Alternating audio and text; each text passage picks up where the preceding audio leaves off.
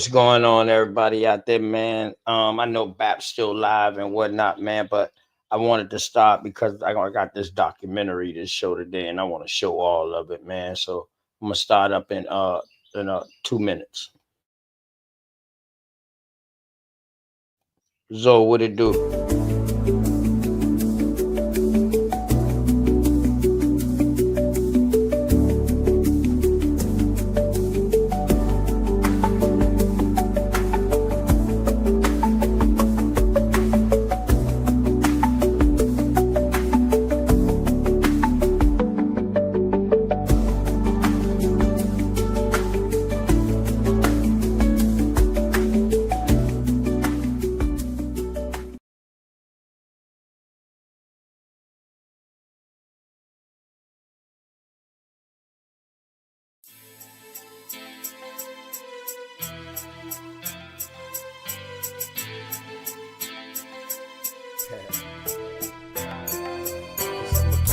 A lot of y'all be talking about that shit. Me and my nigga, we really do it, dog. Always keep it real, dog. Man, I'ma keep it real until the day that I die. Ain't no ifs, ands, or buts, no need to ask why. I can't lie. And man, you know I keep it 100. I can't lie. And man, you know I keep it 100. Man, I'ma keep it real until the day that I die. Ain't no ifs, ands, or buts, no need to ask why. I can't lie. And man, you know I keep it 100. I can't lie. And man, you know I keep it 100. Every day of my life, man, I gotta stay 100. That's just how it is when you coming where I'm from. Hey man, I rock my own clothes with my name on my shirt to let everybody know the L is the same and the B is for Blizzle. Yes, I make it snow, but just keep that on the Lizzo. My bloodline is filthy, most of us is criminals. The jack of all trades, but the master counting decimals. Sticky situation, so I keep my heat accessible. I'd rather your peeps than my peeps looking pitiful. It's crunch time. Hey man, I do this for y'all. Just in case you didn't know it, man, I die for my dogs. My only fear is counting too much money. The same cats that help me get it might try to take it from me. My deepest fear is goons pulling up beside me, ready to lick shots, pop, pop, and try to blind me. I'ma keep it real until the day that I die. Ain't no ifs, ands, or buts, no need to ask why. I can't lie. And man, you know I keep it 100. I can't lie. And man, you know I keep it 100. Man, I'ma keep it real until the day that I die. Ain't no ifs, ands, or buts, no need to ask why. I can't lie. And man, you know I keep it 100. I can't lie. And man, you know I keep it 100. I came from a family where females were go-getters. Granddad was an alcoholic, grandma was a bootlegger. Hey man, that's where I got my hustle. Plus my Aunt Julia was never scared to bust ya. And Uncle Dan, he was a fool. He didn't care about too much. You smoke, you too. Taught us that drug dealers didn't last too long. That's why I put my all into each and every song.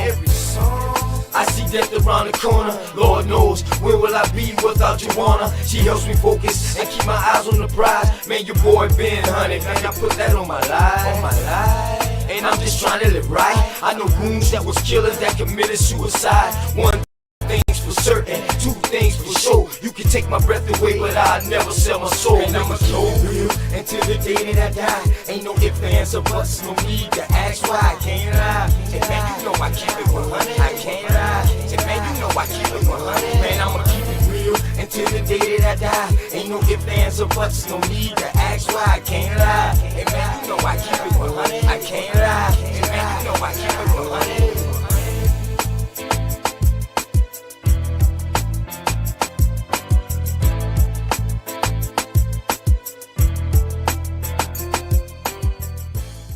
Man, peace and love to everybody out there, man. It's your boy Open the Knowledge, man. OTK. I was supposed to go on yesterday. I had a good bill ready for yesterday, man, but I was over there with Batman, tripping with Bat. Bat had a good show yesterday. That was a damn good bill, good reading over there. I hope y'all told somebody out there that y'all love them, man. Somebody, someone, or something because they need it. Shout out to the armed forces, man. But I'm gonna go ahead and speed through this intro and stuff, man, so we can get into this build I got. Yeah. What it look like, man? Let's see, you know what it Real, is. man. I feel the same way you feel about Word. Word. I ain't lying. I just don't want to I rush, can't man. I just want to take it one day at a time. Me too. That way we can reach the highest point of friendship. What's the highest point? Let me know. Then whether you know how far to take this flight. That's what I'm talking Word. about. You don't just jump in the plane and fly and don't know where you're going Why first. not? Just chill, baby. Just got you. We don't have to run, baby, we can chill. Just be patient before we take it there. See, you don't really know me, and I don't really know you. Never lived a good life, come on, let me show you. We don't have to run, baby, we can chill. Let's just be patient before we take it there. See, you don't really know me, and I don't really know you. Never lived a good life, come on, let me show you. See, you don't have to rush. Baby girl, be patient. Anticipation of love making. Got your legs shaking. See, every time I'm next to you, I feel your heart beat faster. But yet you try to hide behind your smile and your laughter. See, money's what I'm after, so all I do is chill. I'm out here on the grind. I'm trying to see a meal. You never seen this good life, well come on, let me show you. You never had a real hug, well come on, let me hold you. This life I lead is troublesome. You win some, you lose some. You lost one, then gain one. You want some, come get some. See, everything you want, you need, I got you. Even though you don't know me, I don't know you, baby, I got you. That's just how it goes to me. Rather have you next to me, never in front or back of me. You look good beside me, but we take it there. It's some things you need to know. We don't have to rush, baby, we can take it slow. We don't have to run, baby, we can chill. Just be patient before we take it there. See, you don't really know me, and I don't really know you. Never lived a good life, come on, let me show you. We don't have to run, baby, we can chill. Let's just be patient before we take it there. See, you don't really know me, and I don't really know you. Never lived a good life, come on, let me show you. Say you like me, it's what you want. I ain't about games, I'm trying to front. See something that you want, then get it. Ice cream man always deliver, never late. I come on time. Tell me, girl, what's your room size? Sitting here, watch you visualize. I can't lie, see it in your eyes. Fantasize, I mean you all day, all night. Let me strap your seatbelt on before we take this flight. You know I'm helicopter high. Baby, you know I'm on a wide, baby, we can buy. And that's just how it is. El Blizzo keep it realer than all the rest is. And don't compare me to them other dudes. I act a fool, with my tool, lock it down, it's for you. You got a man, you can keep him too. I don't want him, I want you. Got a couple friends, but I got a couple too. Just let me know, girl, what you gon' do. And we can keep it on the low, long as you know, baby, just take it. We don't have to run, baby, we can chill. Just be patient before we take it there. See, you don't really know me, and I don't really know you. Never lived a good life, come on, let me show you. We don't have to run, baby, we can chill. Let's just be patient before we take it there. See, you don't really know me, and I don't really know you. Never lived a good life, come on, let me show you. Yeah, man. Shout out to Copper Engine, man. You know, yeah, it was a good bill. Dre Cobb, so with the lots. Yeah, it was a good bill yesterday, man. Let me show love to the community real quick.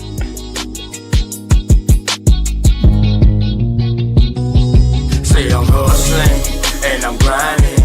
I'm making moves with my money on my mind, and I can't fall short. No, always keep it down, slow mo. Say I'm hustling and I'm grinding. I'm making moves with my money on my mind, and I can't fall short. Always keep it down, slow mo.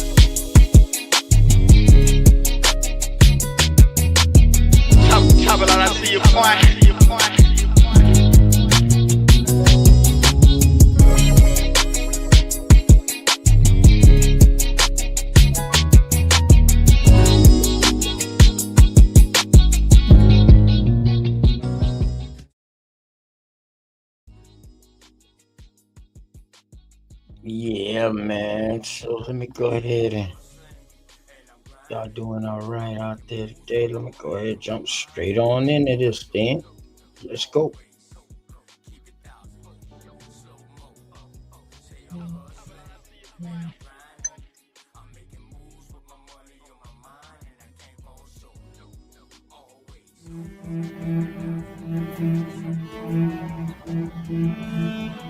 The story of the Wilmington coup is so important for American history.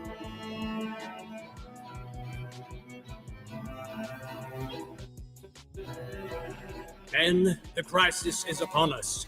You must do your duty. This city, county, and state shall be rid of Negro domination once and forever. You are the sons of noble ancestry. You are Anglo-Saxons. You are armed and prepared. It was never discussed. Nobody told us anything about what had happened in our own town. I remember there sort of being whispers talking about a race riot. We, the undersigned citizens of the city of Wilmington and county of New Hanover, do hereby declare that we will no longer be ruled and will never again be ruled by men of African origin. It wasn't talked about, it was deliberately covered up. We still have to contend with 120. Make sure we dodge the hijack now with that African origin. We know this was they shit, and you know what I mean. That was their whole thing, proving who we was. We always bury the things that we're ashamed of. It was the only armed overthrow of an elected government. Black citizens were murdered with impunity. No one was ever held accountable or held responsible. We have taken a city as thorough, as complete as if captured in battle. It has been redeemed for civilization, redeemed for law and order, redeemed for decency and respectability. This was a coup based on the devaluation of African American citizenship. What Wilmington tells us in that larger scope of American history is how fragile American democracy is. Major funding for American Experience is provided by... At Liberty Mutual, we believe progress happens when people feel secure. That's why we exist. Liberty Mutual Insurance is a proud sponsor of American Experience. As an American-based supplier to the construction industry,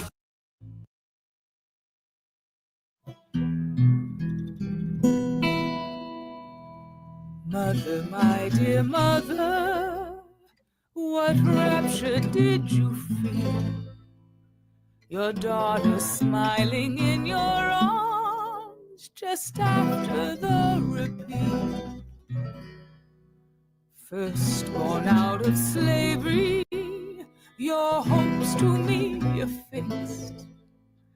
Newborn cry sweet lullabies so long ago in 1866. Lash is still stinging, yet your songbird bringing the life that salvation redeems. Echo still ringing, but your sunshine singing a freedom no longer in dreams. In the years after the Civil War, we have the end of chattel slavery as we know it. 4 million people formerly held in bondage are now citizens. They have the marks of the lash on their backs. And they settle in this city that's on the rise. The best way to understand Wilmington is to understand that coming out of the Civil War, you have Reconstruction. Them boys say 4 million. 4 million was free and they settled. God Damn. 4 million enslaved? Come on.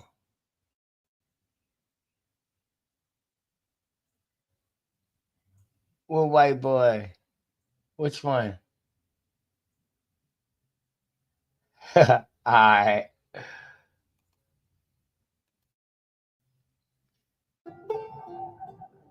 Reconstruction was the process by which the nation tried to come to terms with the end of slavery and the end of the Civil War, to bring the seceded states back into the Union, and to try to make good on the promises of the original founding by integrating newly freed African Americans more fully into the nation.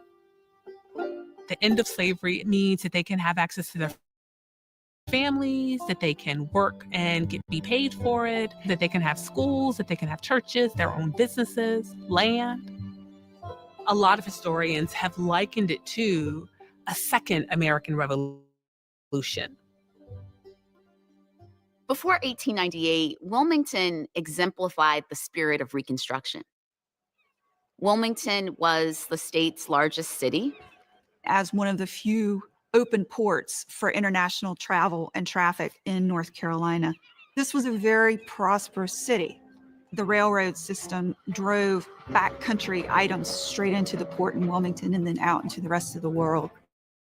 So tar, pitch, and turpentine, the things that came from the forests of North Carolina, really drove some of this economy. The Sprunt Cotton Compress here in Wilmington, they were one of the largest exporters of cotton in the world by this time. Wilmington was one of those important centers for newly freed people to find opportunity. There was really no other major city in the South like Wilmington. First of all, it had a majority Black population of 56%. They have the opportunity to compete with whites for well-paying jobs for both skilled and unskilled labor. So we see African Americans working as brick masons, blacksmiths, carpenters. You have folks who are stevedores working on the docks. You're having the Black leadership that have college degrees. There was a professional class there of doctors and teachers and lawyers. You've got the array of hardworking Black folk up and down the class line. It was a real community. One interesting aspect of Wilmington was that Blacks sold items at the city market downtown alongside whites, and this was highly unusual. They are operating on terms of equality. White vendors are having to compete with Black vendors for customers. And one of the most prominent Black businessmen in the 1890s was a man by the name of Isham Quick.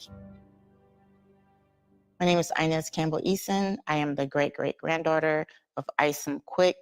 He was born in 1843. At the end of slavery, he sojourned up to North Carolina, ended up in Wilmington.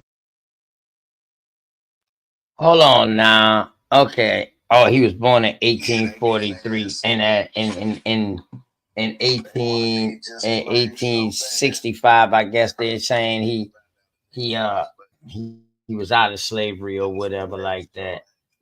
We got to see these records. Wilmington. He was a wood and coal dealer at the time. He also chartered a Black-owned bank called the Metropolitan Trust Company. This was quite significant that African Americans had not only began to acquire large sums of money, but that they were able to invest them in Black banks. We see large numbers of Black business owners, large numbers of Black homeowners. Wilmington is essentially a promised land for African Americans. The ladies and gentlemen stroll down the old Broadway, resplendent, transcendent. They took your breath away. The Saguar family in Wilmington went back generations. They were one of the most prominent Black families in Wilmington. Frederick Saguar was a renowned carpenter, providing Now, ain't no way in hell they gonna tell me them some motherfucking Africans with them. Yeah, right. American copper dragon. Them fucking cornrows and shit. Come on, man. Them braids and shit, the locks, braids. Let me back that up a little bit. I saw them beautiful people just now. Shit. Get the hell off my fucking screen, dog. Right there. Look at them. Come on, man. Come on, all sisters. Dark, medium, and light. Look how beautiful they are.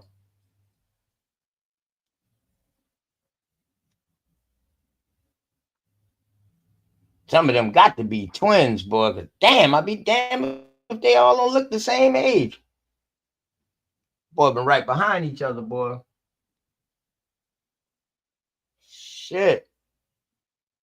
Dog been putting one in the oven every goddamn 10, every 9 months.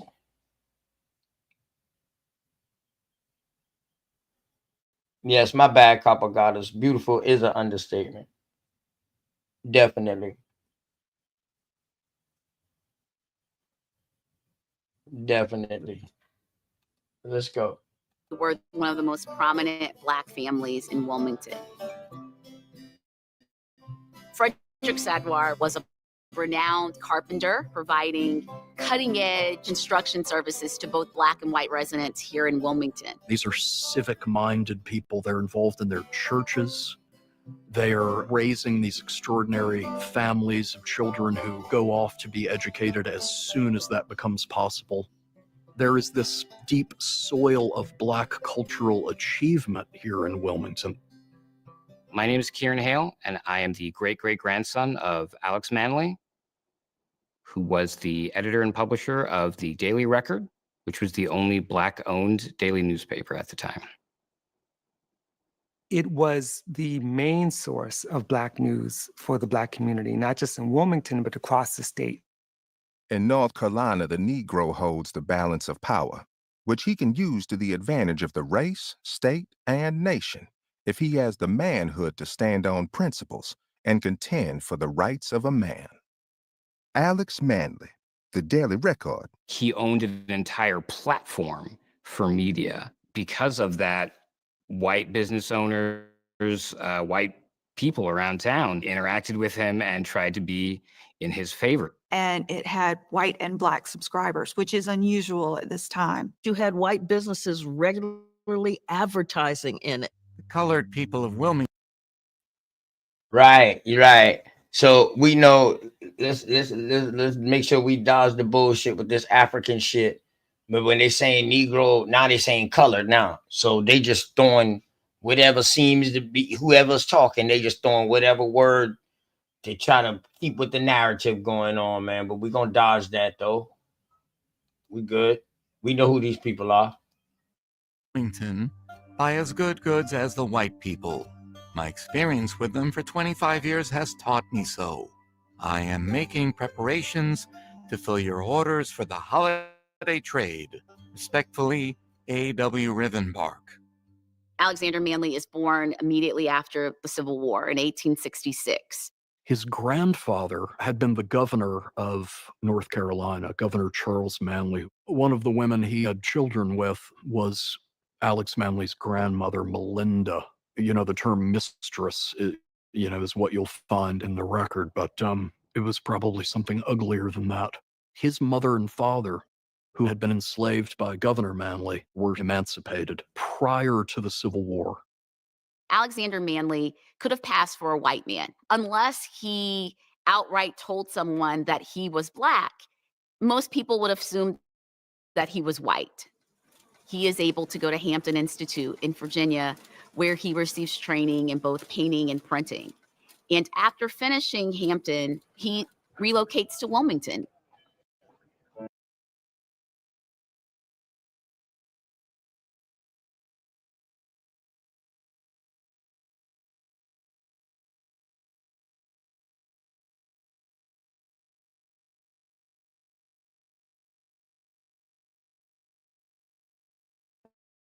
He worked alongside Frederick Sadgwar, helping to paint houses. On one particular day, a young woman is walking along the street and I'm gonna do looks up some and bills waves, and Alexander Manley I'm gonna do turns to some his bills on some people passing for white too. boss and says, "Did you see that young woman? I would love to get to know her." And Frederick Sadgwar does not then admit that that's his own daughter, but he essentially just tells Alexander Manley, keep working. And so he keeps trying to run into her at all of these different places, and she's not there. And after several failed attempts, while attending an event at the Gregory Normal School, the young woman appears on stage. Carrie Sadgwar attended Fisk University, was part of the Fisk Jubilee Singers. He's going to do this the right way. So he gets a letter of introduction from a pastor. Alex was known to be charismatic. I've heard a lot about his fiery nature. I've heard a lot about his tenacity. His confidence was borderline arrogance, but he was so well-intentioned that it was okay. They develop a very strong relationship. And at some point, they get engaged. He realizes that he's got more going on than being a house painter. The way that his mind works, the things that he thinks about. And Alexander Manley, along with his brother Frank, assumed the editorship of the newspaper. It wasn't considered a radical newspaper, at least not initially. Alex wrote some exposés. One was about the treatment of Black patients in horrible conditions in the Black wards at the hospital. And he also does things about the lack of public services, like paved roads. And you begin to see improvements in the Black community based on the kinds of agitation that he's doing. And through his newspaper, Manley is able to advocate for the advancement of African Americans, not just in Wilmington, but the advancement of African Americans across the state of North Carolina and within the South. It's during Reconstruction that we get the 14th Amendment guaranteeing citizenship to African Americans. And then we have this 15th Amendment that said that one's right to vote could not be abridged on the basis of race. So it's the 15th Amendment that gives Black men access to the ballot. During Reconstruction, we see numerous Black men able to hold public office at multiple levels of government. We see Black men serving in the North Carolina General Assembly. North Carolina would send Black men to Congress. We saw African American men not only being able to take part in the political process, but serving in the halls of power. What we have during Reconstruction is a lot of white anger at Black people seizing their freedom. You've got a lot of the white population that is very frustrated with not only losing slavery, but seeing African Americans go from being enslaved people to thriving, to becoming landowners, to serving in office.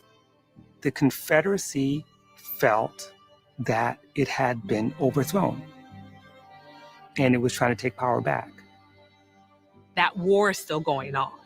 This war after the Civil War, this war on African Americans' freedom.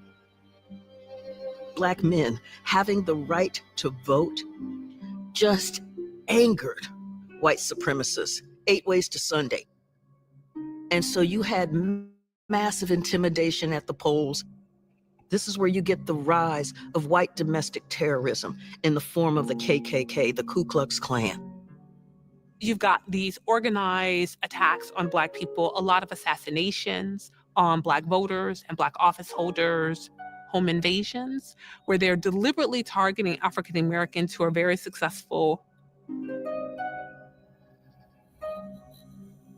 Unfortunately, Reconstruction ends prematurely. The removal of troops from the South ushered in the end of Reconstruction, and white supremacists are once again able to regain power. Democrats and Republicans of 1898 are not the Democrats and Republicans of the 21st century. Remember, what we had coming out of the Civil War was that Lincoln was a Republican, and the Republican Party was founded on an anti-slavery platform. That meant that most African American voters were going to vote for the Republican candidates. The Democrats were the Klan members. The Democrats were the slave owners, the enslavers.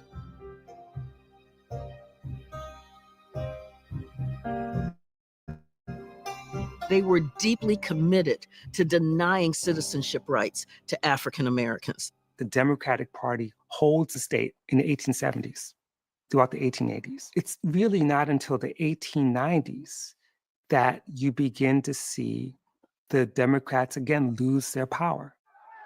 There's a depression that takes place in 1893. White farmers are suffering. These white farmers felt that the Democratic Party was beholden to the banks and the railroads and the moneyed interests. And they bolt from the Democrats and join the Populists, which is a third party.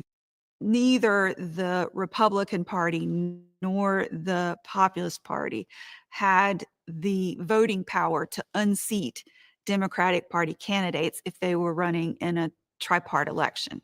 So they formed an alliance, white populists and black and white Republicans. This became known as fusion. We see a political alliance between African Americans and working class white people. The populists were as racist as any of the members of the Democratic Party, but their economic interests were so strong that they were able to set that aside. It's not some kumbaya moment. We've got to be really clear about that. It was a pragmatic moment. So both in 1894 and in 1896, this fusionist. So what y'all thinking so far, man? Y'all enjoying this? Y'all enjoying this? I mean, it's something that really happened, man. You know what I mean? Wilmington ain't that far from Myrtle Beach. It's actually on the coastline. Also. And right on the inland of it's like if you keep going along the coastline, you go to Wilmington. If you turn a little bit to your left and go inland into North Carolina, you'll be going into Fayetteville, where the military base is at. Let's go. This coalition of black and white men are able to sweep the North Carolina General Assembly. North Carolina elects a fusion governor, Daniel Russell. They send George White to Congress, and they start to pull back all the things that the Democrats did to reduce democracy. So, for example, the positions that were once appointed in Wilmington are now turned into elected positions, which allows Black people to run for office. It created really a situation in Wilmington that was unique. You had Black men in positions of authority and power. So we see Black and white men on the Board of Aldermen. We see Black and white men serving in various municipal offices. 10 of the 26 policemen were Black men. The city treasurer, the city jailer, the city coroner. John C. Yeah, I know it's rough, American Copper Drag, man. I know it's rough. But let's get the shit that we can use up out of it. Like, I kept telling people that Charleston was up underneath Negro rule, not no African rule. So I don't even know why they saying African during this motherfucking time anyway. Why they saying African American? Anyway, that's how you know it's bullshit. If they talking about fucking 1800s and they talk about African American, we know that's bullshit. So that's why I say, man, sometimes them shit used to be hard listens to me too, man. I ain't gonna lie. But I had to work through that shit, American Copper. I ain't gonna lie. Where everything will be all right, man. Or in 1896, this fusionist coalition of Black and white men are able to sweep the North Carolina General Assembly. North Carolina elects a fusion governor, Daniel Russell. They send George White to Congress, and they start to pull back all the things that the Democrats did to reduce democracy. So, for example, the positions that were once appointed in Wilmington are now turned into elected positions, which allows Black people to run for office. It created really a situation in Wilmington that was unique. You had Black men in positions of authority and power. So we see Black and white men on the Board of Aldermen. We see Black and white men serving in various municipal offices. 10 of the 26 policemen were Black men. The city treasurer, the city jailer, the city coroner. John C. Dancy was the custom collector at the port, which is a federally appointed position. He made $4,000 a year, which is $1,000 more than the governor made. The mayor of Wilmington is also a fusion candidate. It's not the majority of Black, it's the majority fusion that makes a difference. So with Wilmington by 1898, African Americans had still held on to a lot of the rights and privileges and the institutions and the power they had enjoyed. It was a land of possibility, a land of hope, a different vision of what American democracy could be, that it could actually be multiracial and work. Making a life in our time, hitherto unseen, took your breath away.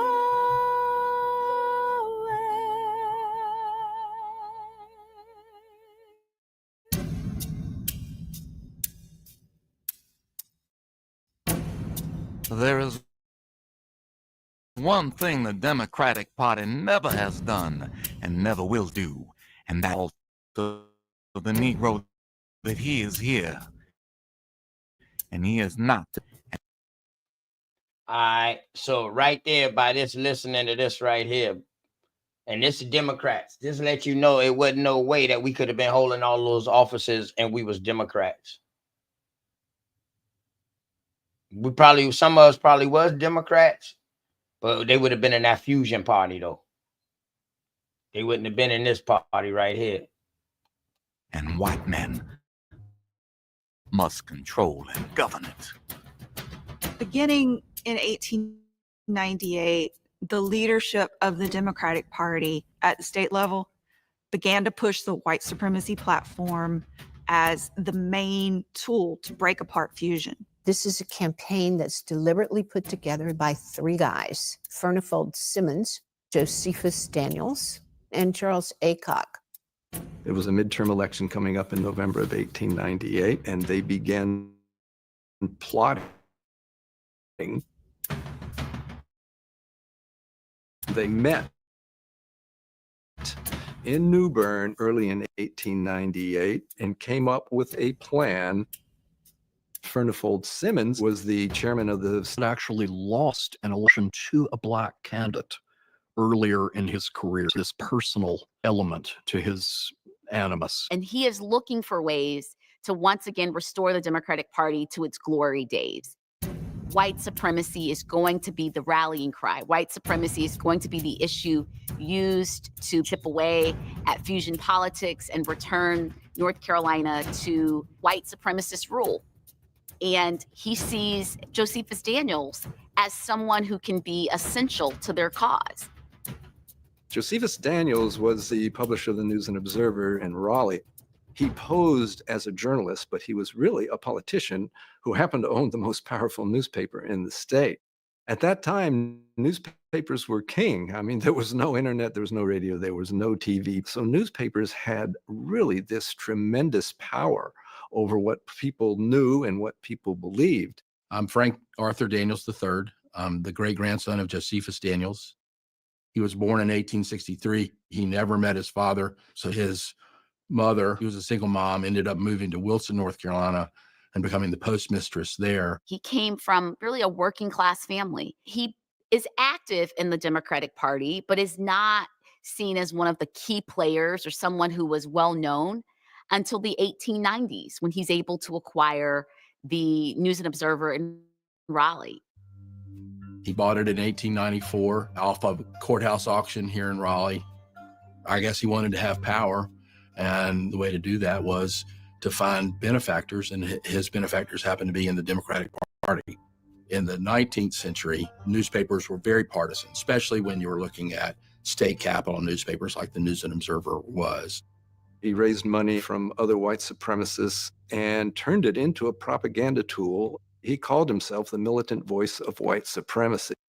So now, with that being said, these motherfuckers who was running these newspapers was funded by people who had agendas. So now when somebody bring me a newspaper article, oh, we got to go look who's the editor-in-chief and who's actually owning that newspaper, because they might have a belief system that only certain things, which we know newspapers, only certain things gonna get wrote at your newspaper. You ain't gonna let certain stories come out. So now all these slave narratives that was being written in these newspapers, we're gonna have to double check these now. So y'all trans Africans don't be bringing me no runaway African newspaper, no shit like that. Word.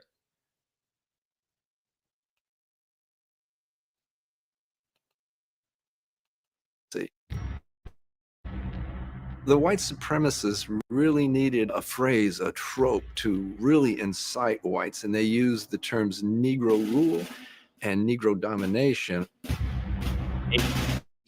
Exactly. Just like I just said. The fact that you have one or two in certain positions, or 5 or 6 out of 5, 6, and 700, that's Negro domination. Through this whole fusion process, there were many, many more white Republicans than there were blacks in public office. The fact that they had any modicum of power was a problem to white supremacists who believed that because of their supremacy, they should not have to share governance with African Americans, that this was an insult. While there are these white supremacy campaigns statewide, there was a secret group determining their own ways of promoting a white supremacy agenda here in Wilmington.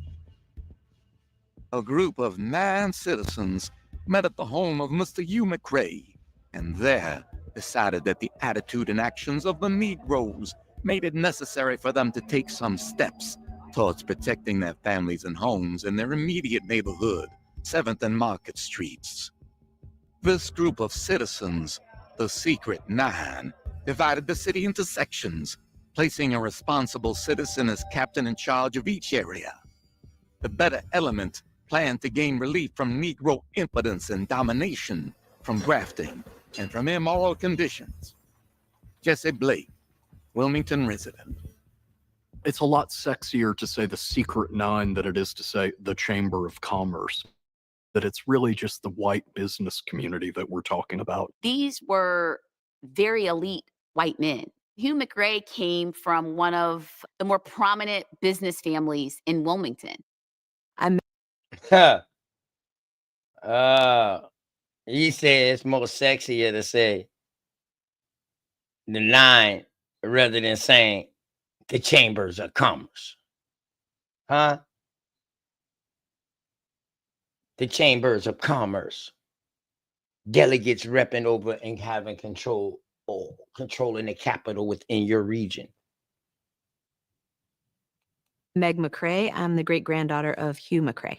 You know, there's a certain population of the people here that didn't like what was happening with the fusionist government. You know, my understanding of Wilmington at the time, at 1898, was that it was sort of like a mecca of sorts, like African-American businesses, white businesses, all thriving. He was part of the population that didn't so much like that. These men would meet to discuss problems their businesses were having as a result of the decisions of the Board of Aldermen and the mayor. There is a concern for maintaining their wealth, of wanting to ensure that they remained at the top of the social order. There could not be biracial forms of government that required them to compete with African Americans for anything. White people in Wilmington who supported white supremacy still had to figure out a way to get rid of the fusionist political leaders who controlled the city. It was really a matter of how they were going to carry out this plan, not if they were going to carry out the plan. They saw themselves really as New South men. As much as they revere their dads who fought in the Civil War and got the South into the Civil War, they're determined not to be their dads. They're determined to solve this, quote, Negro problem once and for all, and to do a better job of it than their fathers did. The McCrae castle, was a very grand house. He was the neighbor to the Saguars, to one of the oldest, most established, most cultured and sophisticated Black families in Wilmington. It's just the intimacy and proximity. Your neighbor is having a meeting about how to overthrow you and your family and your friends and your whole community, about how to shut that down. They came together to plan how Wilmington would organize itself within the larger scope of what the Democratic Party was doing.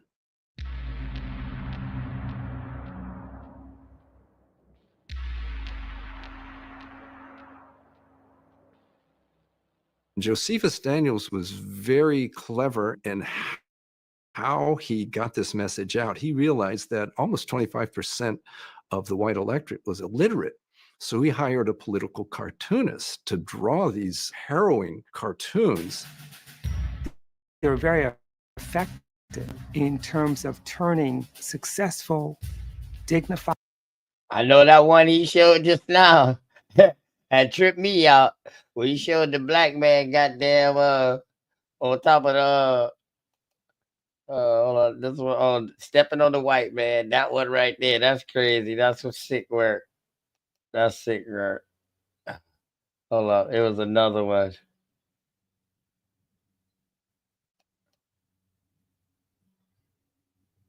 Hold on. It was another one that I like too.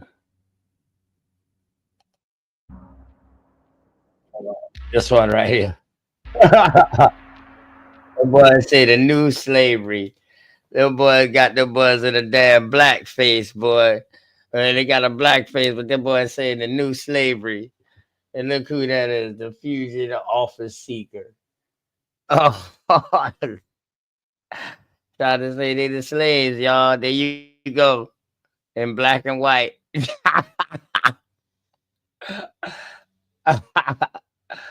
There you go. Black and white, man. Josephus Daniels was very clever in how he got this message out. He realized that almost 25% of the white electorate was illiterate. So he hired a political cartoonist to draw these harrowing cartoons. They were very effective in terms of turning successful, dignified. So he hired a political cartoonist. Down. They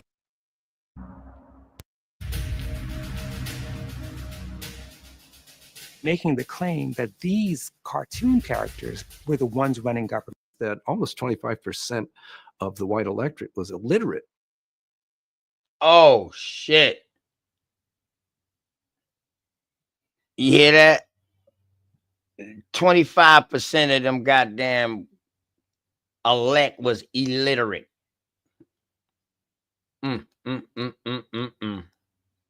So he hired a political cartoonist to draw these harrowing cartoons.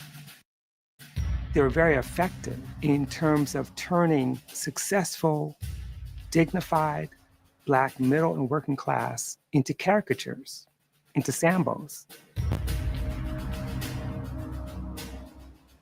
Making the claim that these cartoon characters were the ones running government.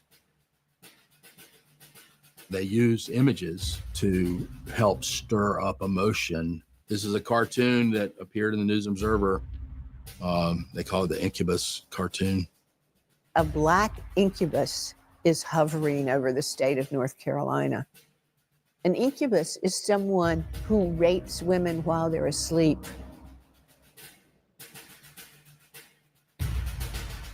You had a paper that was just pumping in this image of African Americans as corrupt, as dangerous to democracy. You also have crime. Crime is Black.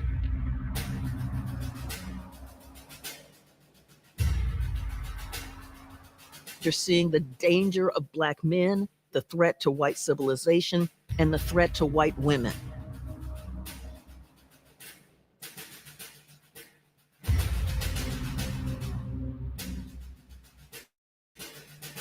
By the 1890s, you I begin agree, to American see Copper. this spike in lynchings. I agree. About a lynching every other day was the scale and the scope in America at that time. And those lynchings are often generated by someone crying rape, by the threat of rape, by rumors of rape. When I looked at the statistics, rape as a crime is reported in the state government journals every year, and there was no increase in rapes. Lynching and the trope of the Black rapist coincides with the democratic reaction against fusion, against interracial movements. They want to break that alliance in the fusion party between Black and white workers. Charles Aycock was a young lawyer and one of the leaders of the white supremacy campaign in North Carolina. He was one of these really dynamic stump speakers. They would just go to Eastern North Carolina and he would give these campaign speeches about Negro domination, Black rapes, and insolent Black people, and really inciting whites to violence. No man who loves his state can read the daily occurrences of crime in North Carolina, where the Negro is the aggressor, without trembling for the future of the state. There have been more assaults upon white women by Negro brutes in 1.5 years of Republican rule than in 20 years of Democratic rule. So they got together and concocted basically a fake news campaign to convince the populist white men who had voted with the Republicans, many of whom were Black, that by doing so, they had put their wives and daughters in danger.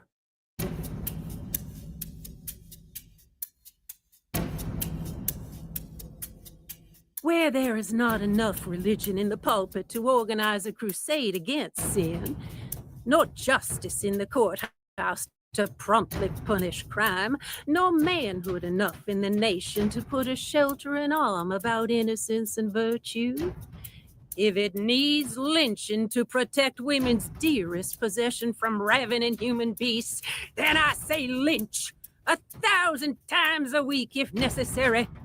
Rebecca Felton, she was the wife of a congressman in Georgia. She gave a speech to the Agricultural Society condemning white men for, in her mind, not doing enough to stop the Black beast rapists and this supposed rape epidemic in Georgia. There was no rape epidemic, but she created one.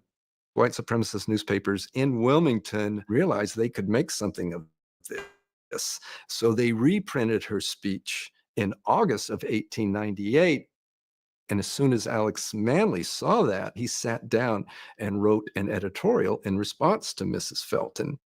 Mrs. Felton from Georgia makes a speech before the Agricultural Society at Tybee, Georgia, in which she advocates lynching as an extreme measure. Experience among poor white people in the country teaches us that women of that race are not more particular in the matter of clandestine meetings with colored men than are the white men with colored women. Meetings of this kind go on for some time until the woman's infatuation or the man's boldness brings attention to them, and the man is lynched for rape. Every Negro lynched is called a big, burly Black brute, when in fact, many of those who have thus been dealt with had white men for their fathers, and were not only not Black and burly, but were sufficiently attractive for the white girls of culture and refinement to fall in love with them. Tell your men that it is no worse for a Black man to be intimate with a white woman than for a white man to be intimate with a colored woman. Don't think ever that your women will remain pure while you are debauching ours. Alex Manly editorial, Daily Record, August 18th, 1898.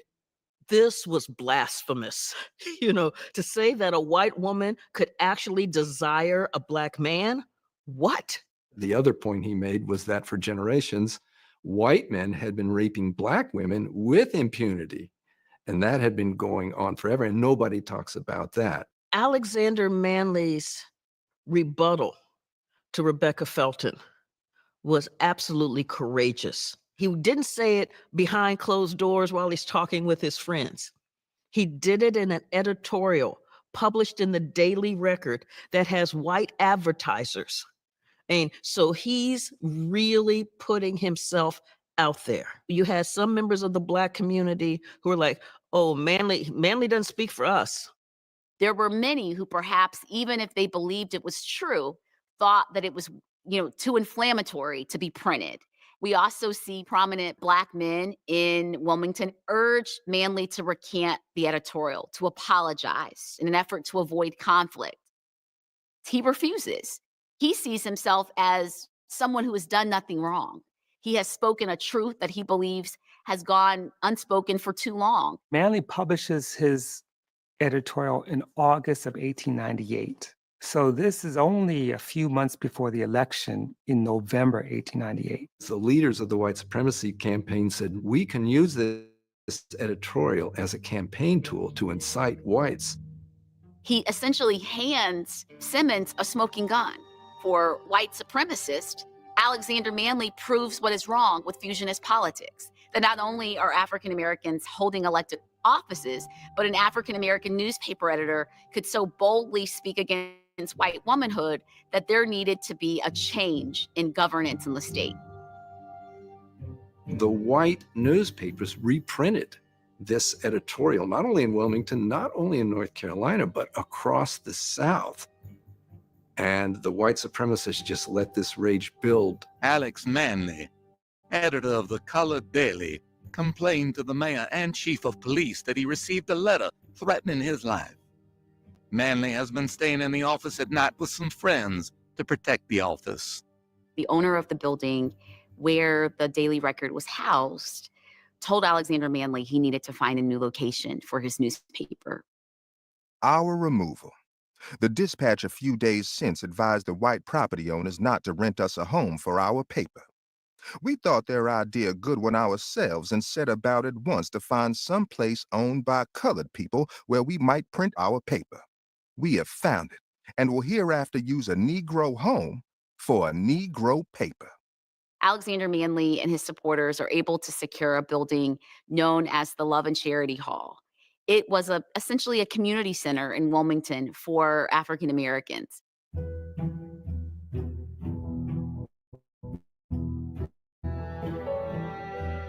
Through the summer and fall of 1898,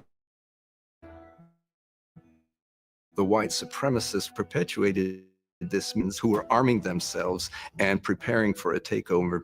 It was a fabrication of the News and Observer and of others to foment fear and make people react. When in fact, it was the whites buying guns and arming themselves. White men and boys in Wilmington were armed with multiple weapons each. Sales of Winchester rifles are skyrocketing.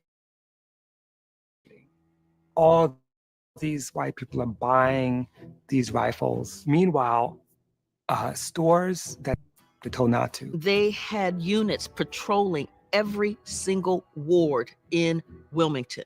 It was sending the signal to the white community as well as to the Black community. The white people have been told the Negroes are going to start a race riot. My great-grandfather was an Episcopal minister. They lived downtown about a block from the courthouse. During 1898, my great-grandmother wrote a letter to her son, who's my grandfather, who was off at school. It is now nearly 11 o'clock. Perfect quiet reigns in the streets. Henry and Bradley, the uncles, are sitting downstairs in the dining room with arms. The town is to be guarded by 4 or 8 at each corner. Bradley has a beautiful pistol. Henry, a gun and pistol. Then ours, your father has. That leaves none for Lucy and me, but I saw that the hatchets were handy. In our own family documents, it was written down. The Black population was going to rise up and all the white people were arming themselves. And my great-grandfather was one of the people doing that. My name is Lucy Macaulay, and my great-grandfather was William Barry McCoy. He had gone to Princeton. He was a lawyer. He later became the Grand Master of the Masons in town, the Masonic Lodge. He was one of the heads of these white government unions. The white government union was created by the Democratic Party, almost like a political action committee. The White Government Union Constitution. The purpose of the organization shall be to reestablish in North Carolina the supremacy of the white race.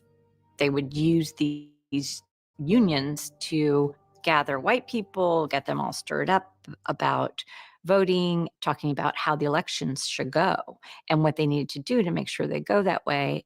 Parallel to the white government union, we have the red shirts.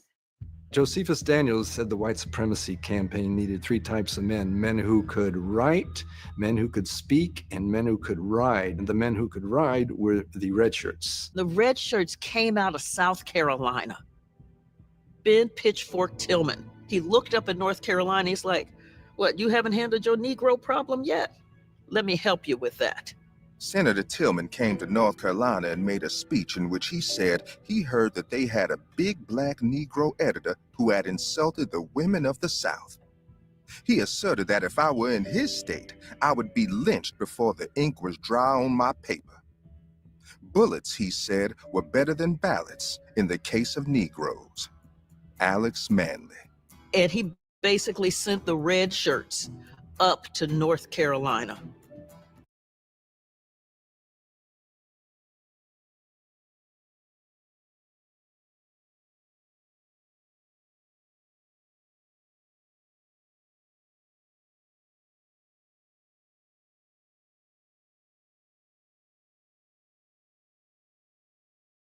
These guys would ride out at night and go into black homes and yank out black men and My whip bad, them. I might have been on mute. But that's crazy that he said something about the ballot and the bullet. And that's crazy because Malcolm got a speech about the ballot and the bullet. And beat them and saying, if you register to vote, we'll come back and kill you. I mean, the Democratic Party was run by former plantation owners, the elites, lawyers, politicians, businessmen, the well-to-do. But the shock troops were workers, lower class, working class, blue collar people. Men across all economic spectrums were members of the white government union and the red shirts. It was a badge of honor to be a part of this campaign. The white government union had multiple rallies here in North Carolina and Wilmington. These rallies included huge parades of red shirts, and oftentimes it was finished off with barbecue. What I think about with my great grandfather is that he was at a picnic, white man's rally is what it was. And he gave this very stirring speech to kind of help whip up the red shirts into a frenzy around defending the white woman's honor. And part of it was printed in the newspaper. I've got this thing called The Evidence because that helps remind me. Anybody in my family starts doubting. You appear here now to demand vengeance in behalf of the women of our race. It is the cry of the women of our land that has aroused you, and I am proud that you are equal to the occasion. We have demanded of our officials that they shall abandon this riot and misrule in North Carolina, and by you, we have won the victory. Yeah.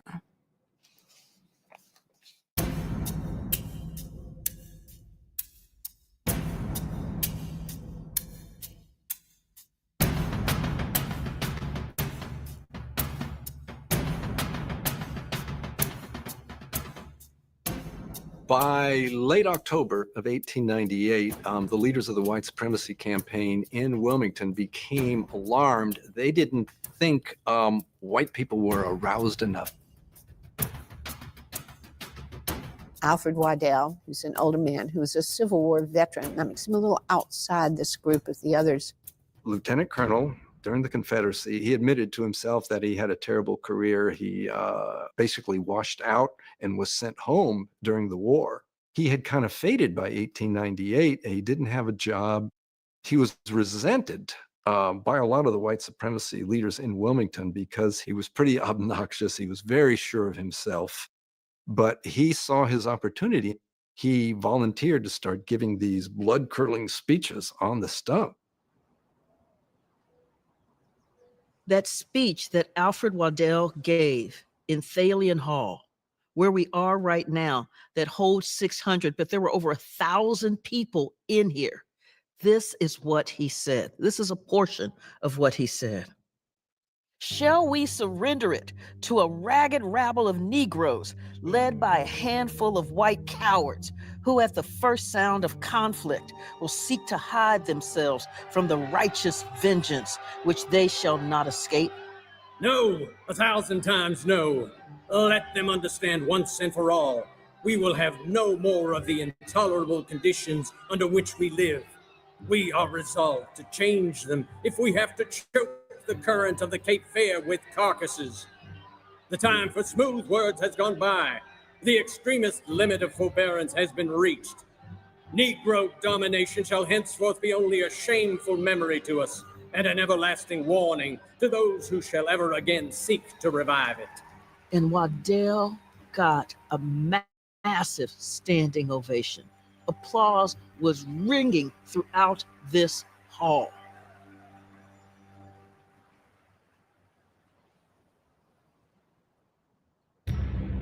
The white supremacy campaign also had two militias at their disposal, the Wilmington Light Infantry and the Naval Reserves.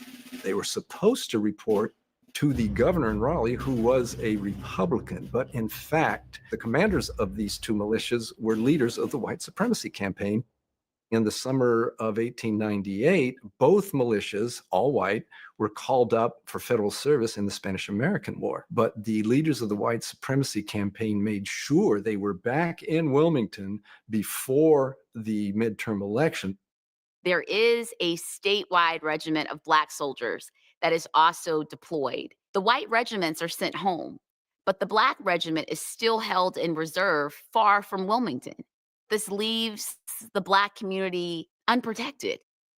The city's merchants wanted to make sure they had enough firepower to overwhelm the majority Black population, so they brought a Colt rapid-fire gun, which was a new weapon then. It was basically one of the first machine guns. The merchants also bought something called the Hotchkiss gun and provided it to the Naval Reserves, and they mounted that as well on a wagon. So they're preparing for war. That's what this period is, preparation for war. I am Ann Keenan, and William R. Keenan was my great-grandfather's uncle. He was a captain of the Wilmington Light Infantry. He had lost his position as customs collector in Wilmington to John Dancy. He was put in charge of one of the Colt rapid-fire machine guns. They take a couple of members of the Black leadership out on this boat just to show them what this gun can do. Before Election Day, business leaders rounded up several of Wilmington's leading Black citizens and brought them on a tugboat next to Eagles Island, where Captain Keenan and his fellow light infantry soldiers demonstrated the power of the Colt gun by lacing the opposite riverbank with 500 rounds of gunfire, ripping through the brush and gouging out holes in the soft earth. White people are already beginning to patrol places where African Americans are going to be voting on Election Day. They are visiting these areas with guns in their hands. The hope is that African American men will stay home, that African American men will not even attempt to exercise their constitutional right to vote. What was happening among white employers, if they found out a Black employee had registered to vote, they were being fired. Many began to say, well, perhaps we should stay home. Perhaps if we stay home, we can avoid conflict. When African American women began to learn that Black men are even considering not participating in the election, they are outraged. They see this as a problem because African American men are the representatives for Black families. Resolved that every Negro who refuses to register his name next Saturday that he may vote, we shall make it our business to deal with him in a way that will not be pleasant. He shall be branded a white-livered coward who will sell his liberty in the liberty of our whole race to the demons who are even now seeking to take away the most sacred rights vouchsafed to any people. Resolve further that we have these resolutions published in our daily record, the one medium that has stood up for our rights when others have forsaken us. Respectfully submitted, an organization of colored ladies. In this copy of the record from October 20, 1898, you have Alex Manly speaking to the Black community in a very direct way about what's happening in the city. He published a piece that said, look, you know, I know they're talking violence. You know, we're seeing all the guns around, we're seeing all of the patrols, but white folks aren't that crazy. We say now, as we have said, that there is no danger of this sort of thing. If Wilmington was a half-civilized town, some try to make it appear, there might indeed be danger, but such is not the case. Ask yourself, what have I against my neighbor that I would seek to destroy his life or happiness? Sober, honorable white people in this city are not at all responsible for these threats. And happily, they constitute the large majority of our white citizens. The danger is as great to them as it is to ourselves, for they know that if lawlessness ever begins, it will never stop at the point at which it was aimed, but like an avalanche, will sweep all before it. Alex Manly, October 20, 1898. He is not taking the bait. He's not engaging in counter propaganda. He urges calm, and he's telling his community not to overreact and to vote. Most importantly, he's saying, you know, the whole point of all of this fear mongering is to keep you at home, to keep you from voting. Don't do it. Don't let them do it. They're not going to murder you. These are our friends and our neighbors. You know, he represented the idea of fusionism in a lot of ways. So it's painful, really, to know that he was wrong here, that there was danger. A delegation of Black ministers went to President McKinley in Washington and warned him. The present situation in the state of North Carolina is but an act in the series of reign of terror inaugurated in the year 1873 to wrest from the legitimate electors the state government. The present situation is a grave one, and the attitude of lawless men in the state of North Carolina will be far-reaching in its effects unless it is counteracted by the strong arm of the government. The president was put in a very, very difficult position. He had been a Union officer, he was an abolitionist, but he was going to run for re-election in 1900, and he needed the white vote as much or more as he needed the Black vote. And McKinley absolutely refused to send federal troops in. The Attorney General made the point, well, we can't send any troops in because Governor Russell has to request the troops. The Black community had an interesting relationship with Governor Daniel Russell. His commitment to Black civil rights, was questioned early on. He had grown up in Wilmington. He knew all the white supremacists. Some were his relatives, a lot were his school friends, and they knew how to manipulate him. And the white supremacists said, listen, we will promise to keep the peace and won't cause any trouble if you will promise not to run any Republican candidates in the county. Russell and the leadership of the Republican Party went along with it because they were so intimidated and so afraid of violence. So all the fusion candidates who were running for office at that time end up withdrawing. And just as that's a sign to African Americans about where the governor stands, that's a sign to white supremacists. They hold all the cards. At one last rally, Alfred Moore Waddell takes an opportunity to give one last speech at the county courthouse. Men, the crisis is upon us. You must do your duty. This city, county, and state shall be rid of Negro domination once and forever. You are the sons of noble ancestry. You are Anglo-Saxons.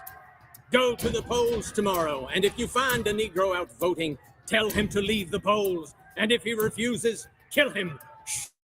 Shoot him down in his tracks.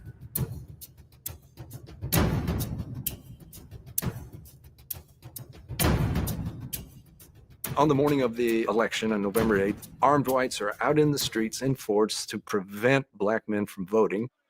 You've got all of these red shirts by the voting booth.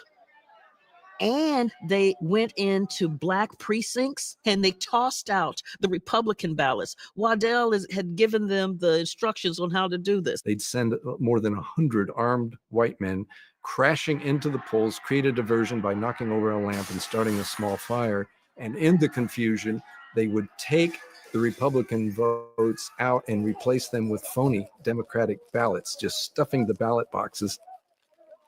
Governor Russell, a Wilmington native, comes home to cast his vote. And on his way back to Raleigh, multiple red shirts board the train searching for the governor. The security forces around the governor shuffle him to the back of the train into the mail car. And he barely made it back to Raleigh in the middle of the night. And then when he got to the governor's mansion, it was surrounded by a mob. And then he holed up there for several days because this mob wouldn't leave. If you have never seen 300 red-shirted men towards sunset with the sky red, you cannot conceive what an impression it makes. Their appearance was the signal for the Negroes to get out of the way. The result, of course, was that many Negroes either did not vote or made no fight in the affected counties on Election Day. Josephus Daniels.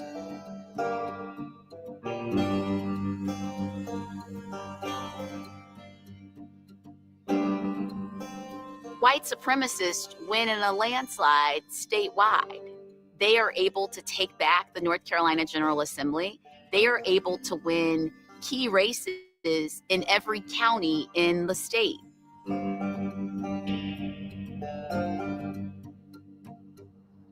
November 9th, Wilmington wakes up to a complete change in representation in Raleigh and in Washington, D.C.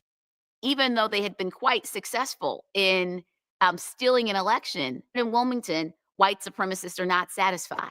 They don't even spend time really celebrating their successes at the ballot box because there was still work to be done. There wasn't a municipal election. There was a state election and a county election. So you still had this fusionist mayor. You still had black aldermen. So they had to figure out a way to make these people disappear. And not only these black men, but their white allies, white men who had supported fusionist politics, also had to disappear. There was a mass meeting called that morning. There will be a meeting of the white men of Wilmington this morning at 11 o'clock at the courthouse. A full attendance is desired, as business in the furtherance of white supremacy will be transacted. Hundreds of white supremacists, both the rank and file and the white leadership, met and declared a white Wilmington Declaration of Independence. Believing that the Constitution of the United States contemplated a government to be carried on by an enlightened people, believing that its framers did not anticipate the enfranchisement of an ignorant population of African origin, and believing that those men of the state of North Carolina who joined in forming the Union did not contemplate for their descendants subjection to an inferior race, we, the undersigned citizens of the city of Wilmington and county of New Hanover, do hereby declare that we will no longer be ruled and will never again be ruled by men of African origin. They're saying that in order to have good government, it has to be run by white people. That white supremacy is a way to save the state, if not save the South, and ultimately save the nation. Hugh McRae played a key role in this document. These upper-class white men, it aired their grievances in many ways. From now on, all jobs will be reserved for whites. We're going to run the city, and Alex Manley must leave town, and his newspaper must shut down. These resolutions were unanimously approved by the meeting, followed by a wonderful demonstration. The assemblage rides into its feet and cheering, right, right, right. And there were cries of fumigate the city with a record and lynch Manley. Jesse Blake, Wilmington resident. The Committee of 25 was selected to implement these demands. Alfred Moore Waddell was made chair because he had made himself the face of the white supremacy campaign in Wilmington. They came up with a list of the 30 leading Black citizens in the community. The following named colored citizens of Wilmington are requested to meet a committee of citizens appointed by the authority of the meeting of businessmen and taxpayers held this morning at 6 o'clock this evening at the Merchants' Rooms on Front Street to consider a matter of grave consequence to the Negroes of Wilmington. By order of the committee, A.M. Waddell, Chairman. So they are summoning Black men who they believe hold stature in Black communities and will be able to convince African Americans to accept the demands in the Declaration. William Henderson was one of the most prominent Black attorneys. He had had to leave Salisbury for his own safety because he had represented a Black man who was accused of murdering a white man. He had only come to Wilmington the year before. I was on the street when two men drove by in a buggy.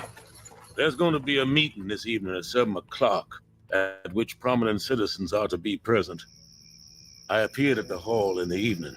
Colonel Waddell was presiding. He proceeded to inform us that we had been called there not for the purpose of consultation, but to receive an ultimatum. Both groups of men would have been familiar with each other. They knew each other because they were all leaders in the city. When they invite the Committee of Colored Citizens, there's posturing in that gesture. We're going to allow you into the sanctum very briefly. You know, you're not allowed to speak. The resolution set forth that Editor Manley's paper must cease publication, and the press must be packed up and shipped out of the city. We were given until noon the following day for our answer. You know, the men didn't really have an option. They understood the writing on the wall. A meeting was held, and some colored men, among myself, were picked out as good persons to be rid of. A friend came to me to tell me to leave, for they had decided to put a bullet through me. Alexander Manley had a few white friends in Wilmington, and one in particular, who was a German grocer, came to him secretly and said, "Look, your life is at stake. You have upset a lot of people. You need to get out of town." His friend gave him $25 and said, "This is the password, and may God be with you, my boy. You are too fine to be swung up to a tree." He used the password and escaped in the woods and over Fulton Bridge. The guards at the bridge said, "Halt." He used the password again, and they said, "We are having a necktie party in Wilmington. Where are you gentlemen going?" Carrie Sadwar Manley. Alexander Manley and his brother, who look white, are able to pretend to be white men who are out conducting business. Essentially, they tell the patrolmen that they are on their way to an auction to buy horses. One of the patrolmen said, if you see that Manley, make sure you kill him. And they gave him a rifle on the way out of town. And the only reason he wasn't caught was because he was so light-skinned and he could pass. Alex Manley's fiancée, Carrie Sadwar, she was on tour in London with the Fisk Jubilee Singers and read a newspaper account that said a burly Negro was being pursued by bloodhounds in the swamps. I read in the London Chronicle that trouble was brewing as he had escaped to the swamps, and the bloodhounds were on his trail. I stood on a stage that night to sing my solo, and my voice quivered, stopped. A doctor came backstage and said, "This child has had a shock." I thought that after a few days of my absence, that there would be no cause for any crimes. Then I could come back.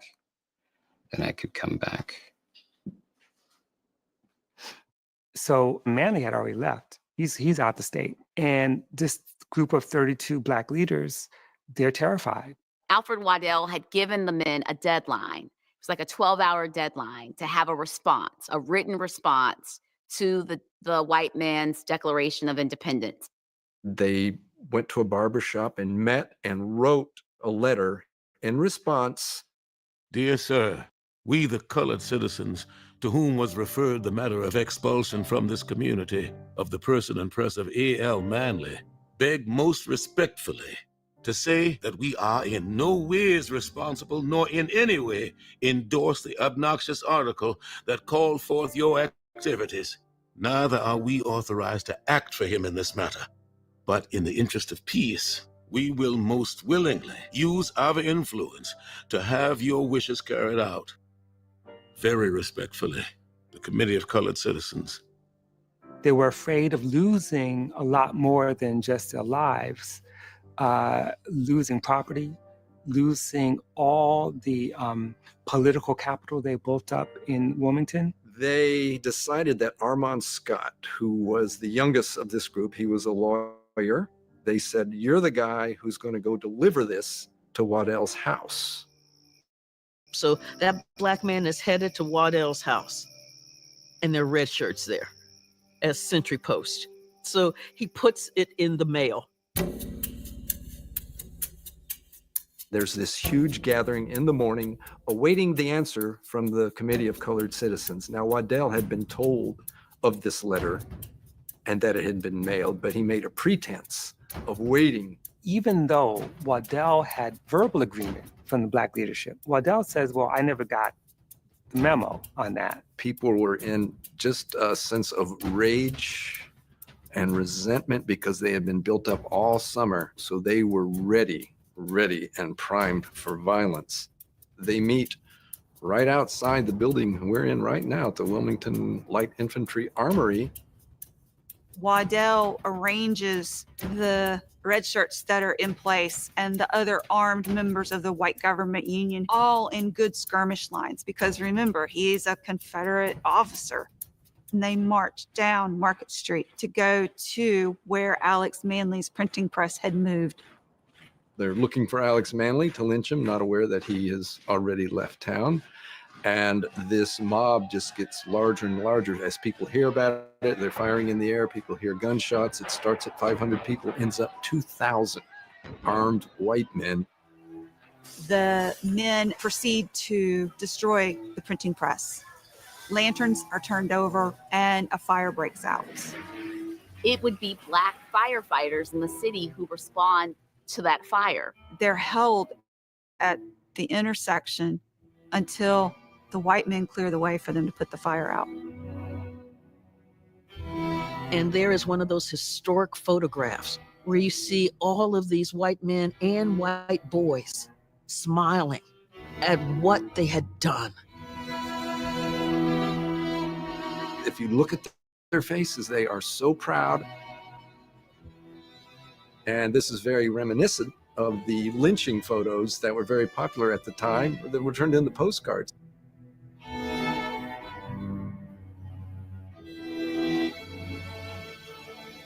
They wanted to lynch somebody and they didn't get to lynch anybody. So they start looking for other targets, and they hear there's a commotion at Sprunt's cotton compress on the waterfront. There are 800 black men working there. There were rumors going around town that the black laborers were going to march en masse and fight back. The mob wheels one of the machine guns to the cotton compress. James Sprunt, who runs this compress, is very concerned because he needs to load these ships. These ships are waiting. For him, this is a nightmare because this is his whole labor force. If these men are killed, it's going to shut down his operation. He asks the black men who work there to lift him up onto a bale of uncompressed cotton. They put him on top of it, this little man. And there's a confrontation there with this white mob gathering outside the compress, wanting to kill the black men, with the white leadership trying to hold them back after they've been stoking all this violence all summer. Sprunt was one of the businessmen who contributed to the purchase of that gun. He was one of the wealthiest men in the city. Yet when that gun was aimed at his workers, he put himself between the gun and his workers. The only thing that diffused this confrontation was rumors that another crowd of black men was gathering at 4th and Harnett, a few blocks away. A group of black workers who had seen the smoke, heard the fire bells, and celebratory gunshots being fired in the direction of the printing press building. They had left their jobs on the wharves and the docks to check on their families and to find out what had happened. They're assuming these white mobs are going to descend on their neighborhood and attack their homes and burn their homes. And they had a few old guns that they managed to put together. There was this standoff with insults being yelled back and forth, taunts, and the temperature just starts rising and rising and rising. And that's where the actual shooting and killing begins. Most witnesses say the whites fired first. I believe that. Would have been no advantage to the black men to start a fight when they're completely outgunned. 25 black men who are standing outside as they're being confronted by 400 to 500 armed white men with Winchester rifles, and they shoot back. These black men shoot back, and many of them get killed as a result. There's chaos. The black men disperse and start running through the streets, and the white gunmen chase them through the streets, and every black man they see, they shoot. There were reports of men just walking home from work being shot dead. Men just standing on a corner being shot dead. Men stood at their labor, wringing their hands and weeping, but they dare not move to the protection of their homes. And then, when they passed through the streets, had to hold up their hands and be searched. Little white boys of the city searched them and took from them every means of defense. And if they resisted, they were shot down. Reverend J. Allen Kirk. Once word was received at the Wilmington Light Infantry headquarters that shots were being fired in Brooklyn in the north end of town, Walker Taylor sends a telegram to Governor Russell. Colonel Walker Taylor, one of the leaders of the white supremacy campaign, duped the governor, saying the blacks are rioting. And so he authorized Walker Taylor to bring out the militia, declare martial law, and that unleashed the militia against the black population. The Wilmington Light Infantry marched throughout the blocks of the black community to suppress any sort of attempts at retaliation. They truly believed the lie that black men were stockpiling weapons in churches. So they would go to churches and point these rapid fire machine guns at the door and force the pastors to open up for a search. And of course, they never found a single weapon. At a place called Manhattan Park, which was a community center where special events would happen, a dance hall. In their mind, it was a place where black troublemakers went to get drunk and cause trouble. So they shot up the clapboard fence that is around and went inside. And this man named Josh Halsey panics and bolts, runs away. They fire at him. They don't hit him. He makes it back to his home. Because Halsey lived just around the corner, his family was in proximity to all of this violence. My name is Elaine Brown. I'm Joshua Halsey's second great granddaughter. One of his daughters came running through to warn him that the militia was coming. So when they entered the home, Joshua runs out the back way, running for his life. He's coming out. Joshua took 14 shots to the back of the head. He's been reduced to this corpse in the street. Women and children witnessed him being mowed down by multiple bullets and were not allowed to go anywhere near him. Until nightfall, Josh Halsey lies in the street, and his family retrieves his body under cover of darkness. One thing about Josh is his wife. She had gotten hurt crossing a bridge. She sued. It helps to explain the strangeness of that moment that they singled this person out. When you begin to see bodies falling left and right, the rest of the black community is terrified. And that's when they realize they can't win this one. Firing began, and it seemed like a mighty battle in wartime. The shrieks and screams of children, of mothers, of wives were heard, such as caused the blood of the most inhuman person to creep. Reverend J. Allen Kirk. Families are grabbing whatever they can and getting out of their houses, and they're running because they're assuming their houses are going to be torched. They're all going to be killed. And 2,000 people start going through the streets, stepping over or around these bodies. Many of them go to Pine Forest Cemetery, which is the black cemetery, on the assumption that maybe the white gunmen wouldn't go there. They go into the swamps and into the forests, any place they can hide from the white gunmen.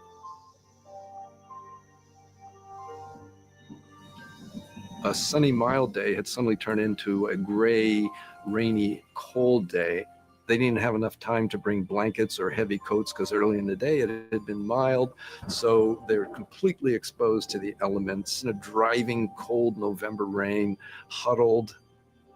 Felice Sajoir, who was one of the Sajoir sisters, she remembers being young and held in the rushes of the Cape Fear River, hiding out that night, that November 10th. And her father had to hold her mouth down from screaming as dead bodies passed them through the water. So think about that. You're running for safety into a swamp because it's safer in a swamp than it is in your home. By mid-afternoon on November 10th, the shooting had started to die down because so many people had fled. Waddell and the other leaders of the conspiracy turned to actually taking over the city government. They met at Thalian Hall, and all these gunmen from the streets course in there in just a high state of rage and anticipation. They call the sitting government in, the mayor, the police chief, the aldermen, and at gunpoint, they tell them that there is a white revolution, their jobs no longer exist, and they have to resign. Then the mob leaders installed Waddell as mayor. They replaced the police chief with a former Confederate officer. Following the rule of law that said, if a member of the Board of Aldermen resigns his seat, the existing board then votes to fill the vacancy. Waddell conveniently had a list of pre-approved white supremacy candidates for the Board of Aldermen seats for each precinct. And one by one, members of the Board of Aldermen resigned their seats. And one by one, new people were put in place. Alderman Keith and C.D. Morrill, having tendered their resignations as member of the board from the 3rd Ward, Hugh McCrae and J. Allen Taylor were elected aldermen in their stead. They were sworn in by the mayor and took their seats. This is a transition of government under duress. A definition of a coup d'etat is an armed overthrow of a legally elected government, which is what happened on this day in Wilmington. Makes it really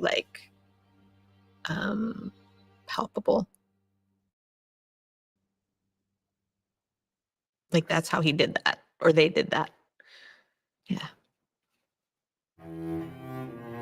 Banished by whites, leaders of the Negro element are forced to leave Wilmington, North Carolina. Men of both races who are held responsible for inciting the Negroes were forced to leave the city today. These men are regarded as a menace to the peace of the community. After Waddell and the white supremacists have taken over the municipal government, then it is, okay, we can't have these rabble-rousers among us.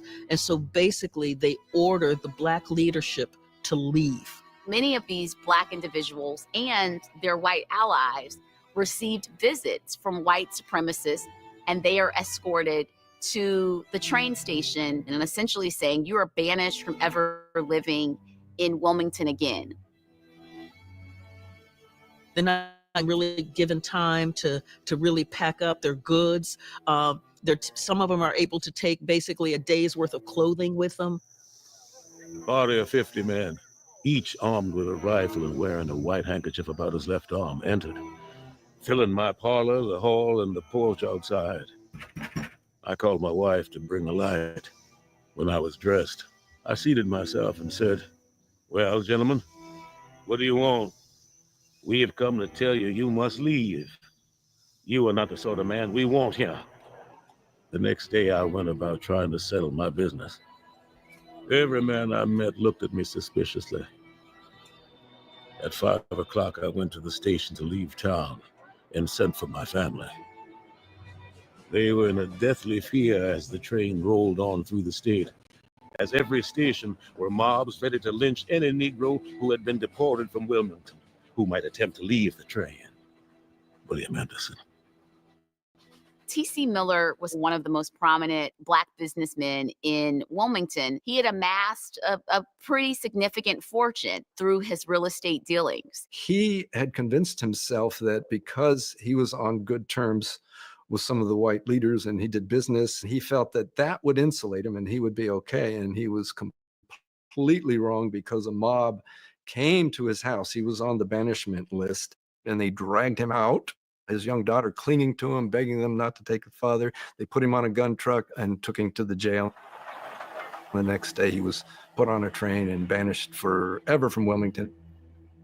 I have been treated not like a human, but worse than a dog. And someday the Lord will punish them that punish me without a cause.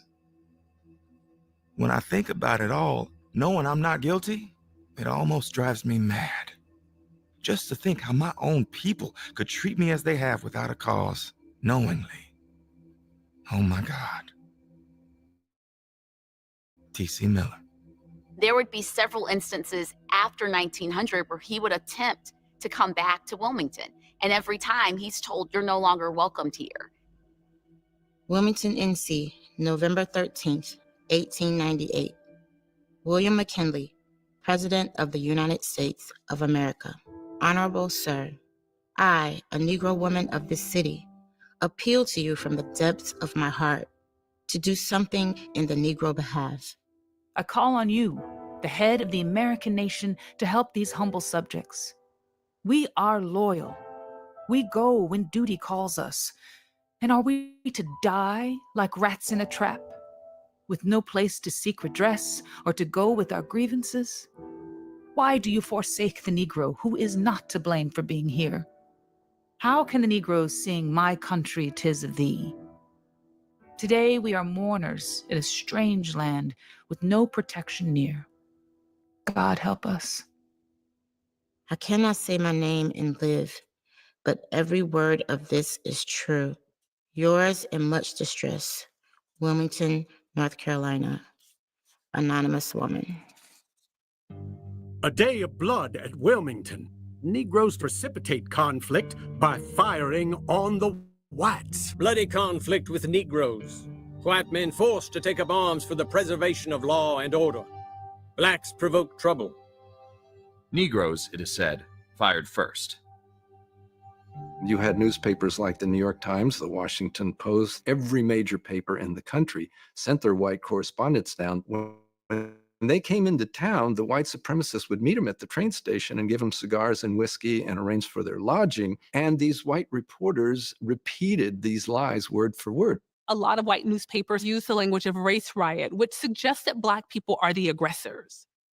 Or they will frame it as violence between Black and white people, as though Black people are instigating the violence and white people are only defending themselves, which we know is absolutely not happening here.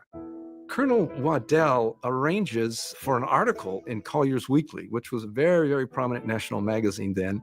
And it was a complete lie, a complete whitewash. He writes a story that he was reluctantly asked to lead this quiet revolution for good government, to overthrow a corrupt and incompetent Black government, which became the standard treatment of what happened. Black newspapers, on the other hand, tell a very different story.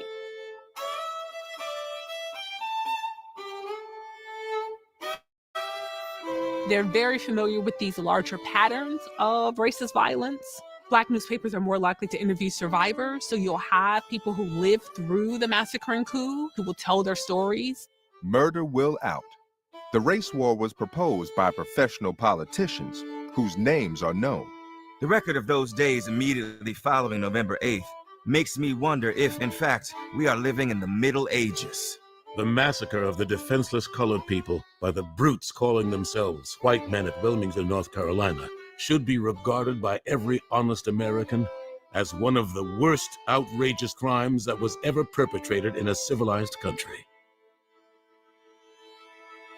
Since we last met in these walls, we have taken a city. This city we have taken not by investment in siege, not by shot and shell, but as thoroughly, as completely as if captured in battle. It has been redeemed for civilization, redeemed for law and order, redeemed for decency and respectability. No possible question can be raised as to the lawfulness of the result. Reverend Peyton Hogue. Following the white supremacy victory, there were celebrations all over the state. The News and Observer took the ground that the celebration ought to be held, and that it meant no harm to the Negroes, that the Democrats were their friends and not enemies, and that the whole celebration would serve to bring about a kindly feeling between the races. Josephus Daniels. In the days after the insurrection, African Americans are truly terrorized and fearing for their lives. We really don't know how many people were murdered that day. I believe it was between 40 and 60. But many of those, who they are, we'll never know. There were several black men who crawled under houses, and their bodies weren't found for days. It's not as if families of the victims are going to the coroner saying, could you investigate? It's probably more reasonable to think of hundreds who were killed. There are men, women, and children hiding in swamps all around Wilmington. They slowly filter back into Wilmington. Some never come back. The consequences of the massacre is this mass exodus where Black people leave the city of Wilmington in droves. The Black middle class, the entrepreneurial class, they leave in large numbers. They realize that there was no way for them to put the pieces back together. Wilmington, which had been 56% Black, suddenly becomes a white majority city. The race war is ended. The race question is settled. White supremacy has been established, and I believe the Blacks will be better for it. Never again will they be in control of this state. Alfred Moore Waddell. After Josh was murdered, my thoughts go to my second great grandmother, Sally, because shortly after leaving, grandma shows up in newspapers as a shoplifter. So we know what her life was like after she had left Wilmington. She was reduced to stealing to feed her family. When Manley leaves Wilmington, he goes to Washington, D.C., where he first has housing with North Carolina Congressman George Henry White. It would be in Congressman White's house that he marries Carrie Sagewar in 1899. His properties were stolen. He owned two houses in town. He did send a proxy to pay the taxes on his properties and try to make sure that they still owned him. His proxy was chased out of town with a shotgun. Seeking employment that would allow him to take care of their growing family, the couple leaves Washington and relocates to Philadelphia, where Alexander Manley would work as a painter for the rest of his life. He rarely talked about it. There was only one time he actually let go in public.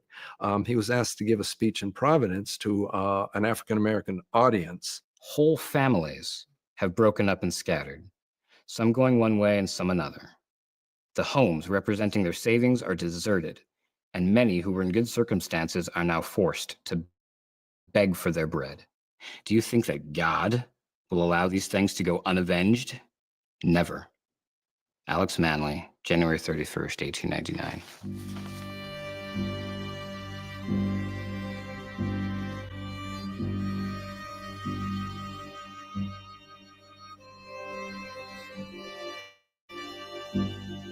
Life and property and liberty from the mountains to the sea shall rest secure in the guardianship of the law.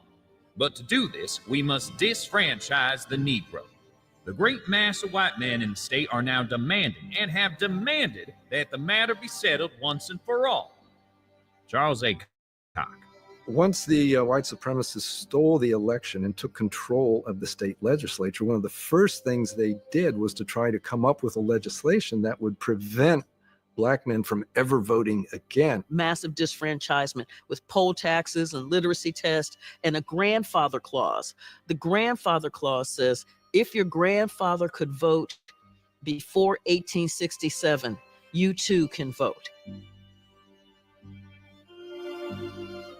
Of course, this eliminated just about every Black man because they didn't have the vote before 1867, but it meant that white men who couldn't afford to pay the poll tax and illiterate white men didn't have to pass those two tests and could vote.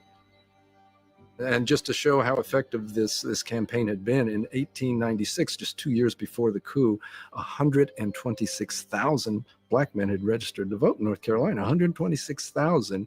And by 1902, 4 years after the coup, that number had been whittled down to 6,100. When George Henry White leaves Congress in 1901, there would not be another African American in Congress until 1992. So for almost a century, African Americans in the state are void of representation at the federal level. What happened in Wilmington had the effect of putting the final nail in the coffin of democracy in North Carolina. 1898 was the culmination of a process that had begun in many states throughout the South. That is the end of Black voting rights, Black civil rights until 1960s.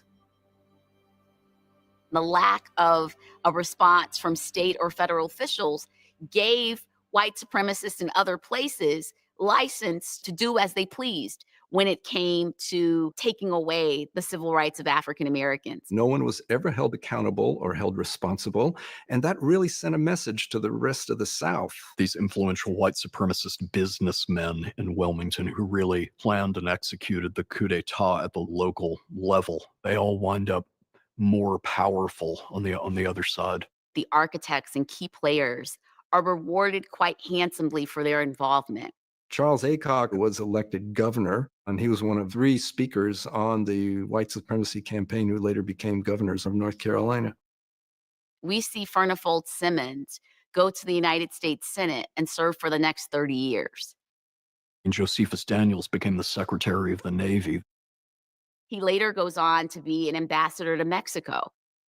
These people capitalized on what they had done. I think it's really hard for us to grasp how openly proud these people were of installing white government. It was told as this glorious story of restoring good government, and that continues.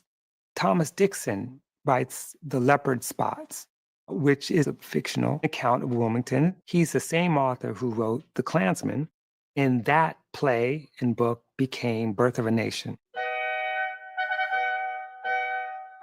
D.W. Griffith's so-called masterpiece.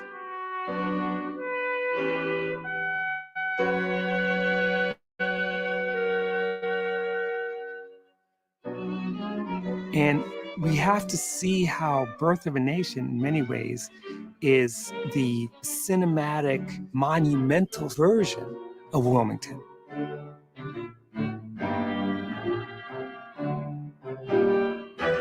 The myth of bad Black government running the nation into the ground.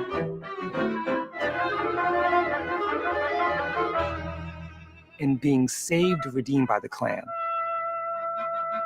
Whether it's the Klan or whether it's the red shirts, the idea that good government is implemented through undemocratic means. And white government is the only legitimate government we can have in the United States.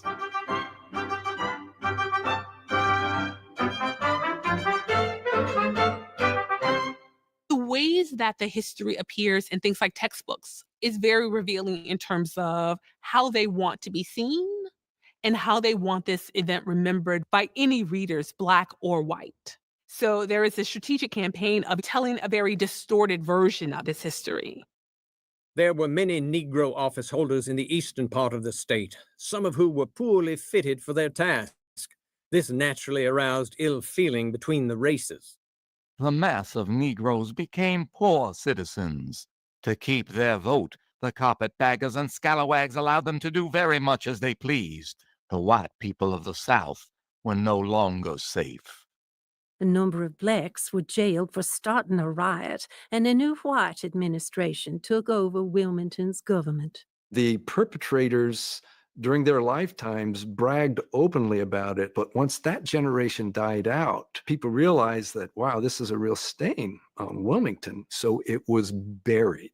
It just disappeared as if it had never happened.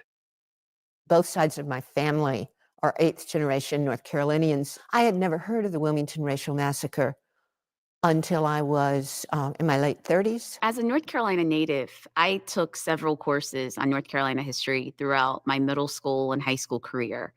And I never recall hearing about the Wilmington insurrection as a part of any social studies or history class that I took. I didn't know about it, like everybody else in Wilmington, for a very long time.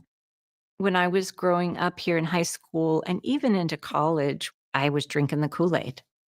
I learned all this about my great-grandfather in 2018, and it was just a physical blow to my body because it was such a departure from everything I'd been told about my family and everything I had believed.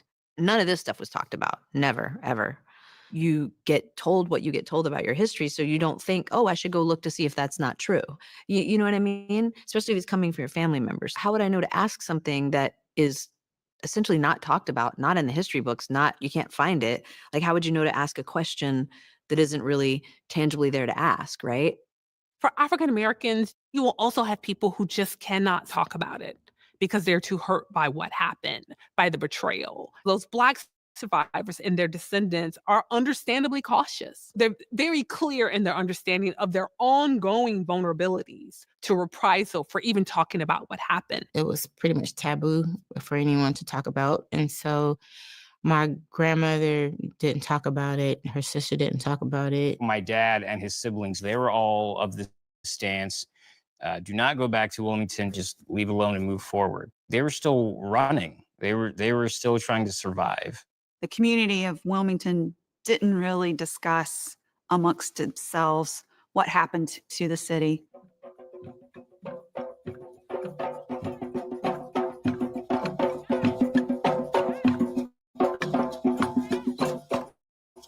Not until the centennial observances in 1998 did the white and Black community finally come together in a grassroots kind of way to discuss what happened.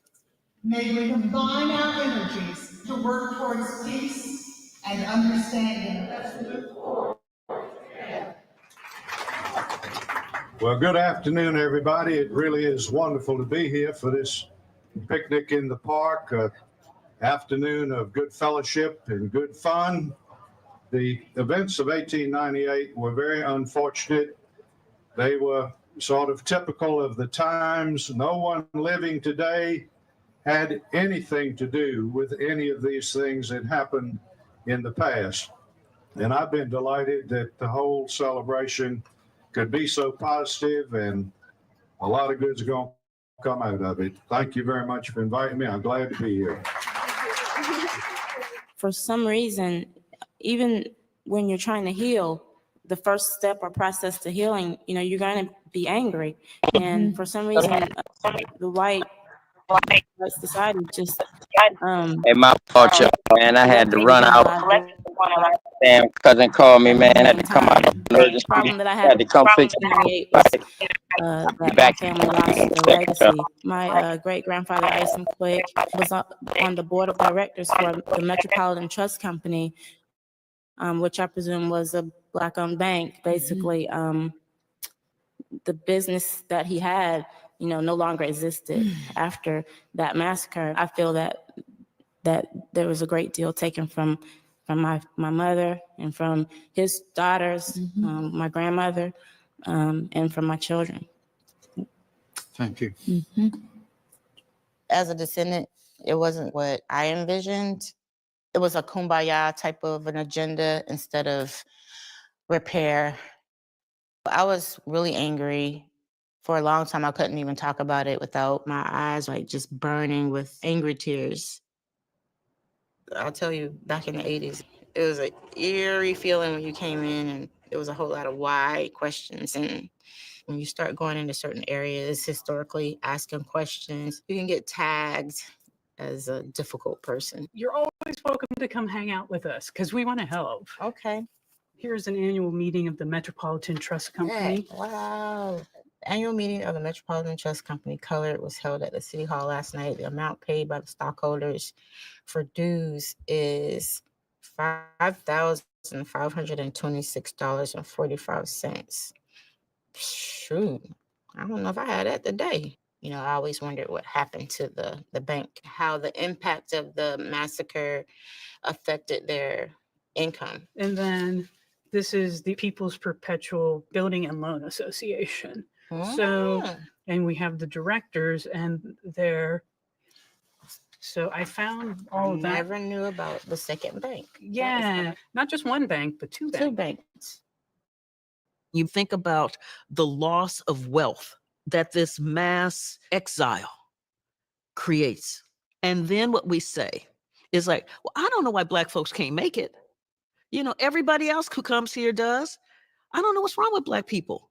What we have to acknowledge is the stealing of their wealth, the stealing of their generational legacies. Wilmington is one of many, many sites of racist violence and dispossession where people are demanding, and rightfully so, reparations, an accounting of the dead, the injured, the maimed, a loss of economic opportunity by being forced away. Repair is a part of the healing process because you can sing and go to church and hold hands, but at the end of the day, people are still struggling to pay their bills. You know, they're still losing their properties. There's still been a steady removal of African Americans from the city. Most people, when they relocate to Wilmington, they always say, this is a beautiful place, but there's just something in the atmosphere, you know, something's going on, you know, something is like really weird about this place. And, you know, those spirits are still here. It's important for white people in this town to talk about, to acknowledge, you know, what happened, what our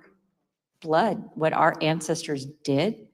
I think it would be very healing and very helpful for, you know, a restorative justice process in this town to take place.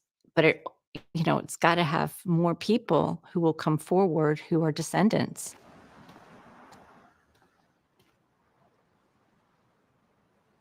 When I read this plaque now, I feel like the most important thing to me is Alfred Howe Carpenter. He was the master carpenter. You could basically say he built this house.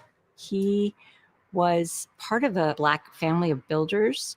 They had a hand in so many buildings in this town. It made perfect sense to me that with my portion of the inheritance from that house, that some kind of scholarship would be established. And we call it the Howe Scholarship. It's for African-American high school students who want to pursue an education in the building arts of any kind.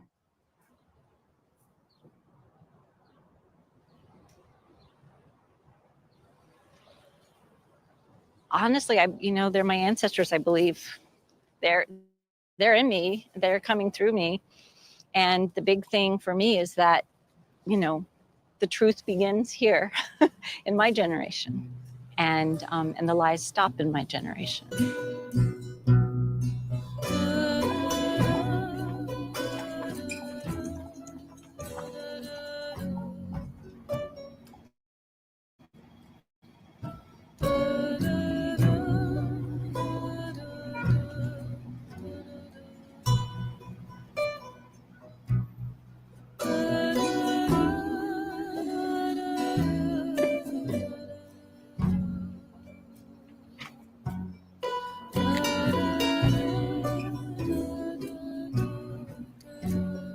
I've always felt like this story was always meant to be told. Not just Joshua's story, but the whole Wilmington story, told honestly.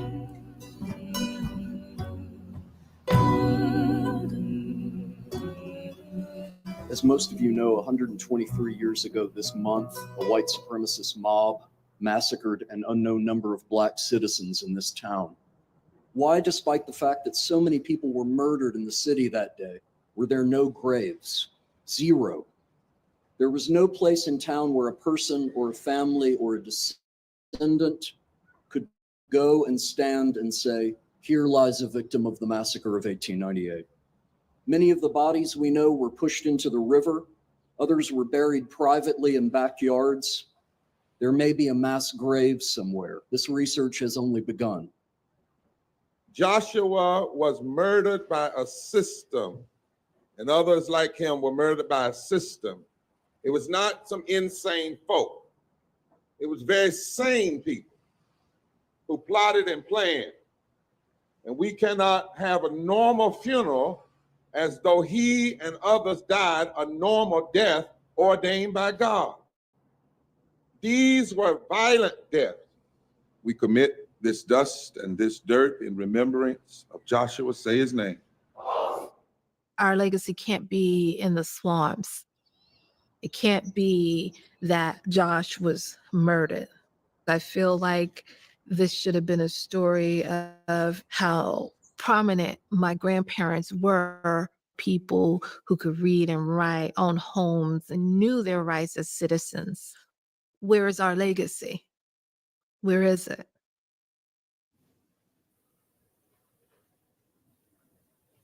I used to be the editor of the News and Observer. I was the fourth editor under the family ownership. Josephus Daniels, his son Jonathan Daniels, Claude Sitton, and then me. Then we sold the newspaper in 1995. That's Jonathan Daniels when he was press secretary to Franklin Delano Roosevelt. My dad was chairman of the Associated Press for almost 9 years. This is a picture of when my father and grandfather had this statue commissioned, and it's the statue that my cousin David Warnoff and I had taken down in 2020. The News Observer did so many terrible things back in that period of time. We have had a reckoning with ourselves about who Josephus was. In his later years, he was unapologetic. It's a shame that he did not recognize that the things that he did had damaged our state and our nation. I can't apologize for him, but, I feel remorse. Part of the legacy that I have is that we were the worst of it for a period of time.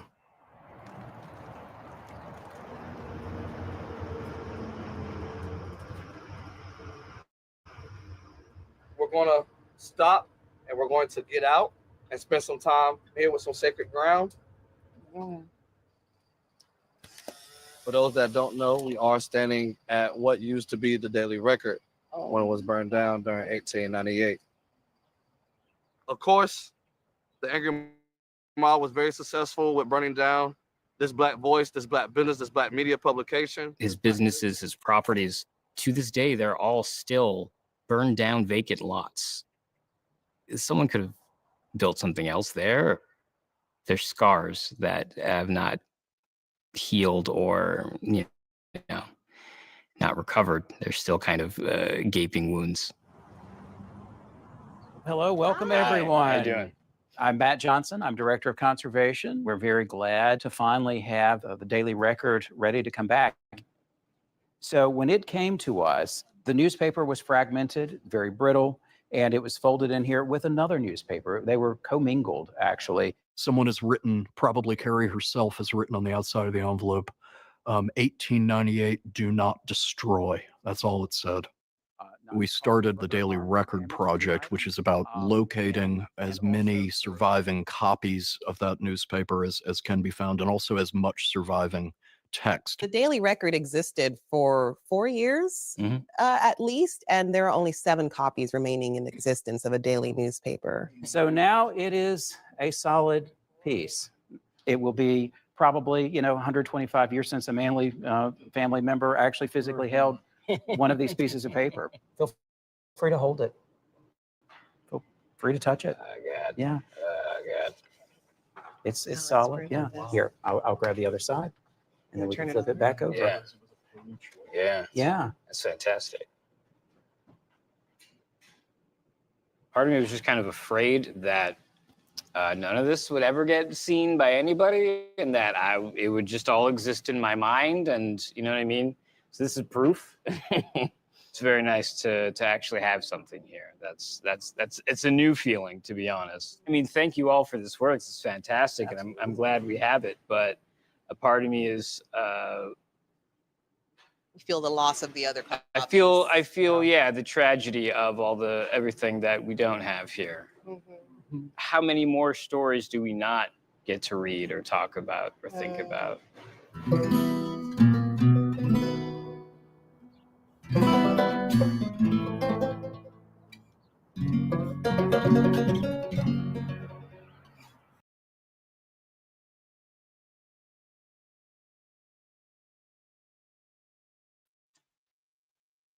What's up, Big Mo?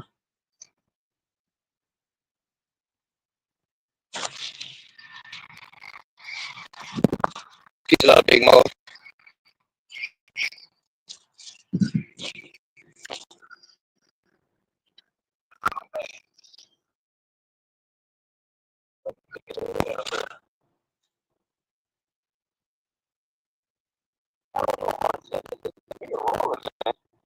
Yeah, you gotta cut them off, Bubba.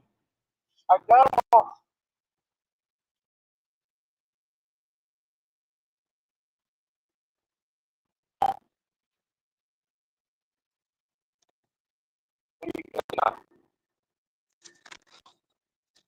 You off, cousin. I had him at the first time. I cracked him back a little bit. You tell me he ain't been off, but I'm gonna turn back. Doug had that bitch wide open. No, he ain't been for the little corner, man. I ain't getting up another piece of turn on that thing just now. That's why I knew something wrong. I ain't know that water supposed to be coming that much.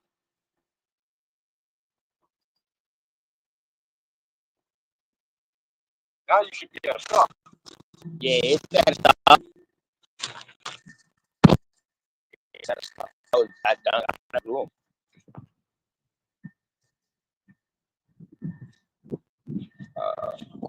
The elected government.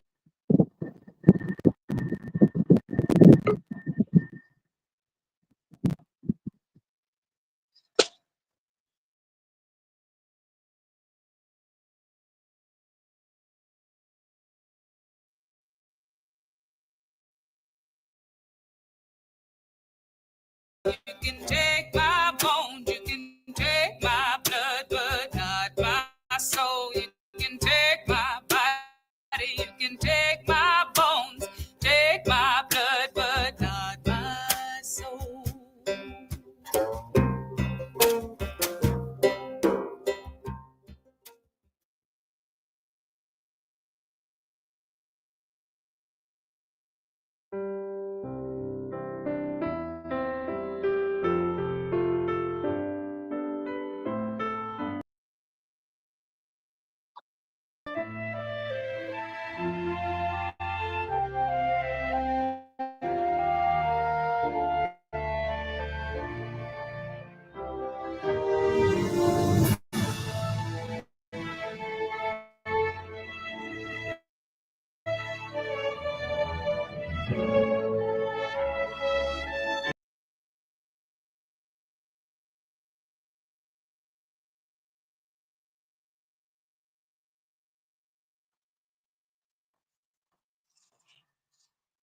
Mic check 1 2. What's going on, fam?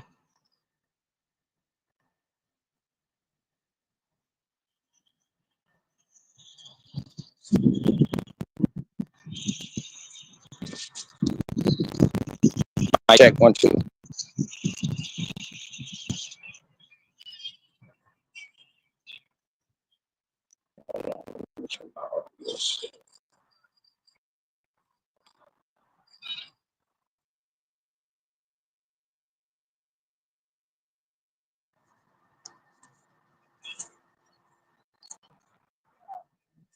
Mic check 1 2. You gave me now, fam.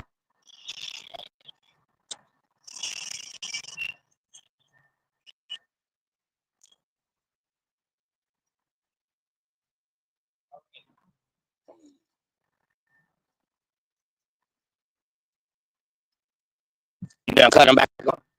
Yep, I'm ready to wait. All right, cut them on slow. Yep, I want to come.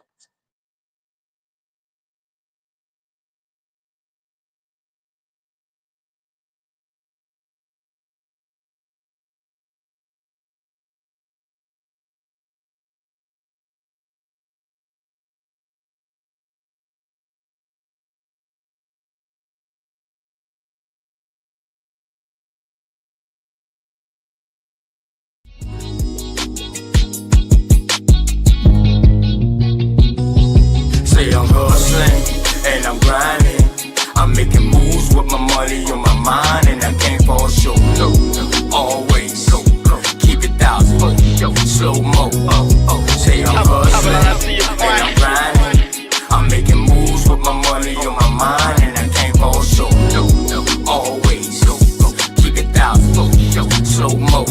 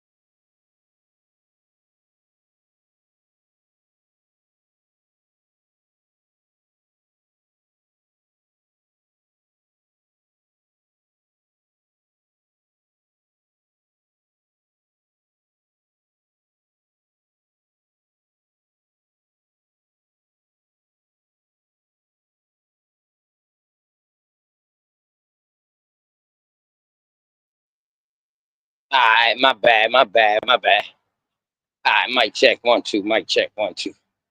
Hope y'all can hear me now. Oh man, I don't know what's up with my tablet. All right, man. Shit, got caught last minute on the job real quick. Just let that shit dry up and then fill them up with that damn gravel. You be all right. What's going on, y'all? What y'all think about that documentary, man, about Wilmington? Milestone, what's going on with your kinfolk? What's happening? What's happening? Link inside the chat, man. I seen Big Miles. Come on, bro.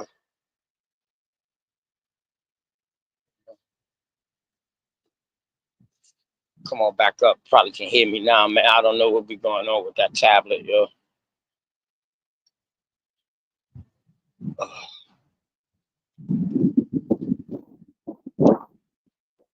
Ain't nothing, man.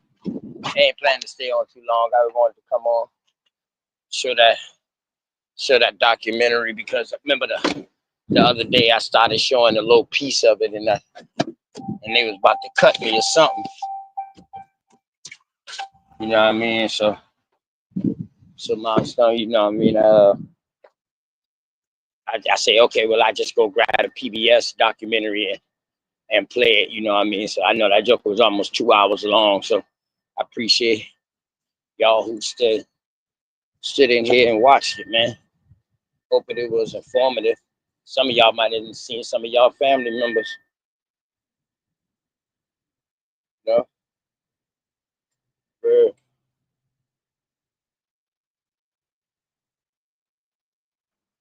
Man, because of leave that right there so nobody will run over. Anybody else come back with me? Oh, okay, okay. Mike Harris. Show y'all boy, man. And did you see, man? Like truck ran over it, broke it in the ground, messed up the system. Trying to get my man yard right. About to make a volleyball court right here, putting 2 drains inside here. So we dug down, and you know what I mean? About to put 2 drains in there. Check out the pool and shit. You know what I mean? Crib. You know. That's why when people they call, I come, goddammit. Can't put no price on my price. Good word. Yeah, man. That's just so goddamn bad, dude.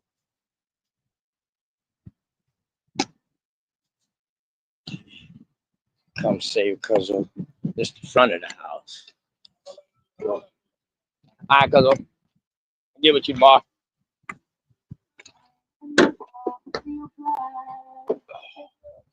Yeah, that's nice, man. Nice lavish. And the dog just because it's like turning on my home. Yeah. What you on out there, Milestone? Hit the link, man. Oh yeah, Copper Engine, you know. I get called. I've been already at the crib. I've been done through with my day. I get called out my crib like that. Shit, ain't nothing under the goddamn 250. It only took me 15 minutes. Shit, it took me longer to drive to this mother than the goddamn fix the shit. But I get paid for what I know, not for my time.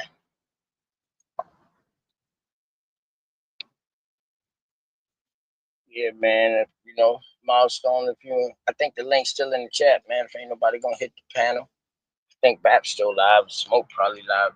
Go finishing it up, man. If ain't nobody gonna hit the panel, man, I'm gonna close this out, man. You know, come back tomorrow, drop another little bill or something tomorrow. That's right. I said I wanted to show up, do a bill on some people who was passing for white. Like what we were seeing about that newspaper editor, the snot. I want who had owned the newspaper.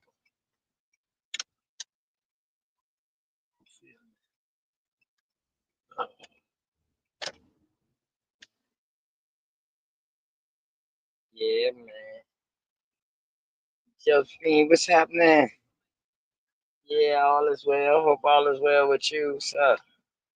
Link inside the chat, sis. Sister Therese supposed to be coming up. She said she was picking up baby girl a little bit. She supposed to be coming up. She come up, I'll stay up a little while long. Willow, shit, y'all can hide the panel. Thumbnail not shit. Where I Milestone, we'll do something tomorrow, man. I found a little something on Cape Verde for you too. Well, for us. Say for us.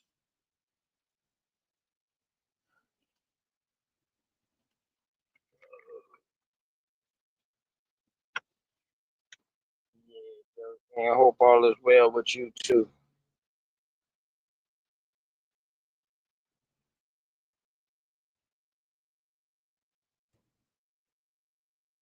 Right.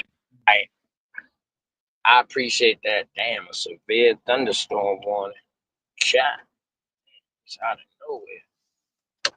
It's not coast weather, boy. Trying to tell you, this Atlantic coast, boy, ain't nothing to play with.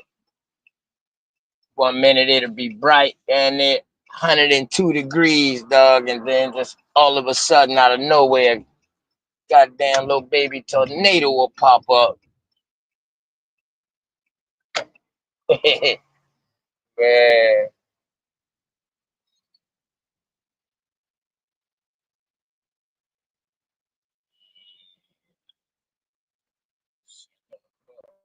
Shit. Just do.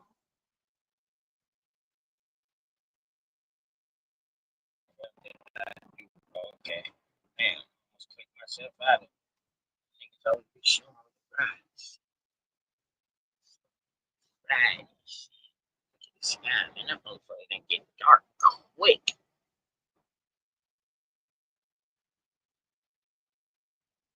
Yeah, man. Beautiful South Carolina, man. Nothing but palm trees, man. You know what I'm talking about? Fresh water everywhere. Everywhere you look, it's fresh water somewhere. It's fresh water.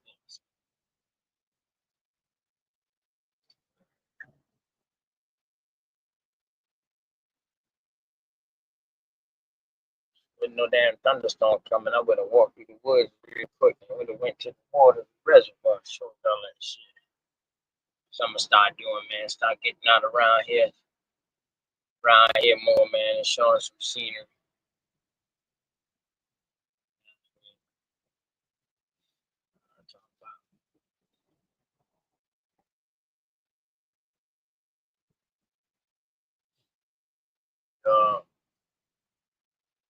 Copper Goddess for sale. Suzanne Thompson. What's going on? Comprehension, man. Go through that Josephine, Milestone. All y'all boy Mike Harris. What's going on with you, Ken folks? Anthony Lowe.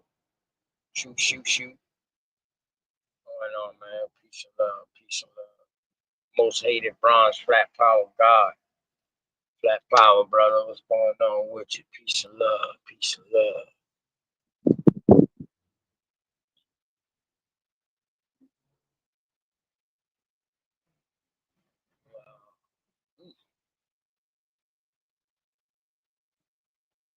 Man, it's crazy though, man.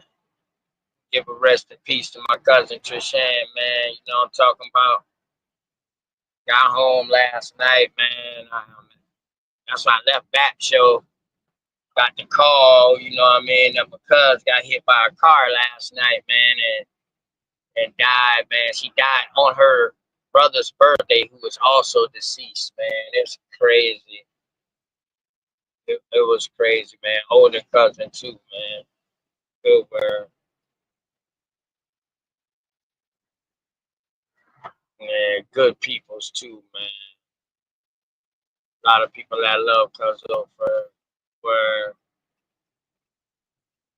yeah, if y'all know when I be doing some reading about Goose Creek, y'all know I be talking about St. James, so that's what area I'm in right now, St. James area. Pretty much Foster Creek, Boynes Corners, we'll call it. I'm a Kelvin family, man, on all that land back there. In fact, some of the last descendants of my older ones, man, that sold a lot of the land back there. They actually they built a house back there, but they built an apartment complex back there, and they named it after my peoples in the McKelvey. So that was dope. I do a bunch of work there too. I do all the irrigation there too. One of my apartment complexes.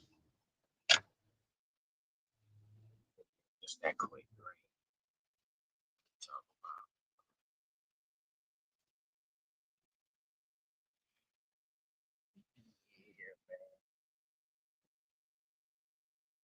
You got videos about Greensboro, North Carolina.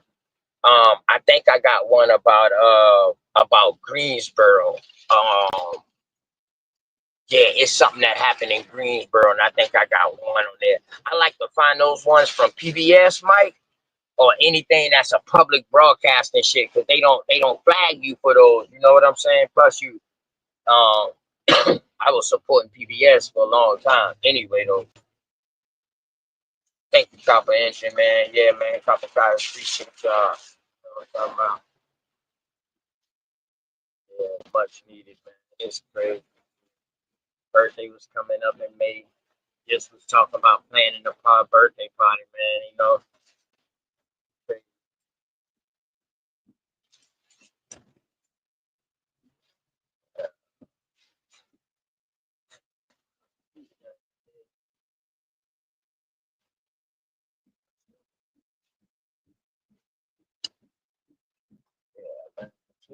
Something about street country. Nothing but brick houses, man. Little brick houses in the street.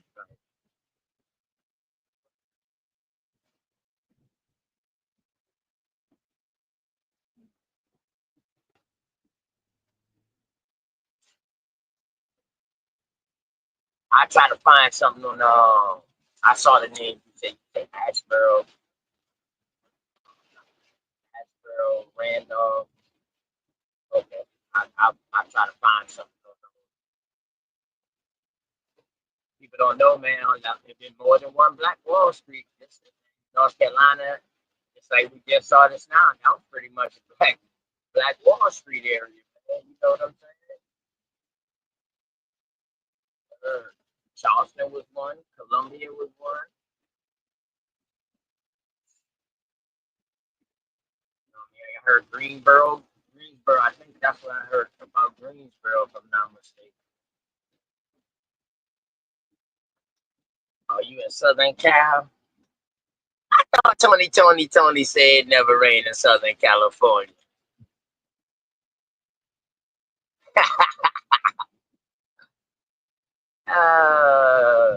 He was lying, man. Oh, that was just back in the 80s. It's rained like everywhere now, right? Wilkesboro. Alright. I try to find it. Listen, and that's what's crazy, y'all. And it's no different than the American Indian tribes, you know what I mean, and the chieftains. They only, main screen only pump out main things. So you wouldn't even know about the smaller chieftains that was like about 200, 300 deep, you know? You wouldn't even know nothing about them. You know what I'm saying? Because nobody don't talk about them because they got assimilated into bigger chieftains, especially after war. You know what I mean? After war, people started getting with each other and all that. You know what I'm saying?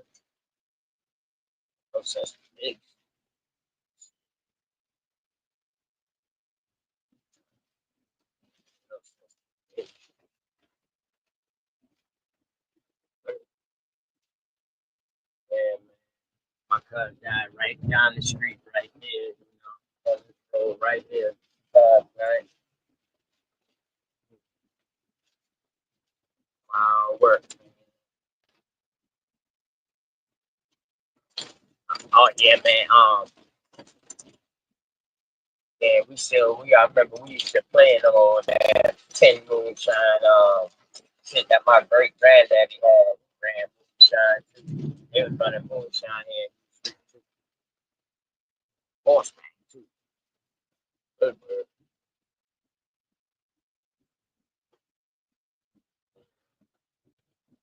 That's what's up. You got some chiefs in your family.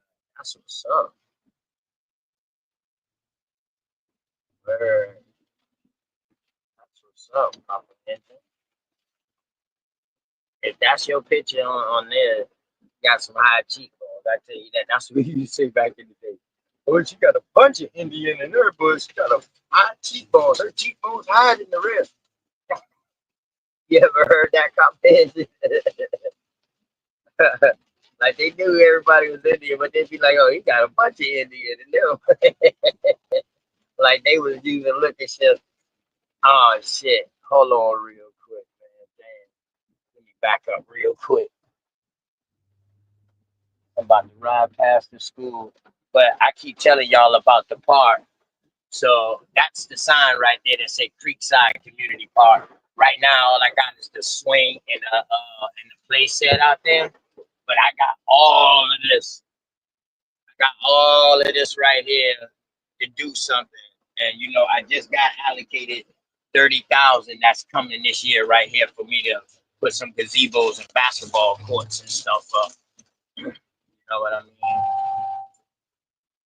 Yeah, so I'm gonna have the ribbon cutting. I'm gonna show the ribbon cutting and all that, man. But it's not officially the ribbon cutting. You know what I'm saying? But y'all watch this.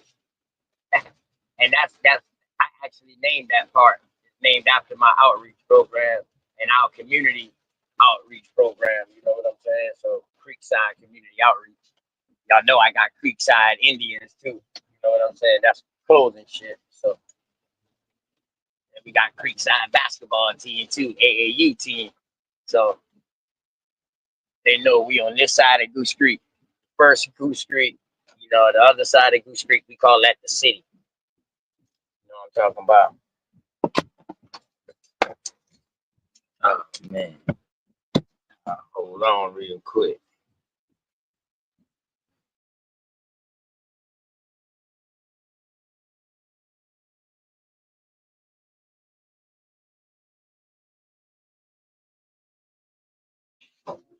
Oh, what's going on? Sure. What's happening? You see that 914 that come up? Come over here, man. Yeah. It's at a bad day. Got a bad game, man. What's up, Twan? Yeah. You got on all the jewelry today, Pops, or no? You ain't got on all the jewelry today, huh? $40. Yeah. These my Hindu brothers right here, man. You know what I mean? Get a pack of Newport Pops, like, and 2 packs of Swiss, yo. So, What's up? Reclassified Black Indian. what you say? What?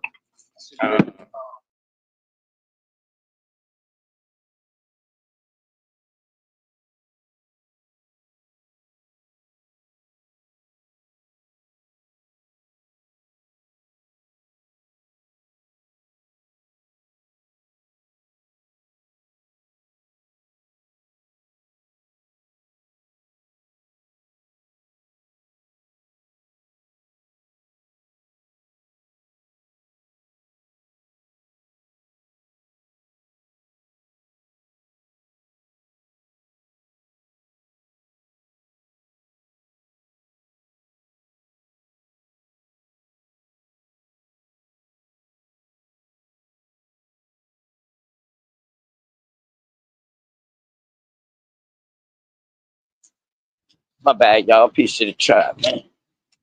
Oh, man. Almost back at the computer, man, so I can get back on it real quick. Oh, yeah, man. I think that was a good deal, though.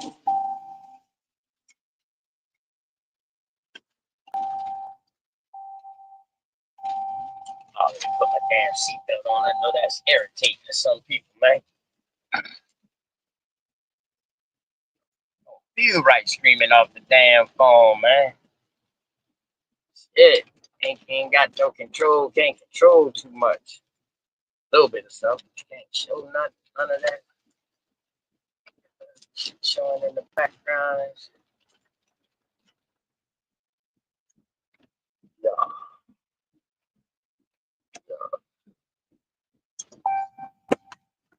We go to the shop. Police cannot come down this road. Private property. See, my cousin and boy cleaning out their land right there. I mean, that's how we do.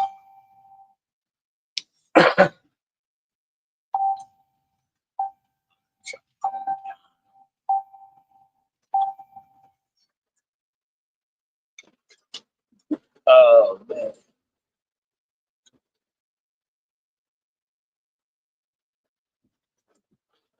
Give me 1 second. Oh, back that joker up. Fantastic handling. Alright.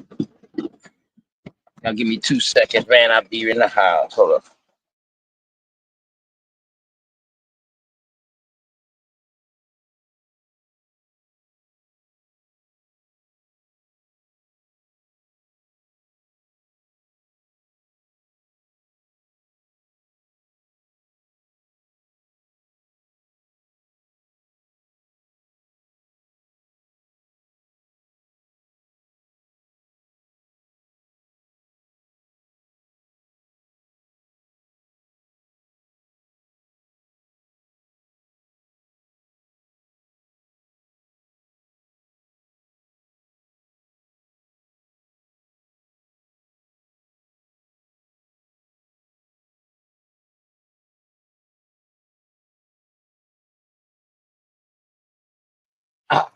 I'm back.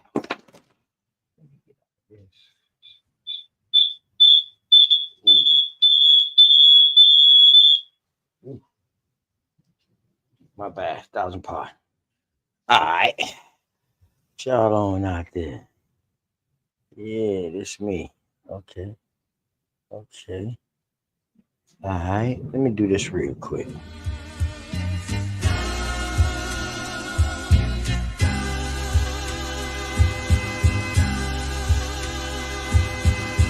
Shout out to the mama chief. Yeah, you be quiet when Big Mama speak. What she gave us is a part of me. It flows through my arteries. Even on that journey, that love grows how the garden be. The first to teach us when we sick, the first to heal us. Mama's boy, yeah, you know, her pride and joy. Soul food, yeah, you know, I'm an enjoy.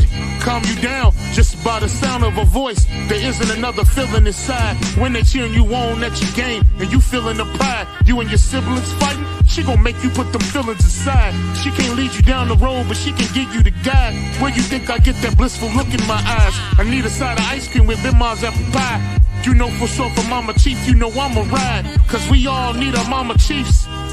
Yeah, we all love our Mama Chiefs. The greatness, the patience, the foundation, the knowledge passed down so many generations, our motivation. I just wanna thank you for my creation. Cause we all love our Mama Chiefs. Yeah, we all need our Mama Chiefs. Yeah, we all ride for Mama Chief. The dedication, I seen your tears at my graduation. Now look, Ma, your boy that made it. You the reason I'm one of the greatest. Yeah, cause we all need our Mama Chiefs. Yeah, we all love our Mama Chiefs. Yeah, we all ride for Mama Chief. Now be quiet, let Big Mama speak.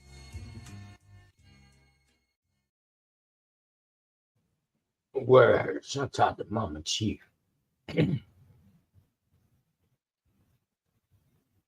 I'ma trip y'all out. Let me see if y'all matter of fact, fuck it. Let me show this right here too. Let me put the let me show y'all this right here. Check this out. But 106. I'm not gonna play it. It's only 22 minutes. I might play all of it, but I'm gonna stop it in a sec. But check this out, y'all. 60 years ago, Northern Virginia was the site of some of the most brutal battles of the Civil War. Among the Union soldiers who fought here in May of 1864 was a Muslim man, a recent immigrant from Afghanistan named Muhammad Khan. All right, y'all. See, let me tell you. The only thing I can get out of it, why the Union had to stop bringing people in from immigrants in from Afghanistan. And then I got another one when they was bringing in motherfuckers from Africa. They helped them fight. First thing comes to my mind, why? All right, let's go. Why he would risk his life here and what happened next is described in his military records, recently discovered in the National Archives in Washington, D.C. I've pulled tens of thousands of files over the years. This is probably the only, if not among a handful of descriptions of Islam in a Civil War document. That's what really struck me. And I was like, this is gold.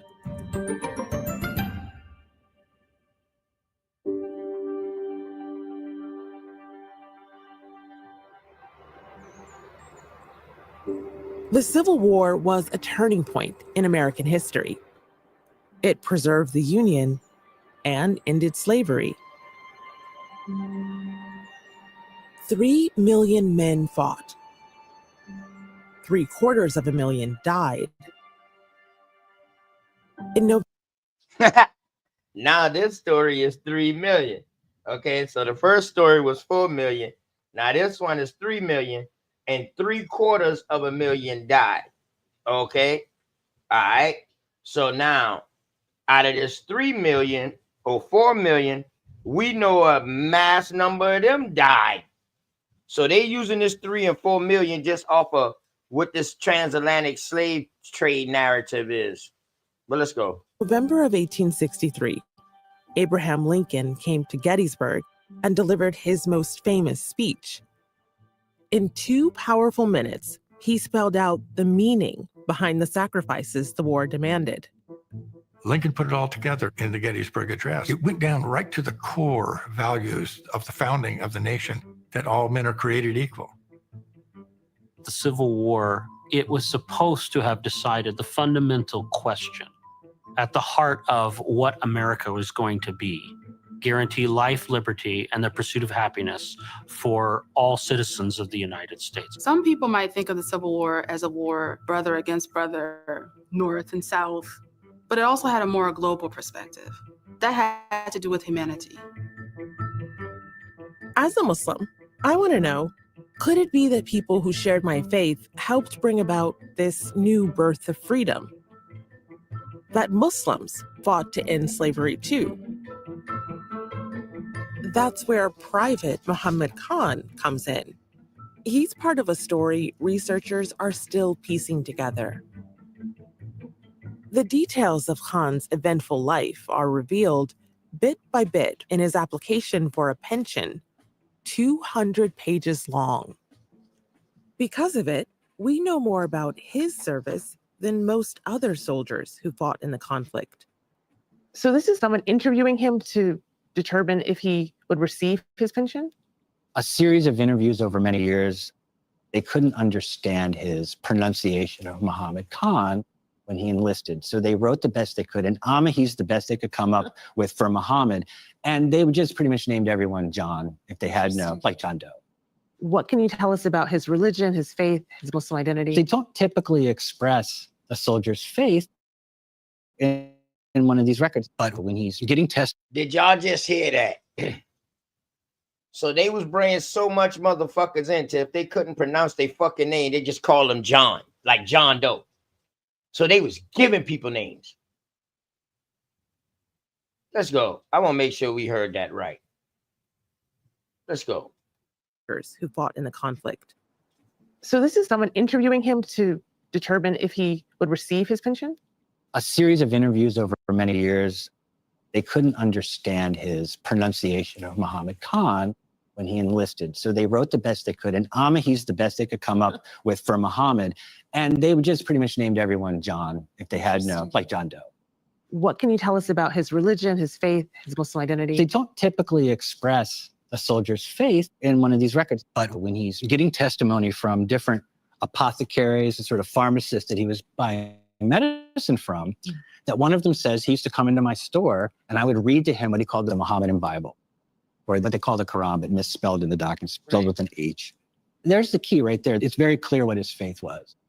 So this man had long black hair, and this witness, from his looks, manners, and general appearance, supposed him to be an American Indian. I was born in Persia and raised in Afghanistan.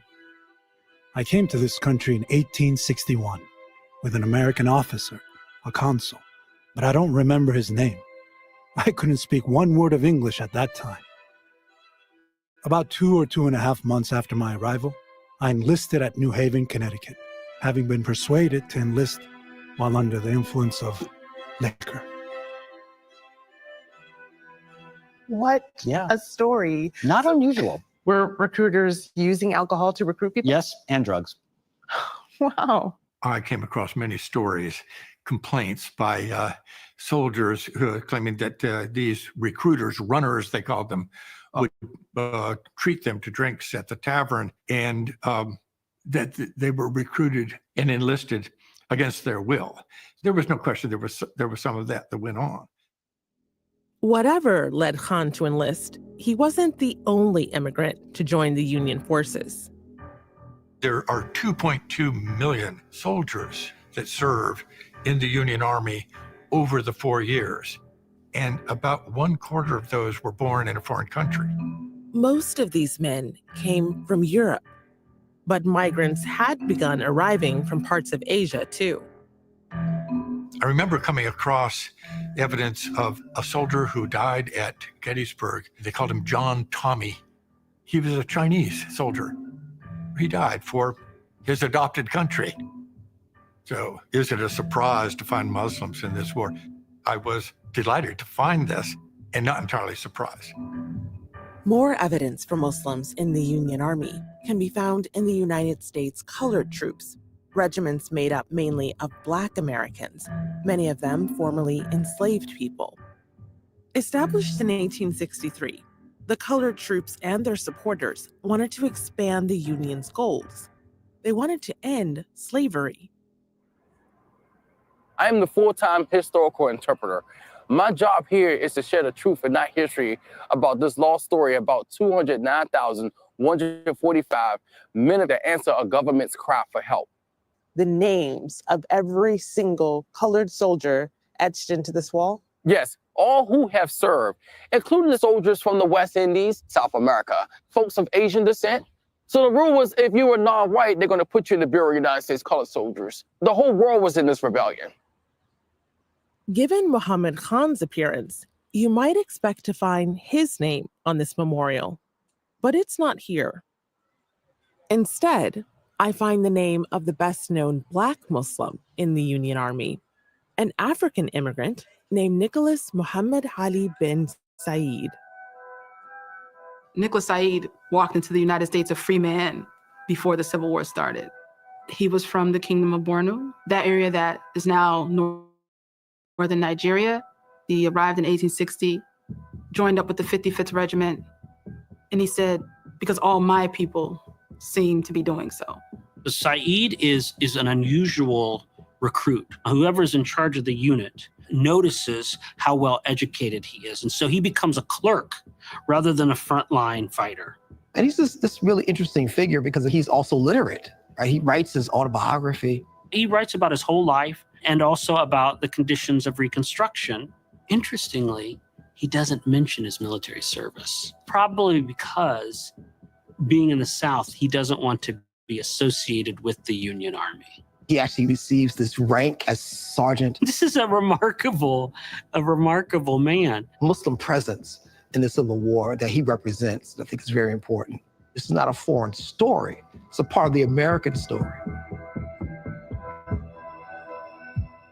Alongside Nicholas Said, that story now includes Muhammad Khan, whose name is not on this wall for a simple reason. He was part of an all-white unit, the 43rd New York Infantry. How was he able to join the 43rd in the first place, though, looking as he did? He was recruited by his captain, and no one seemed to question it. He was getting full pay, full benefits, if there were any, of a white soldier at the time. So, with Khan in their ranks, the New York 43rd marched south through Pennsylvania, Maryland, and Virginia. Sometimes Khan was allowed to fight. Other times, he was given more menial duties. It's possible that he was mistreated because of his color, but also expected to march in. My fault. Yeah, I think it's 1863. It's definitely during the Civil War. I'll tell you that much. We know that damn much, sissy. We know that damn much.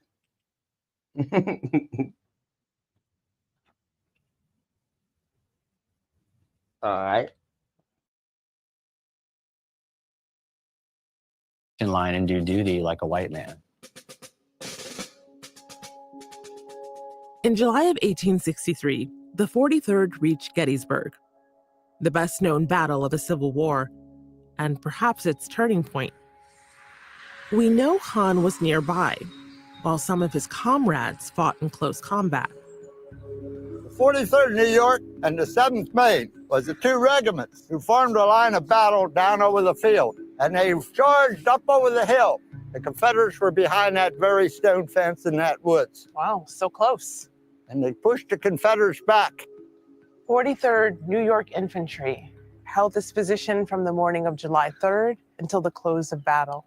The 43rd was a very, very hard fighting regiment, and they fought in just about every major battle of the Army of the Potomac. Here at Gettysburg, 5 casualties in the 43rd, 2 of them killed outright, 11 wounded, 4 of them mortally, and 1 captured.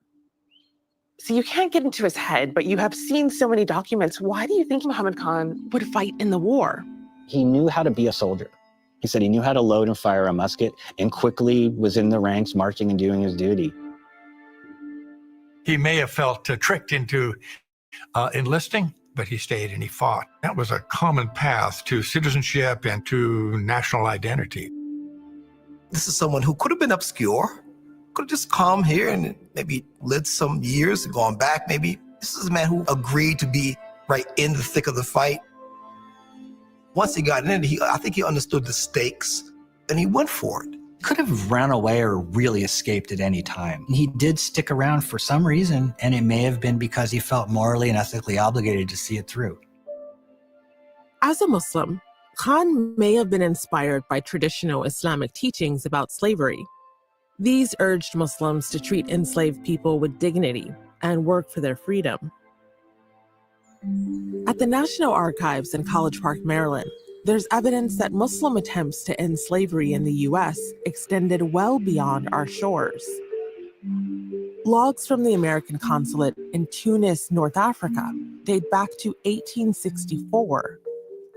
They contain the translation of a letter from a prominent Tunisian official, Major General Hussein. Tunis, an autonomous province of the Ottoman Empire, had abolished slavery some 20 years earlier, citing the moral principles of Islam. In this letter, Major General Hussein urged Americans to end slavery too.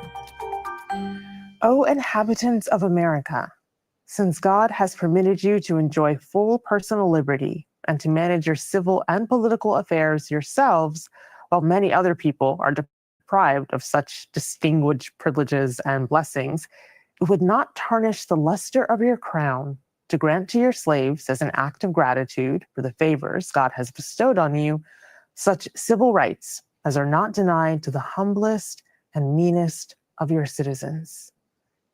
Humanity invites you to eradicate from your Constitution all that can give countenance to the principle of slavery. Strong words. Very powerful words. We look at the letter from Hussein Pasha. He doesn't mention white and black. He mentions the human being. He references the Quran and the experiences of Muslims with slavery. He was upholding these ideas of liberty and emancipation that I think most of us think are kind of the intellectual property of the West. When the American consul in Tunis received General Hussein's letter, he sent it to the Secretary of State in Washington, D.C. He also sent a copy to a leading advocate for abolition, Senator Charles Sumner. He's helping give ammunition to Sumner in his fight for abolition in the United States. Oh, absolutely. I think that's reflected in when he says, you will have strong support to the principles which you have for years set forth. This is clearly, he believes, Sumner used to his advantage in arguing against slavery.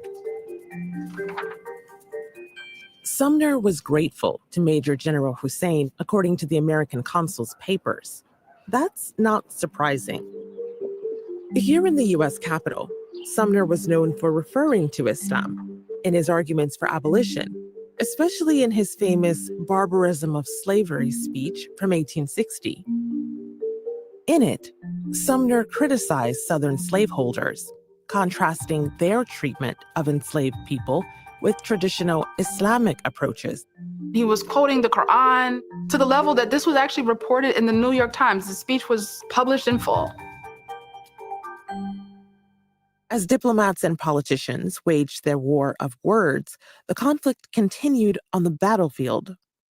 For Muhammad Khan, this meant more fighting, and not just against Confederate forces. A few days after Gettysburg, Khan found himself in nearby Hagerstown, where, based on his appearance, a group of Union soldiers mistook him for a runaway slave. Just as I was going up the hill towards the railroad depot, I was arrested by a guard and taken to the provost marshal's headquarters, where there were a large number of colored men. This guard arrested all black men they met. I said that I was a regularly enlisted soldier of the 43rd New York and asked to be sent to my regiment. This I explained to them as well as I could in my broken English, but they wouldn't believe me. And they said he was a contraband slave, meaning that he was an escaped slave, that he was not eligible for service and that he was lying, so they arrested him. Khan was sent to a contraband camp in Philadelphia, one of many such camps set up to house formerly enslaved people fleeing the South. But this couldn't keep him from the front line. He spends months there in Philadelphia trying to find his company, right? Looking for his fellow soldiers. At the time, news came about the fighting in the wilderness. I was around the railroad depot. As I was very anxious to join my company, I jumped aboard a train just as it started and went with it without asking permission of anyone to get aboard. I landed in Washington. He gets off the train and he kind of walks with other squadrons from DC to Virginia. Finally, he finds his company. His company was engaged in brutal fighting, waged across Virginia's Spotsylvania County. Khan would not survive unscathed here for long. One U.S. Army regular soldier describes this as a battle of invisibles with invisibles. Snarled, ugly, scrubby, bushy mess. Black powder smoke could completely obscure a battlefield even when it's entirely in the open. Fighting in dense forage like this makes it almost impossible to see at all. Not only do you not know where the enemy is half the time, a lot of times you don't know where you are. So it sounds like heavy casualties. Heavy casualties. I had picked up a rifle, and I went straight to my company and fell into line. 10 or 15 minutes after this, my regiment made a charge. Almost immediately, I was shot, wounded in the left hand. Given everything you said, it's really not surprising that Muhammad Khan would have been injured here. No, it's not surprising he was injured here at all. And it's borderline miraculous that he wasn't killed. Still, Khan's wound was so severe that he spent several months recuperating at a military hospital. But in early 1865, Muhammad Khan rejoined his regiment again. He fought alongside his comrades as a sharpshooter until the end of the war. That came in April of 1865, and with it, rapid change, despite Lincoln's assassination. I think that Reconstruction was actually a huge achievement. I mean, first of all, it was total. It was immediate. And it very quickly passed 3 major constitutional amendments. 13th Amendment abolishes slavery. The 14th guarantees equal protection under law for all, and the 15th guarantees voting rights for men, regardless of national origin. The writing of the 13th and 14th and 15th Amendments really intended to solve the problems at the heart of America. It didn't turn out that way. For Muhammad Khan, the war was over, but a new challenge had begun: to rebuild his life as a civilian. By this time, his wife had arrived from South Asia, and Khan tried to make a living as a peddler. What's up, Milestone? We say you got a question. How did he come from somewhere else off back and learn how to read and write in English? Right. He had broken English. Correct. He was taught.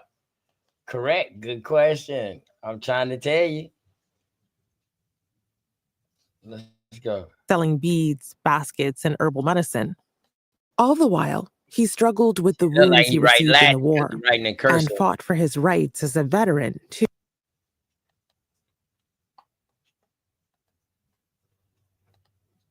Mm-hmm. All the while, He struggled with the wounds he received in the war and fought for his rights as a veteran, too. Is it typical to struggle to get your pension? Yes. So they required either direct evidence, documentation that you had served and were wounded and deserved a pension, or were sick and deserved a pension, or you needed a lot of testimony. He could produce neither. He went through a lot of hassle getting this one. So he talked to the pension office, talked to congressmen. He lived in the District of Columbia, so he was in the halls of Congress, knocking on doors, asking for favors, getting assistance. He was what they would consider a great pest in the sense that he was there all the time. Everyone knew him. They did all kinds of favors trying to get records for him. They contacted the Secretary of War eventually. And they loaned him money. A lot of Black soldiers from the Civil War did work in the pension office. And that's who he actually borrowed money from when he would come to these offices. They really felt for him. You know, they knew his struggle was genuine. Do you think his race factored into his struggle to get his pension? Absolutely. He received a lot more pushback and had to enlist the help of all these powerful people to assist him. Khan fought for over 20 years to receive the pension he was due. But the laborious process generated the paperwork that allows us to reconstruct his story. The pages became his history. When he died in 1891, Khan was buried in Cypress Hills National Cemetery, Brooklyn, under the name the Army gave him, not his own. Here he lies among 4,000 other Civil War veterans, white soldiers, and members of the U.S. colored troops.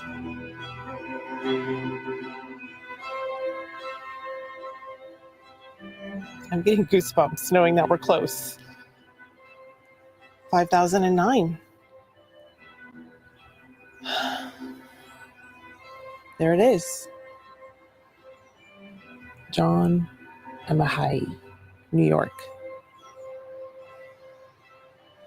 We found it.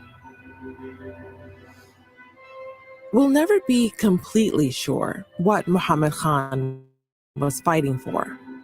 What we do know is that somehow he made the war that ended slavery his own war. A war that advanced the cause of freedom then and continues to shape the nation we're becoming now.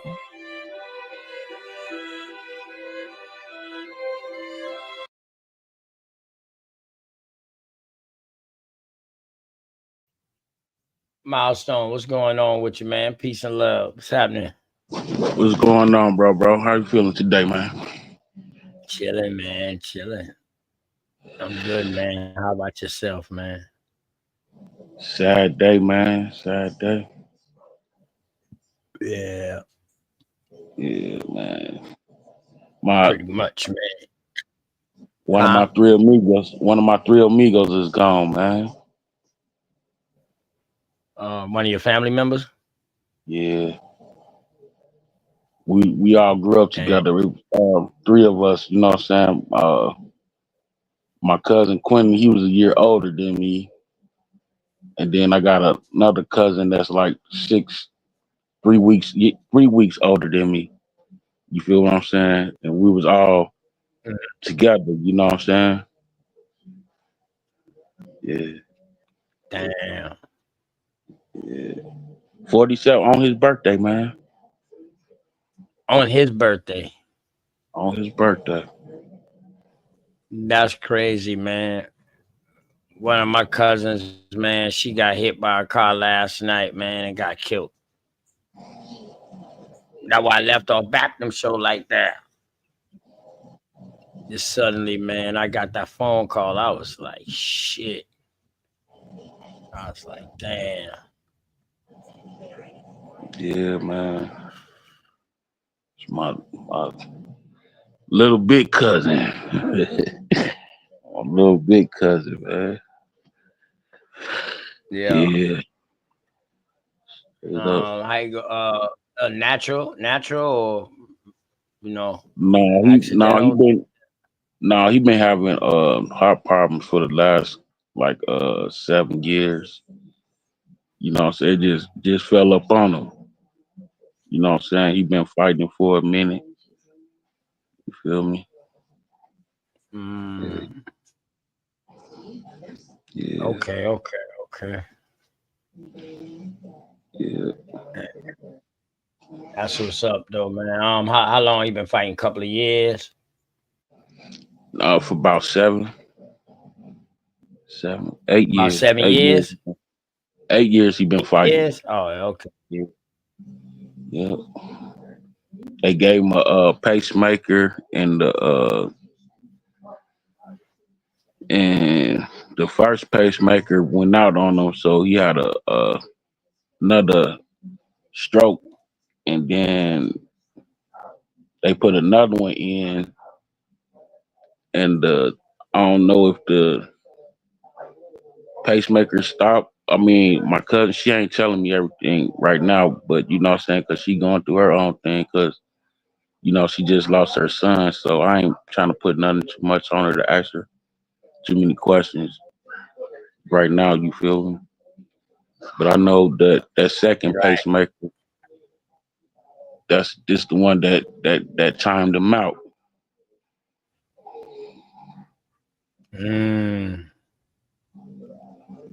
Okay. Damn, man. Live in peace to the God, man. You know what I mean? For sure, man. My condolences definitely go to you, you know what I mean, and his family. You know what I'm talking about? Yeah. Yeah, man. But you said, go ahead. I said I ain't lost two of my friends, man. I lost my auntie. Lost my auntie last year. Like it's gonna be like a year and a half. My best friend. That's when I always could talk to about everything, man. Lost her. Just lost my cousin. You know what I'm saying? Yeah. So yeah. But I don't want to do doom and gloom. You know what I'm saying? I understand man. You're gonna walk in this world, and you're gonna walk out this world. You understand me? It's gonna hurt. It's gonna hurt that you knowing that somebody you should talk to, you can't talk to them. But you know what I'm saying? Life stay lifing. You know what I'm saying? Life stay Right. lifing. Straight up. But yeah, I'm trying to figure out how is it that this dude during the time that they had cameras, right? How can I mean, how do they not have a picture of him? They just got everything that's just written. You feel me? That's what be making me question a lot of them stories. You know what I'm saying? When they be telling you about people, like they got pictures and a buff or whatever of that person, but when they telling the story of another person and try to put them in history, they never have a picture of them, like a direct picture of them. You feel me? Right. But they that's why it was crazy how for them to have a painting of this motherfucker. You know what I mean? And there was multiple paintings that motherfucker painted. This supposedly a white painter who painted him. So that was the real picture of his painting. That picture that they have of him. Yeah. But I don't know. I don't know I don't know why they didn't take no regular picture of him though. Yeah, I don't know why they didn't take the real picture of him. Yeah, that's crazy. I don't know. It's like a lot of this history I'm starting to see it, and I'm just tapping into that. It's there was a lot of propaganda behind it. A lot of propaganda, like because everything started with the newspaper. Everything started. That's how the word of everything traveled through the newspaper. You know what I mean? And the majority of it was like in a seclusion area. You feel me? Like in different parts of the state, it really wasn't things that was happening in one part wasn't happening into another part until it got into another newspaper going to somewhere else. You feel me? Like the people wasn't going through them type of things like that until it went to like a bigger part. Like in the city, I never seen too much in them big cities that was happening too much like that. It was like the little small towns and then the little what they call the townships is them type of little areas. I never seen too much going on in them big cities. Except for like in my up in Minnesota, it's like it was like that, you know what I'm saying? Like the Rondo neighborhood. That's one of the predominant neighborhoods that we had up in Minnesota, you know what I'm saying? It was three of them, but the Rondo was like the biggest, you know what I'm saying, over in St. Paul. It was like the biggest, you know what I'm saying? They own banks, libraries, they had a hospital. The hospital is still right there too, but they ain't turned it into some I forgot what they ain't turned it to, but it's still right there on right there on Summit Avenue. You feel me? And yeah, them people had like they had a lot of stuff going on around about that time. You know what I'm saying? Like Minneapolis, you go to Minneapolis on the south side, the houses and the neighborhoods over there still built up from over south. That's still there, but now it's all majority what you call white people. You feel me? But it was a predominantly our neighborhood. You feel me? And man, I don't know. It's a lot of weird stuff that did happen, but I'm thinking like it was just subjected into one area, then it spread it out to an area with propaganda, with a lot of propaganda. Yeah. Right. Everything, everything. I believe y'all had propaganda dealing with their ass. Yeah. Well, I'm going ahead and let you play this. I'm you back up. All right, how the babies, man? How the babies? They all right? Oh yeah. You know, they good. You know, she up in there doing her homework right now. Okay. Yeah, I gotta ask about the babies now. Oh yeah. Oh yeah. For You sure. always with the babies now. Yeah, you got her stuck on that statue song. Oh, on the statue? Yeah. I don't know why she like that, but she like that. She like that statue song. On the real, I'll Yeah. be playing it for her. I'll be playing it for her. That's what's up. Oh For man, sure. that's it, man. But yeah, man. All right, stay tuned, man. I'm gonna just play this real quick. This is Oh yeah, go ahead. how Italians became white. For sure. Go ahead. Bet. The South. Northern Italians considered Southern Italians racially inferior and too African to be a part of Europe. Lynchings of Italians took place all over the South. Northern Italians considered Southern Italians racially inferior and too African to be a part of Europe. The story of the Italian immigrants' journey from a racialized pariah in the 19th century to white Americans in the 20th century sheds light on how much race is just a construct in the United States. Italians became white because of something that happened in Louisiana. Hi, my name is Danielle Romero, and I'm so glad that you're here with me again on my channel, where I talk about genealogy, ancestry, hidden heritage, and it's amazing how interconnected the world is. Congress had initially envisioned a white, Protestant, and culturally homogenous America when in 1790 it declared that only, quote, free white persons could become naturalized citizens. Waves of culturally diverse immigrants from Europe in the 19th century changed this perception, and Americans adopted a more restrictive, politicized view of whiteness.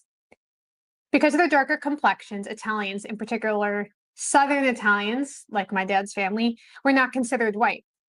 This is particularly dangerous in the American South, where Italians were the second most common targets of lynchings, and in some areas were semi-segregated.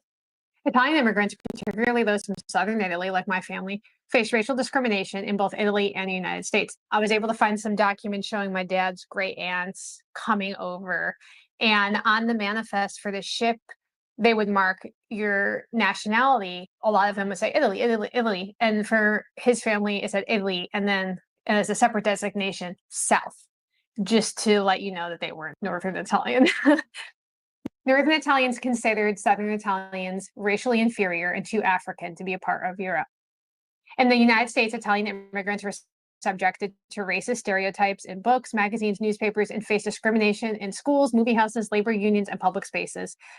Italians who accepted what was considered a black job or chose to live among African Americans, which was a very common thing, they often integrated into the.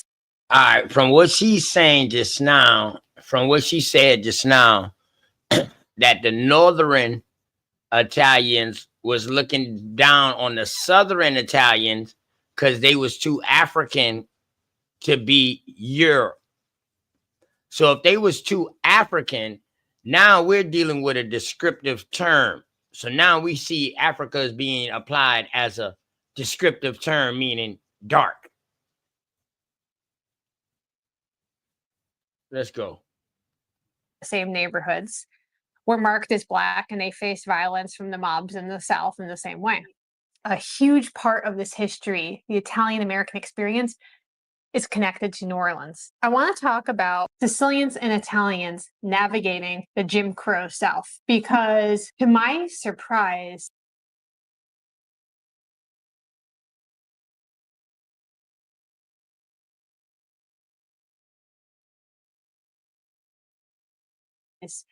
Italians and Sicilians, and I'm going to use that term interchangeably because for my family, it kind of is interchangeable, but it is different. And so when we're talking about Italy, you know, you have like the boot, and my family is mostly from like toe of the boot in southern Italy. And then Sicily is this island that was its own kingdom and then became part of Italy proper. I'll probably be using them interchangeably because I use them interchangeably for my own self-identification. So between 1880 and 1920, there was an economic crisis following this unification that was happening in Italy. And there was just like a lot of social unrest, and about 4 million Italians who were mostly Southern Italians, like my family, they immigrated to the United States.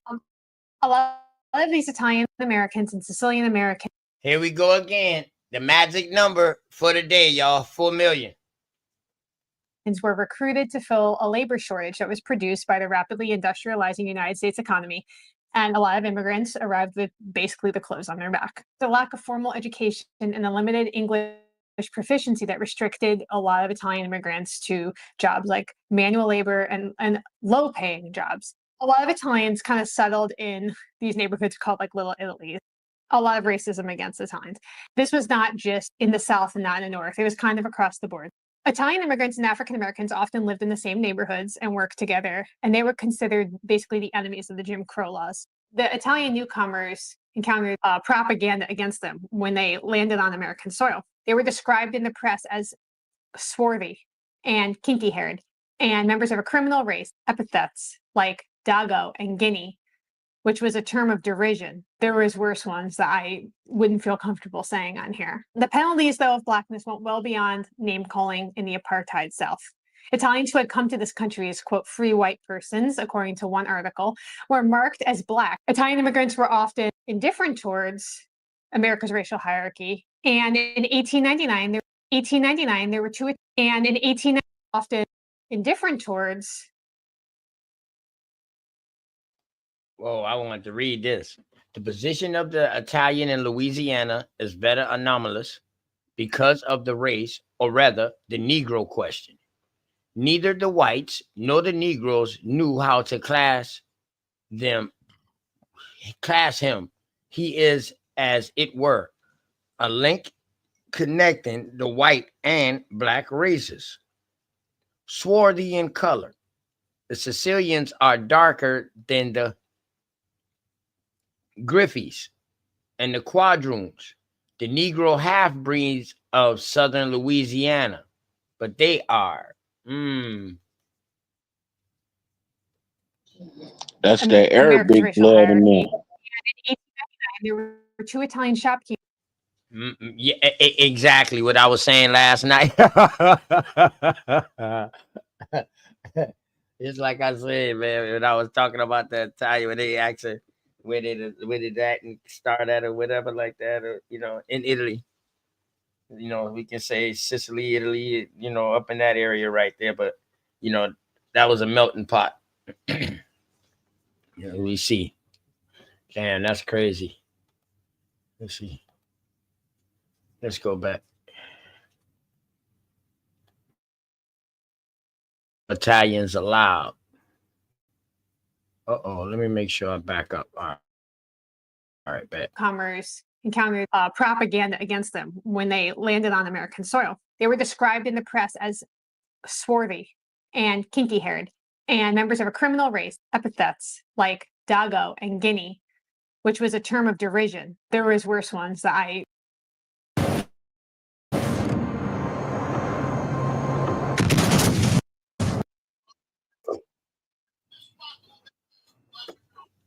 Cosmonium, what's going on, my guy? Man, peace to the righteous gods, man. What's going on, OTK? Peace to the chat, peace to the panel. What's the word? Man, just chilling, man.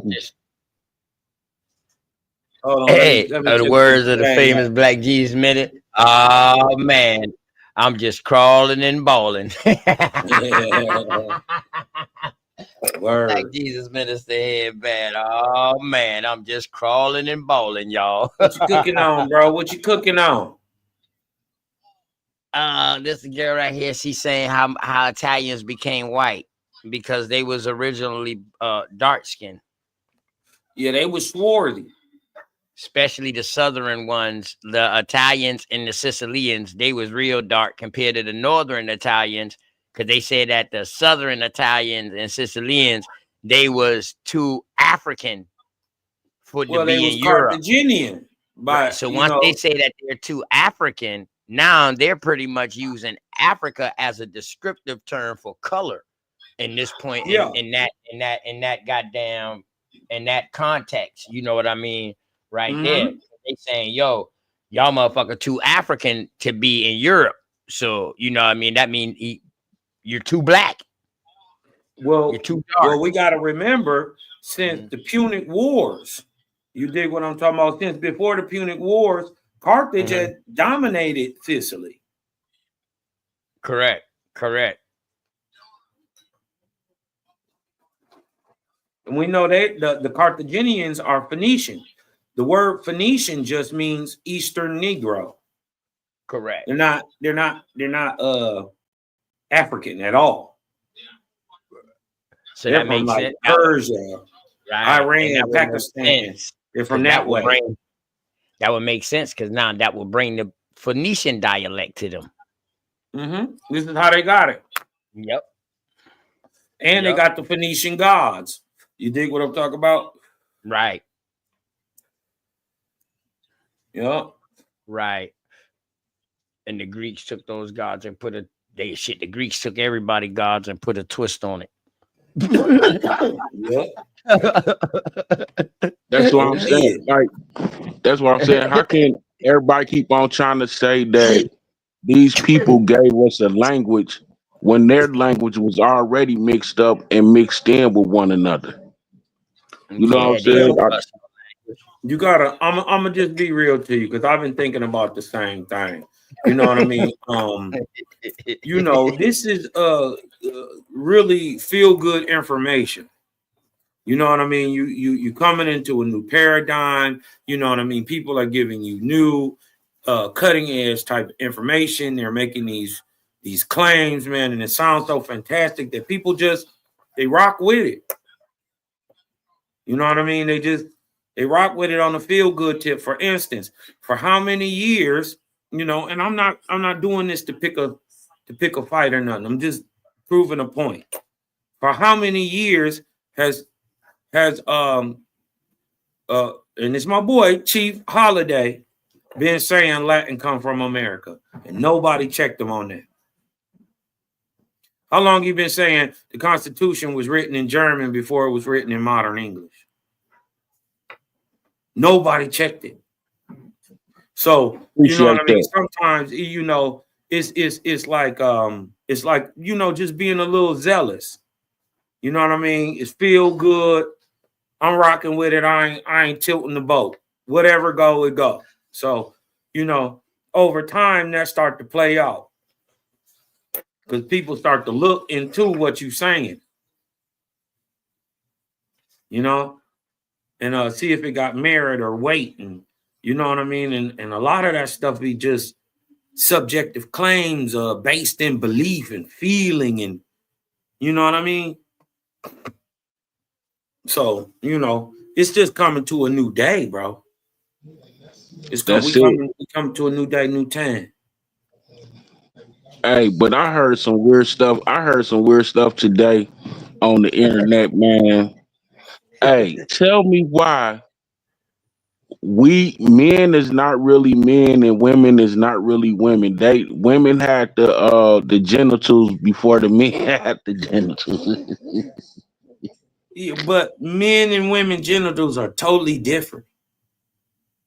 Cosby, I come on, man. But I'm just saying, it was just so hilarious to me to even hear that. They say some of the most retarded stuff. Sometimes, bro, I can't even entertain it. They say some of the most ludicrous stuff. Period. I ain't talking about. I'm just saying. Period. Across the internet, media. Period. They say some of the craziest stuff that don't make no logical sense. I thought it took 9 months to make a baby either way. It's crazy. I said in the chat, man. Some people just need to take their brain out and just throw it in the washing machine. Just take your brain out and throw it in the washing machine. Dirty brain. dirty brain is terrible. Damn. Yeah. Not wash your mouth out with soap. You need to wash your brain out with soap. Damn. Yeah, but them boys, absolutely, man. Good brother, man. But he kept going around in circles every time I kept asking him to prove it. Prove it. Prove it. That's all, man. Just so I can, what I mean? Show me something. Now, Bap showed me a theory, and he also showed some side sources that go along with his theory to back his theory up. I can respect that. Man. But like you say, man, we don't have to just keep going off of just talking no more. Like, motherfucker learn better sometimes by showing them too. Showing a visual.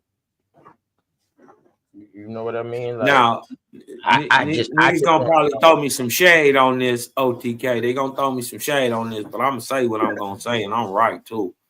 It's one thing that nigga Sonetta do that we need to pick up over in this community, period. And that's source up or shut up. You know what I mean? Niggas just be up here talking, cuz.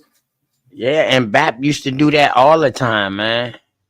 Source up or shut up. I heard Bap. When I first came around, Bap was doing that. Source up or shut up. And it was learning. Yeah, I mean, it's argue. cool. They didn't have time to argue because it was something on the screen. It was something on the screen. So at least you showing why you saying what you saying, though. Correct. Milestone, you got watched the show back yesterday? You was in there, right? Yeah, I was there. Yeah. I see it. You seen when I showed? You seen when I fucked all their head up with Creole, huh? Yeah. And absolutely didn't want to believe. He still want to say what he say. I still believing I'm a French. Yeah, a French Creole. That motherfucker ain't had nothing about no French in that bitch. It was wild. And see, that's the problem. About to start some shit, but that motherfucker ain't had nothing about no French in it. Because they're building no about the fucking French. It was 60 on it. But that's the problem, OTK. You could have been showing 1,000 sources and dug the dead people up and made them talk yourself. You did what I'm talking about? This nigga would have still, in the end of the day, say, well, I believe or I think. That's a problem.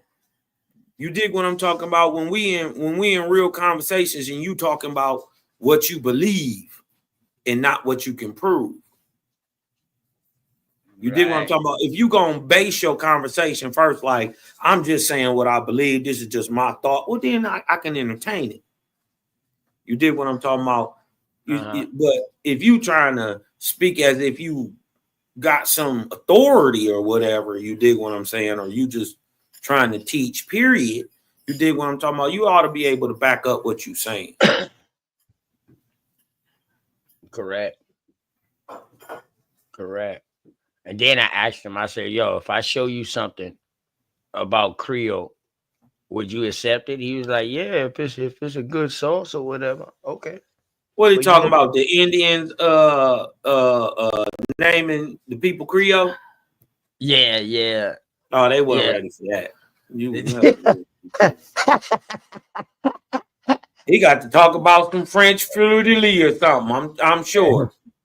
He was stuck on French, some shit. Yeah, but they know that symbol ain't been over there. That symbol from over here. Yeah. Man, that shit inking. Good word. All that fleur-de-lis shit, all that shit. Right. Then we we fucked around and I looked up your boy Cortaleso de la Vega. Oh, De La Vega, he a mixed nigga. Yeah, that's the one they said was the Inca. Yeah, that's who they said he was the Inca. Yeah, but they did that shit on purpose. They bred him to, because he was definitely on his pop side. You dig what I'm talking about, the European side, and he had a nigga mama, and so they called him, because you dig what I'm talking about, the Inca. Mm-hmm. Even though even over there they see you through your patriarchal line, your father's line, so he would have been what his father was, and he was schooled and raised in Spain and Portugal. Yeah, he was a poet too. Yeah, man, he was a scribe. You dig what I'm talking about? Mm-hmm. So he came back because he was schooled in both languages. So that's why the Spanish, if he was Inca, they wouldn't call him Incan. Correct. You dig what I'm talking about? The Incan. What do you mean, the Incan? There's millions of them. It's millions of them, right? but to the Spanish, in the Spanish, that's our Incan. that's our Incan, nigga. You dig what I'm talking about? De la Casa, nigga. Damn, boy. Man, this nigga Trump don't give a shit. But them boy talking about war with Iran lurking right there.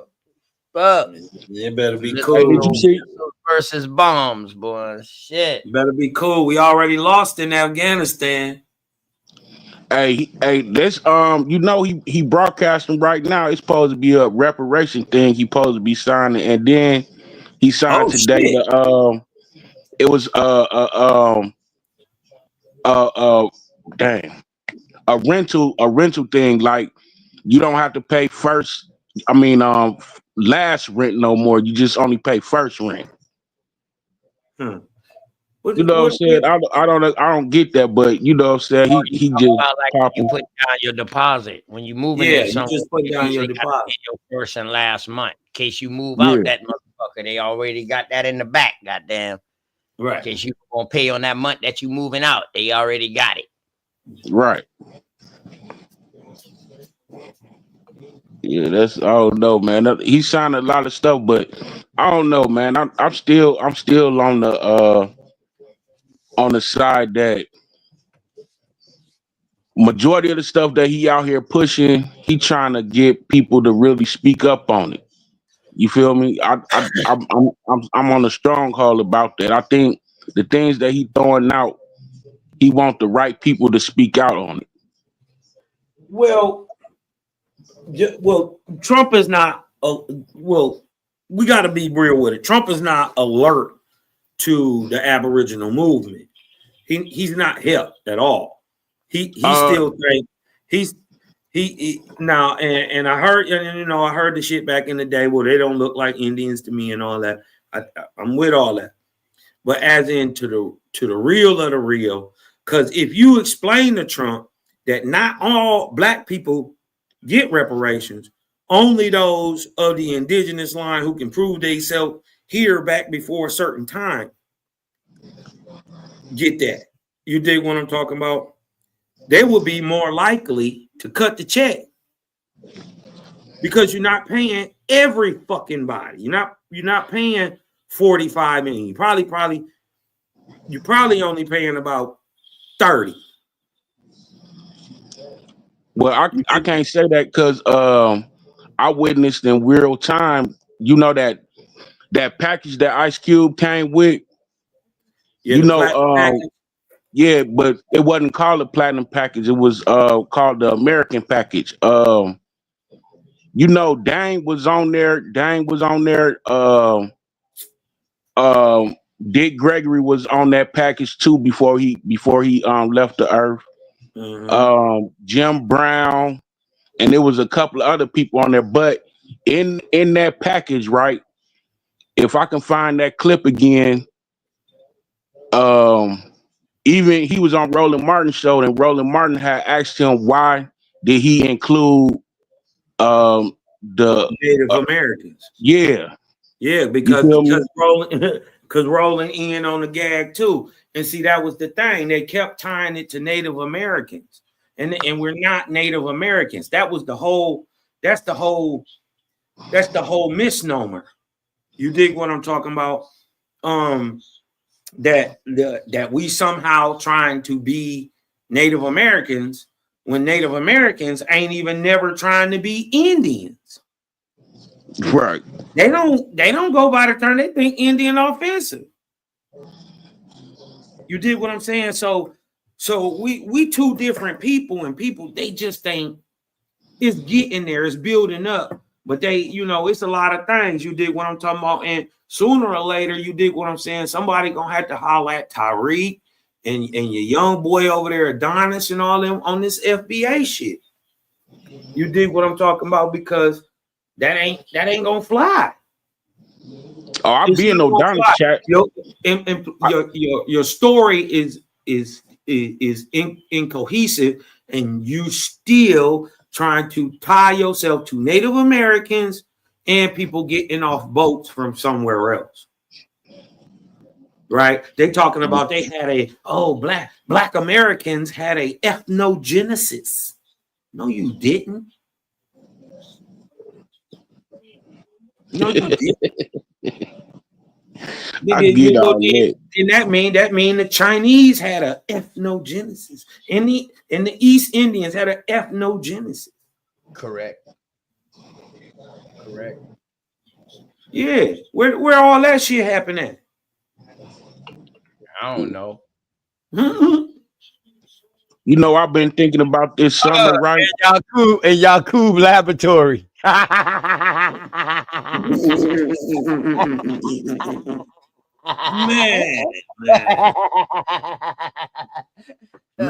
Hey, listen, niggas say what they want to. Owaspi say, white people as we know them today is only about a little over 2,000 years old.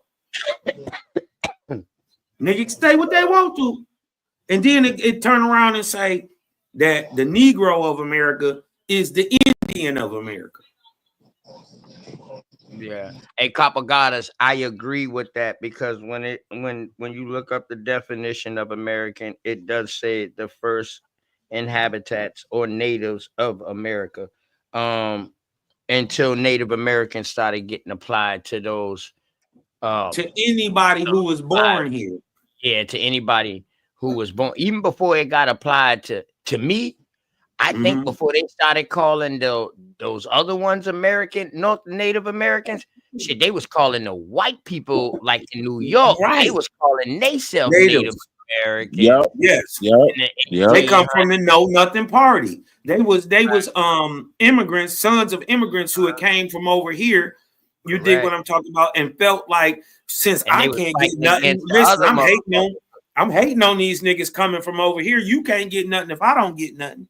Right. And that's what the whole native know nothing party is about.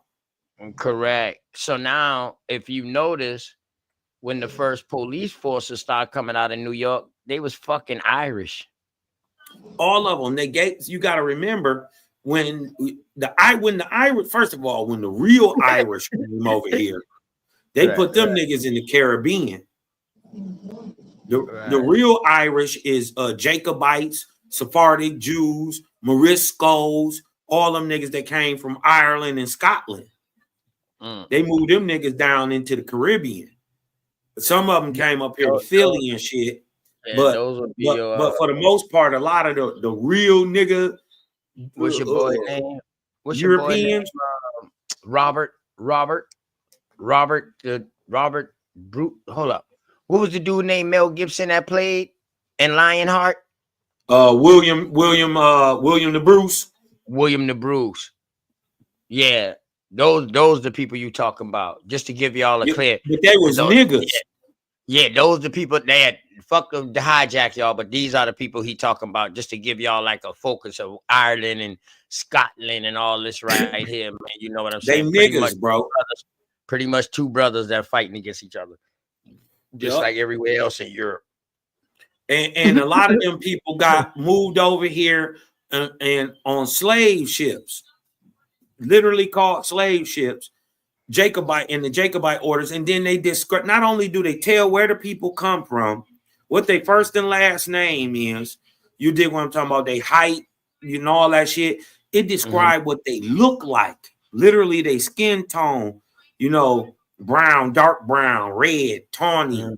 You did, but and every one of these people coming off this goddamn boat, except like I think in the list is like 99 of them, and I think all of them except 4 is niggas, and we're not even sure that the other is 3 of them. I'm not sure. They just say they pale. Correct. It don't say that they not niggas.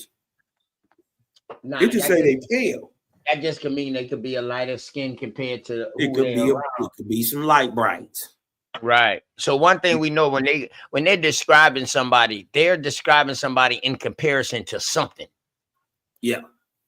What that something is sometimes what we got to find out. Right. Because if you calling somebody a mulatto in Virginia or North Carolina, they might get offensive because they lighter. You know what I mean? They might have just been lighter. So you might be offending them by calling them that. You know, you understand what I'm saying? Because they ain't mixed. They ain't mixed with them. A lot of them is not mixed. You feel me? So I mean, yeah, like, they just mix with different Indians. Right. So bullshit you not. Dog, I know when I'm in North Carolina. You hear me? How you know? I know once I hit North Carolina. You hear me, bro? You might OTK about to say some bullshit. How you know OTK? Hey, that motherfucking Red Bull, dog. I'm talking about the damn dog down there, the whole state, cuz.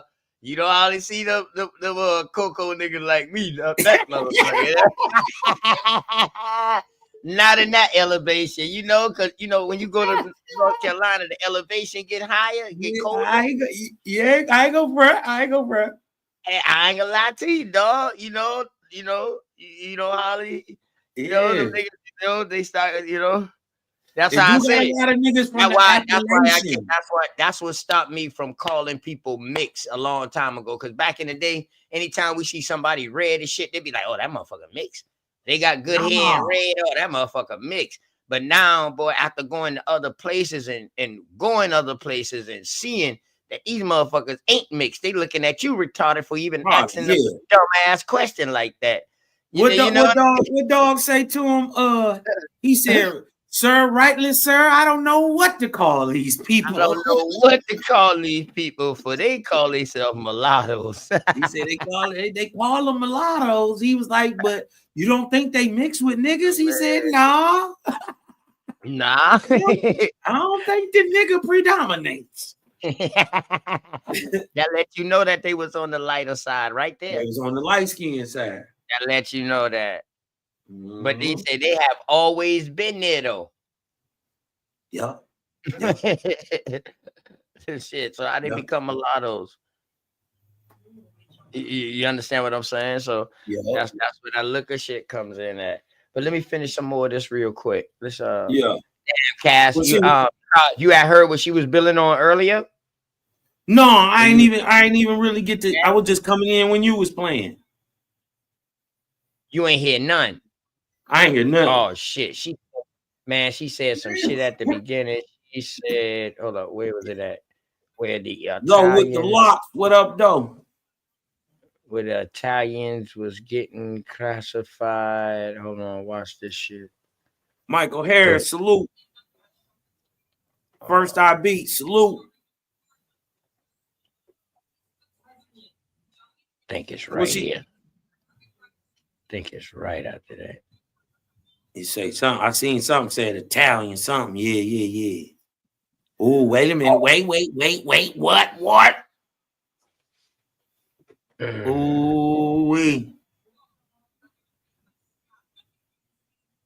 they telling. They got this African American's name. It's not us.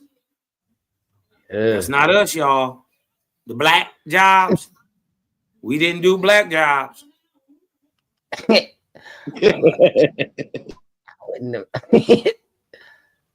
Yeah, that's not us. A lot of them, what y'all gonna find out is a lot of them are pale skinned Africans and brown skinned Europeans.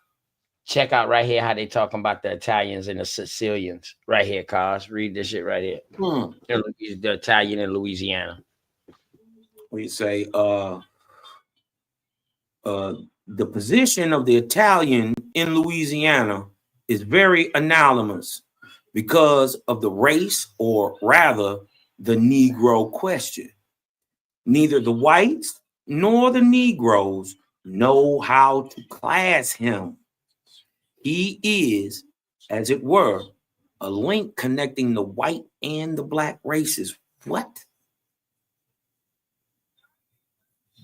Huh? Swarthy in color. Swarthy. Swarthy. Yeah, he's swarthy. Swarthy in color. The Sicilians are darker than the Griffs. That's another word y'all got to look up. A Griff. Because a Griff is kind of like what you would call a light bright today. Correct. Right? But we know we got light brights like Steph Curry that ain't mixed. Correct. We call them red bones. They red bones. Hey, don't say that, because you know your boy gonna hop on to try to say that you still talking about he ain't got no white blood in him. Man, I could give two shits. You know, Milestone, you know I'm a wild boy. Listen, the nigga mama, his grandmama on both sides is light skinned black lady. Red bone. Word. His daddy, his granddaddy is a quote unquote African American. Word. Right? So how he mix? That's Dale Curry daddy. Word. What he mix with? An island nigga with an American nigga? I got you. I see you, Alabama. Swarthy in color, the Sicilians are darker than the Griffs and the Quadroons, the Negro half-breeds of southern Louisiana. But they are the Negro half-breeds. You see where this come from? This is where this come from, cause I'm gonna look this up so I can get this article. The rest of this shit. Pacific Commercial Advertising. It must be like a paper or something. Yeah, it must be, because it's talking about like the Italian labor or whatever. But what's crazy, right? Look at the date. Look how late it is. Check it out, though, right? Yeah, check out, right? But during this time right here, ain't they calling these Italians in Louisiana the French? I thought they were supposed to be French. So They now Italians. the whiter Italians stayed Italian. They stayed up north. Then would be your mafia Italians. The Italians that went down south, and the darker ones, the Sicilian Italians, they became French, probably, or either the lighter ones became French. I think the lighter ones probably would become French because France is at the top. Yeah. So I think the lighter ones, like they was talking about, was at the very beginning, she was talking about the northern ones didn't like the southern ones because they said it was too African. But remember though, OTK. Go ahead. What is in Algonquin American Indian and a European called? A Portuguese. Read, nigga. Same people. Facts. What they say about them too? The first thing they say about them, even though they find them over in Europe, is they're swarthy in color. First thing they say about them. So that's a whole lot of nigga over a whole lot of land. Yes, and what's crazy is, right, they're saying that you had the Sicilians, Italians, Griffs, and Quadroons, which the where the French at, OTK? Hold on, wait a minute, OTK. Where the French at? We got the bonbon wrong around this motherfucker. We gotta let the good times roll. I need some Zatarans with my soul cooking. Where the French at? Where the French at? That's what I'm saying, bro. Somebody What's your lying. line? I smell some bullshit, Alabama. Would a real French stand up? Well, please. Please, with a real French stand up.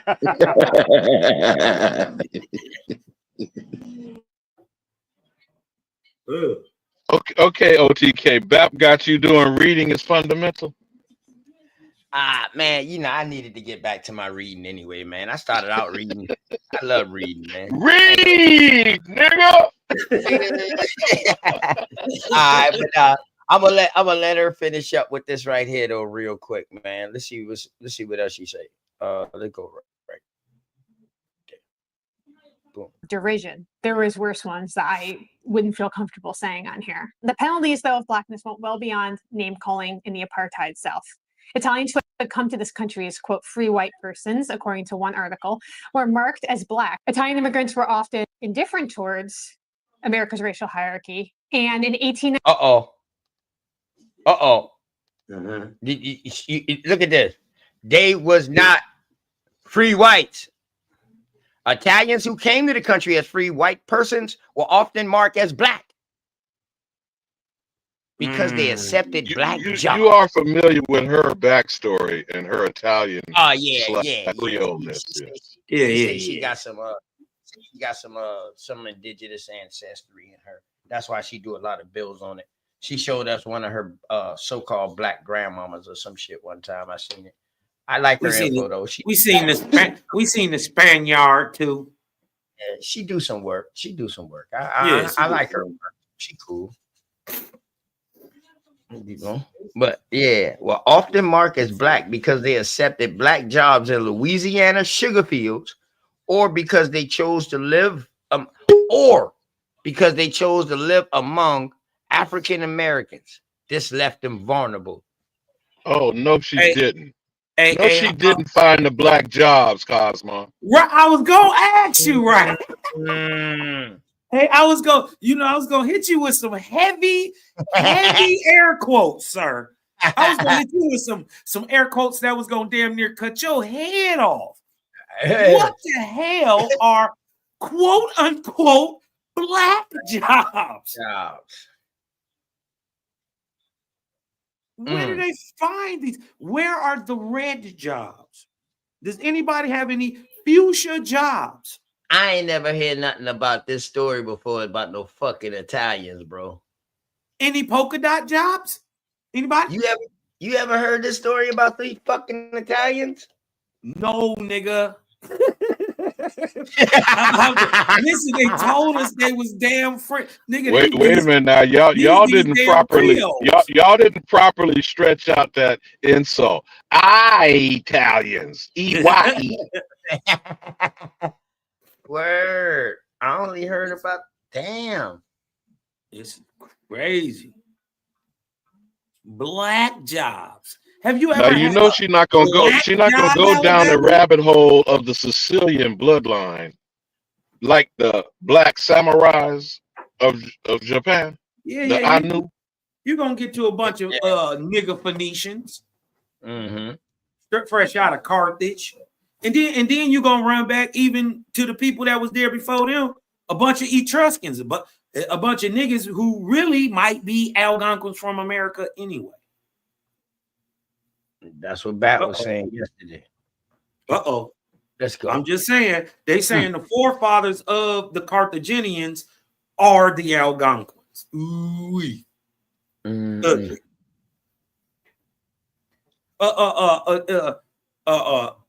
Alabama. Now, I may be, front seat of the short bus. You dig what I'm talking about? I'm not driving, but I got a seatbelt on in the front seat. No, I thought you was the captain. I'm the captain, Alabama. Now wait a minute, though. Aren't you skipper? And OTK is Gilligan.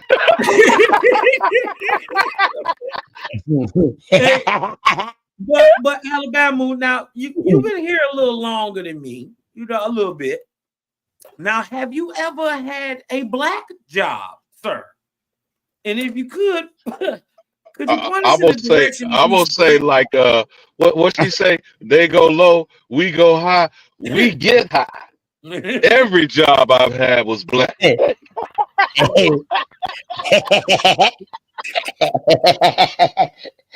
Cosmo, what Martin say?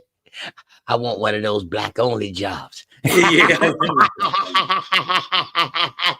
I want white only five, boy. Dog, this motherfucker talk about black only jobs, boy. Black jobs in the sugar field, but it's getting paid. Man, they would see that. You know what they didn't say? There was a movie. Right now I'm drawing a blank on the title of the movie. There was a documentary. There was a movie, a feature film about the union movement. And do you remember how they treated the Negro, the American, the actual American? They'll do you bad. We'll do you bad. And you got to remember, this is what 28 years in the disenfranchisement of the Negro in America. This is 1899. Right round the corner. Well. All right, let's see what else she about to say. I was just giving you a quick catch up real quick, cause. Colonies, though, of blackness went well beyond name calling in the apartheid South.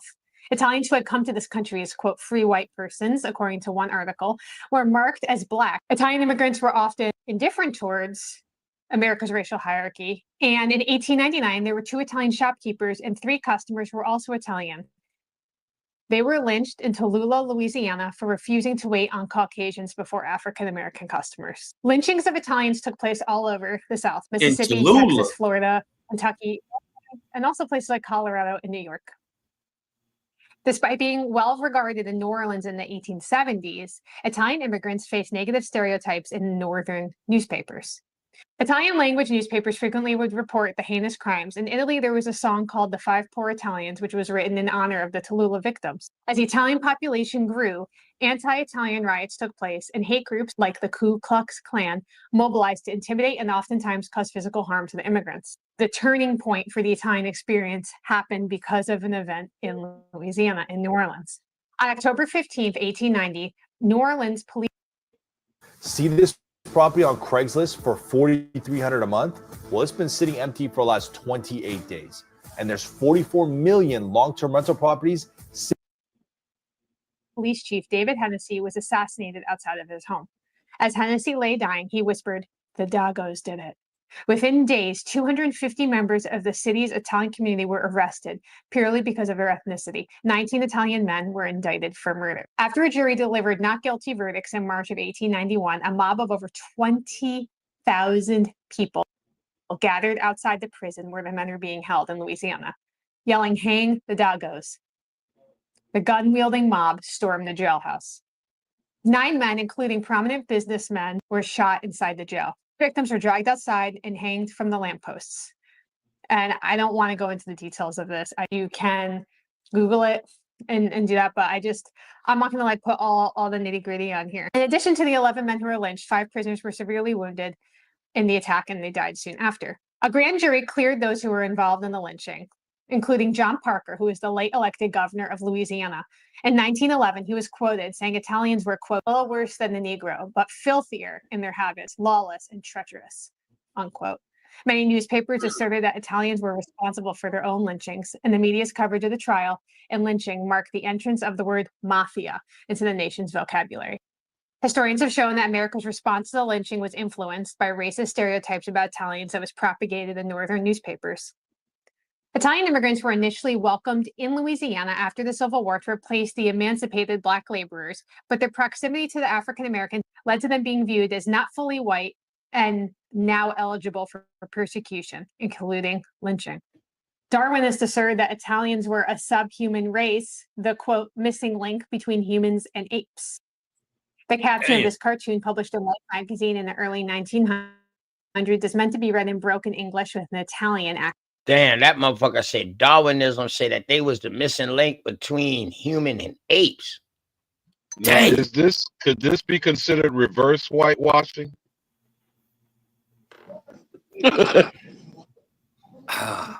If you press the little backwards thing on your on the bottom right corner, OTK, it'll back 5 seconds.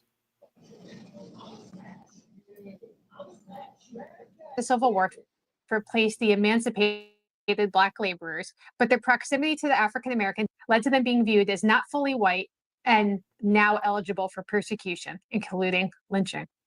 Darwinists asserted that Italians were a subhuman race, the, quote, "missing link between humans and apes." Dang. The caption of this cartoon, published in Life magazine in the early 1900s, is meant to be read in broken English with an Italian accent.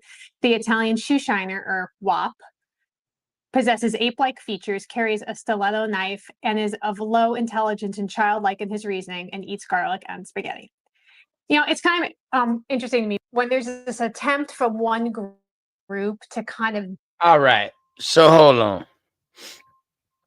So how in New Orleans in the South, they getting treated like this, these so-called Italians.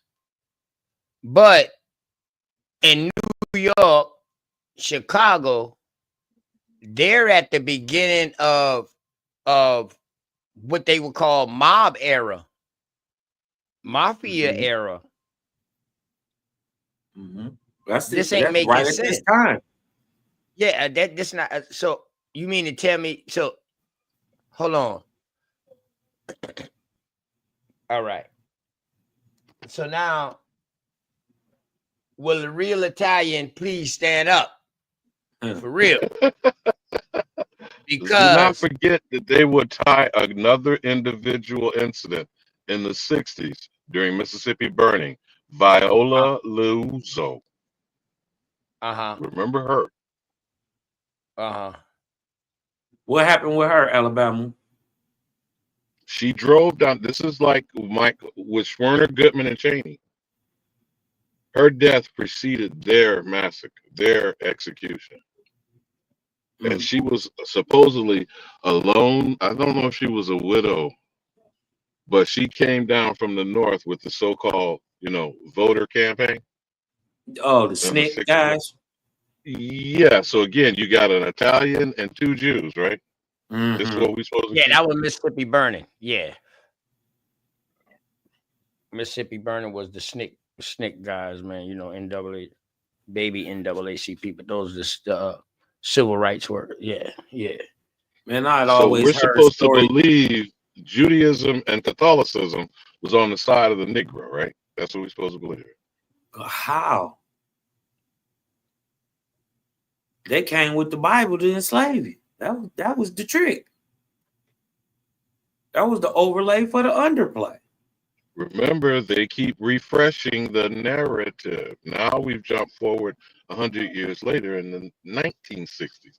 But what did they suggest to us in the 1860s? Oh, slavery just ended.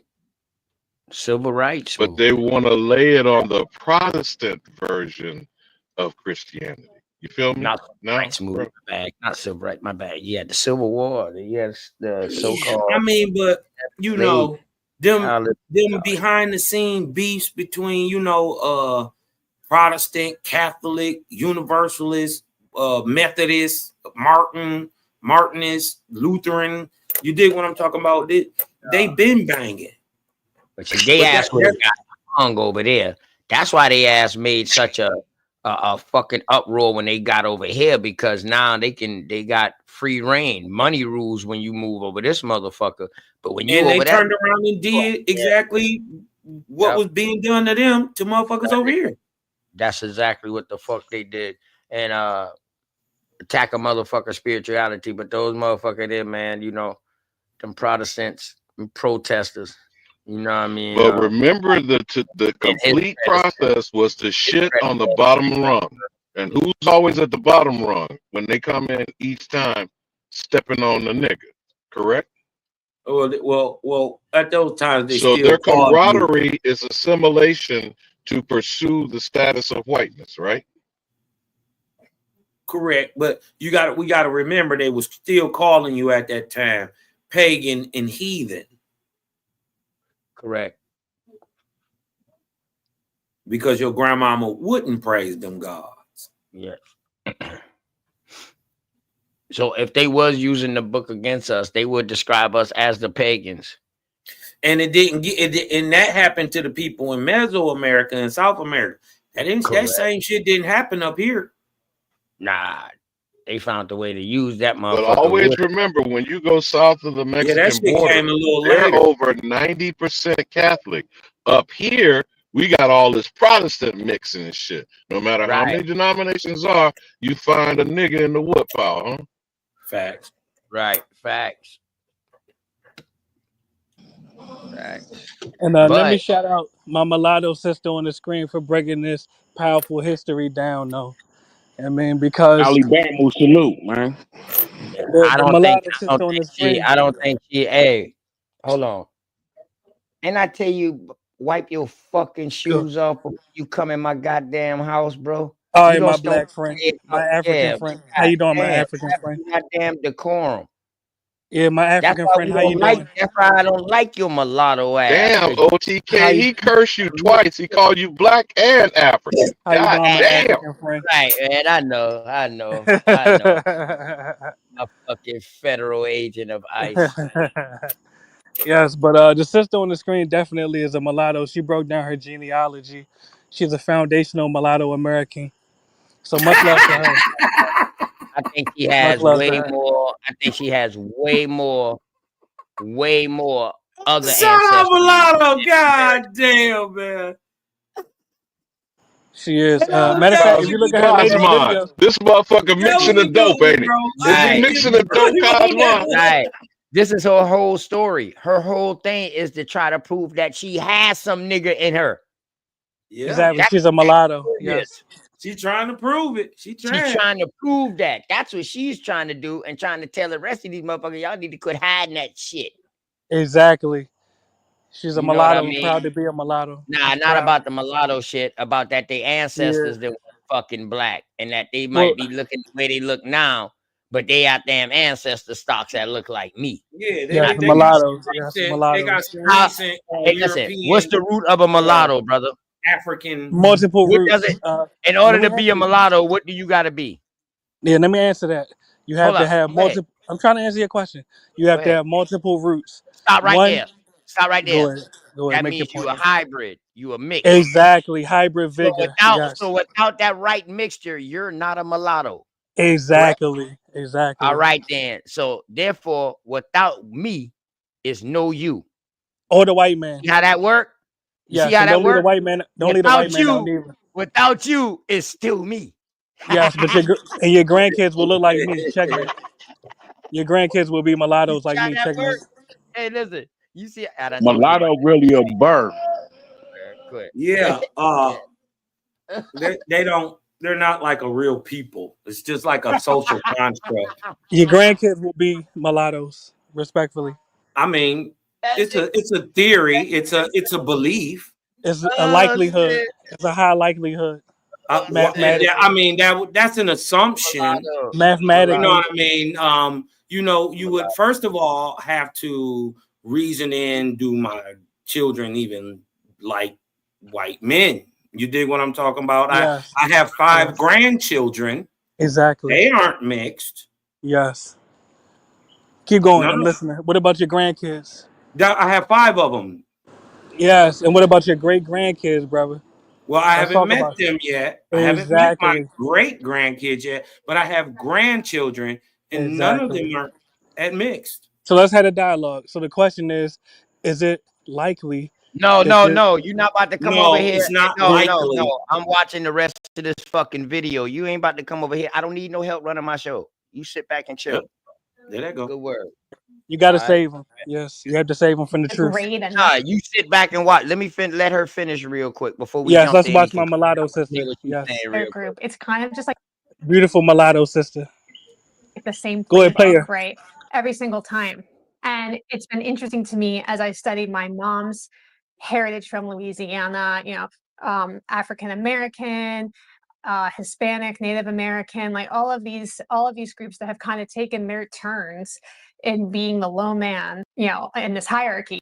To preserve the American racial structure that was believed to exist, the United States passed the Immigration Act in 1924, which established Experience K-Hovnanians 4 She's seasons showing at how your Carolina families will be Homes, bred a out. vibrant 55-plus single-family established quotas for the admission of immigrants and that banned immigration from certain countries entirely.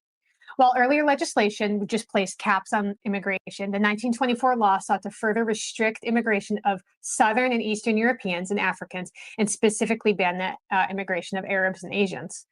The law reduced Italian immigration by 98.7%. So basically, no more Italians were allowed to come over after 1924. Okay.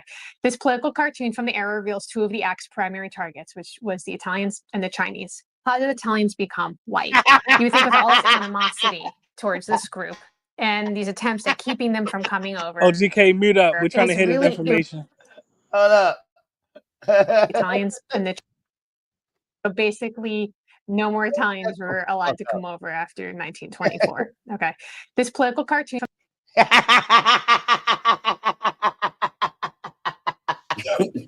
Oh shit. These motherfuckers was making all kind of cartoons, boy. And if you listen, she's showing how blacks became mulattoes, which is what happened. My thing, from my understanding, mulattoes aren't even Americans. Regardless, your family will be mulattoes. No, it wouldn't. Just like the blacks she's talking about. Think about the blacks she's talking about.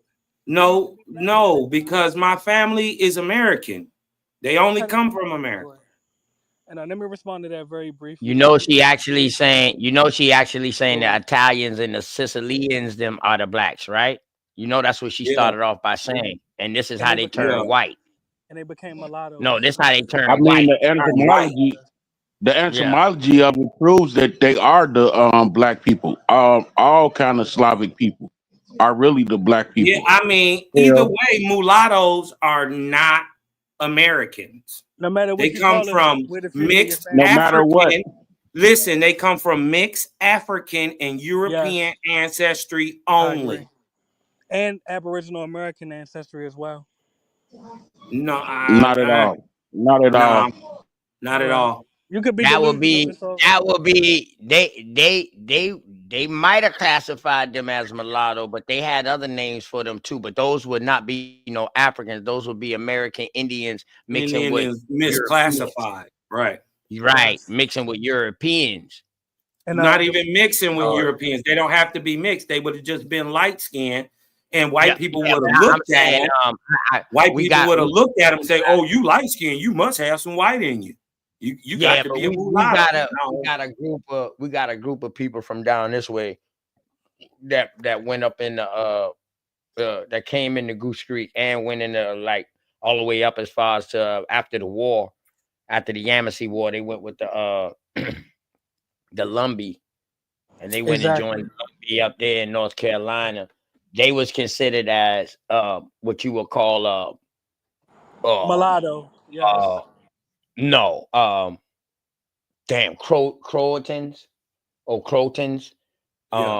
But down here they called them brass ankles. Oh, yeah. So give me one Yes, second. mulattoes. Yes, Give mulattoes. me No, mulattoes are What is a Africans and mulatto? Europeans Can only.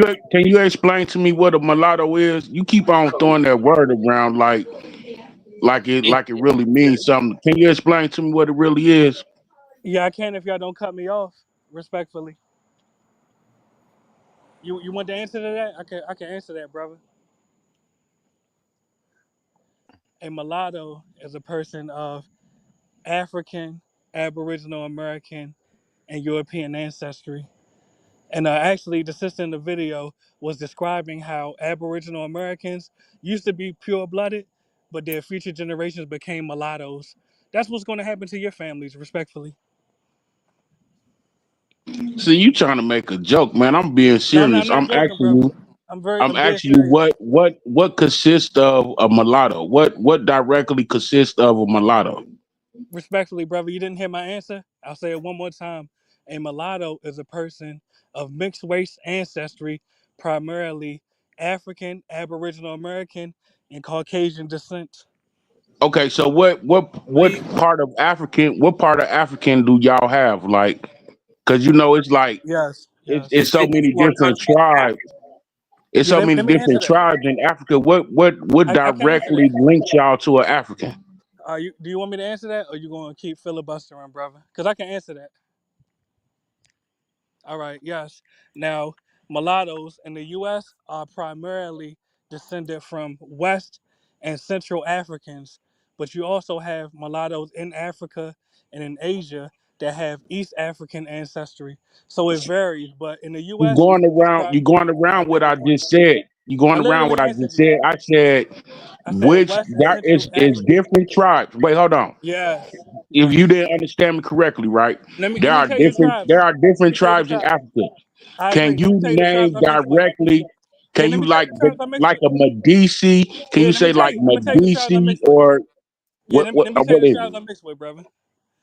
Now me, I have Tikar ancestry, which comes from Cameroon. I have Yoruba ancestry that comes from Nigeria. I have Ashanti ancestry that comes from Ghana. I have some Fang ancestry that I want to say is from also shit. What is that? Togo or Benin?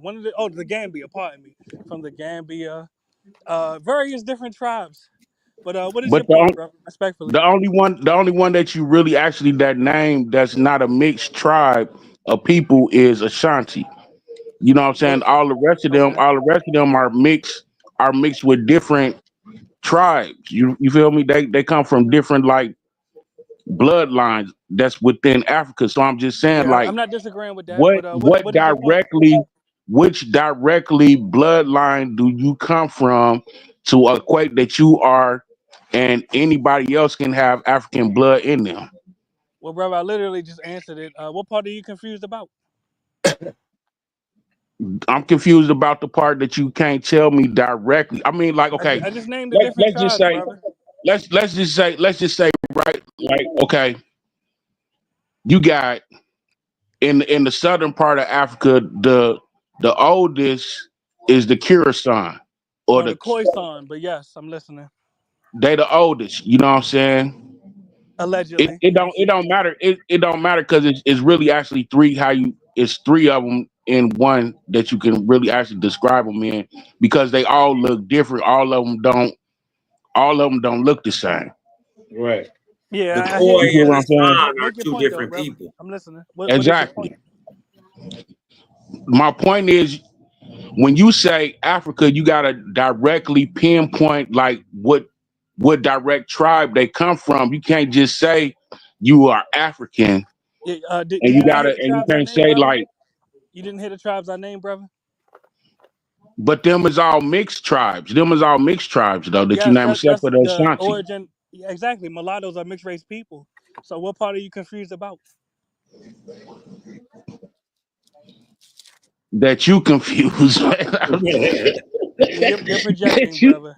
You're projecting, my black friend. With all due respect, mulattoes, we know who we are. It is you blacks that are All right, confused. hey, cause You y'all don't know boys. if you're African. You don't know if you're Cause, Aboriginal. so You don't check know. this out real quick, man. Ain't nobody want to hear you talking, man. Show some info Yes. or something. Read Ain't more nobody about want the to keep mulattoes hearing on the your free screen. thought. Hey, listen, nobody want to keep hearing your goddamn free thought. All right. So, Read about the mulatto brass ankles. so check this out, cause so the brass ankles of South Carolina, also referred to as the Croatans, lived in the swamp areas of Goose Creek, which they came to, South Carolina, and Holly Hill, South Carolina, Crane Pond, in order to escape the harshness of racism in the Indian Removal Act. All right. So we know they was Indians because they trying to escape that. Now they say African slaves and European indentured servants sought refuge among the Indians and collectively formed a successful community. Many Mulattoes, of yes. them, it didn't say they mixed. It said they formed a successful You see the community. words. You see the No, words. where it say mix? Where it say You mix see the at? words. It It said they says the formed a African. successful community. See how y'all be Exactly. adding in shit? Mulattoes, Quit yes. adding in shit. Chill out. It says the Many of them Africans and are direct Europeans. descendants of Robert Sweat and Margaret Cornish. Although these individuals were of mixed ancestry and free before the Mulattoes. American Civil Exactly. War and after Reconstruction, white Democrats Mulattoes. regained power in the South and imposed racial segregation and white supremacy under Jim Crow laws. United States Census included a category of mulatto. So shut up, boy. Checkmate. That's checkmate. No, that's a They're created mulattoes, brother. You category. proved my You know point, brother. why? Because until You cooked Yeah, on it's a your own 1930, social soul. construct. listen, You this died on your will own fuck you source. up right here, man. It's a created group until 1930, when the powerful Southern Bloc in Congress pushed through requirements to have people classified only as black or white. By Because they're that time, mulattoes. They're most southern mixed. states They're mixed. had passed laws under which person of any known black ancestry Yes. were Mulattoes. required to be classified in the state records as black One drop under what rule. is known the Yes. one drop rule or hyper Exactly. descent. They are So check mulattoes. the We're proud to binary. be what Shut we the are. fuck up, boy. You my Damn. boy. Yeah, put him on mute, bro. Mute him. You died on your own source. You dig what I'm talking about? You gotta mute him. Because he ain't got no decorum. Yeah, shut the fuck up. Because he would see what the rest is about to say. The binary classifications required individuals to be classified as white or black, even if they had long been recorded and identified as Indian or mixed race. So they letting you know they could have been classified as being mixed or Indian or fucking black or white. That's what it's telling Gentlemen, you. question. Because this whole conversation started with NYTN dealing with her Italianness. Okay. Is an Italian and a German mulatto? Is a Swede and a Finnish mulatto? No. Is a Japanese and a Chinaman a mulatto? No. But all of the American Indian tribes intermingling produce mulattoes. Correct. Impossible. And then no, that is what remember. he's showing right there with the census. A mulatto was more than one American Indian tribe group. Well, correct. Now, this bullshit that people want to try to project white and Africanness, okay? What are the two categories of citizen, United States citizen, Cosmo? White and black? Free white person and those of African nativity. Okay, I'm still waiting for the proof of a white motherfucker. But who can show you that they're born in Africa? Nobody. Like Elon Musk? Nobody. Hey, let me The just share this. actual creation of this category was the intermingling of the thousands of Americans. But y'all got it, brothers. Y'all work on it. But this just a quick Wikipedia. But you know, the reason why I went to this because it was just a quick little reading on it. But I want to hold on. But why did they come up with Melungian, OTK? It's not Melungian, the Appalachians, and the hillbilly redneck and white trash. Well, that's what they say. That's what they say. We know they got a whole bunch of American nigger blood in them. Right. Alabama, you gotta understand.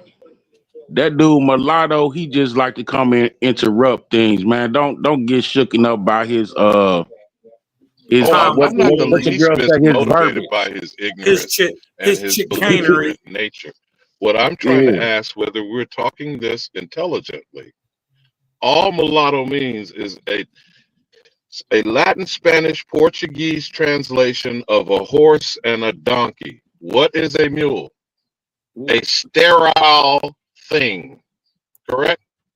Yeah, but let's just get it back to how. Let's keep it in context, though. Well, let me land one last point, Cosmo, because this is all being drug into the Louisiana Mississippi Delta swamp. So you familiar with the fancies? This is a you picture familiar with what they call fancies?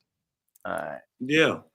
And I know you all have heard of octoroon, quadroons, musties, etc.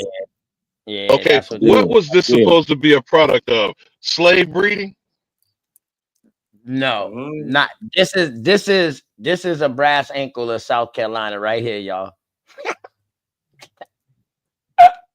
This is American Indian. It could be one of those Italian. You know what I mean? You know what I mean? A red bone, a yellow hammer. I don't see no Alabama grammar. African, though. I don't see no fucking African. Not, you know, none. Check it out. Hey, no bullshit.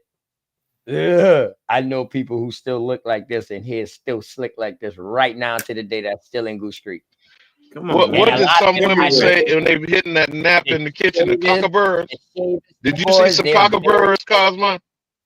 The shavers them all a good. They shavers them got a good piece of Monk's Corner that they run. They're of this family, right? Of the brass ankles. You know what I mean? But they went in with the Lumbies and all that right there too.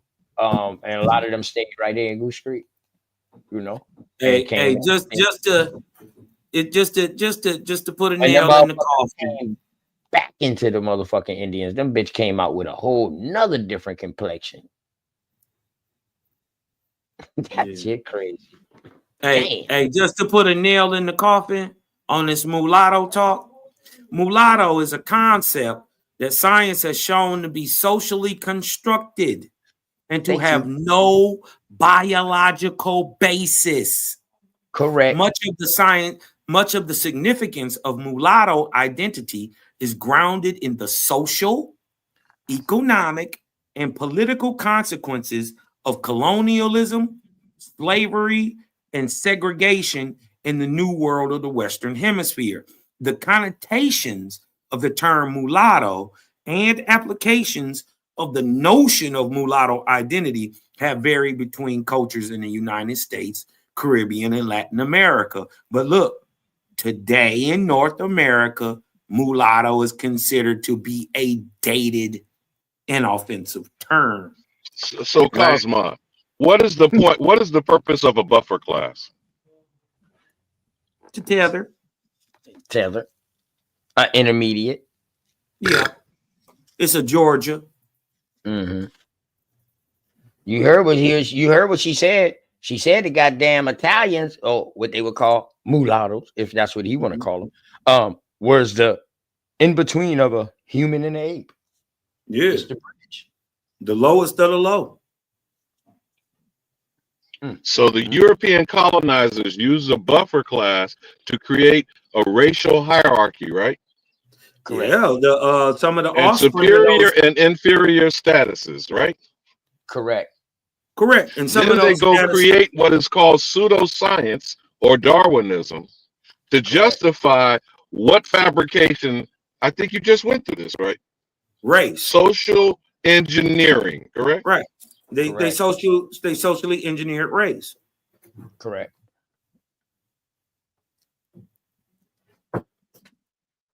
Darwinism 101. Eugenics 101.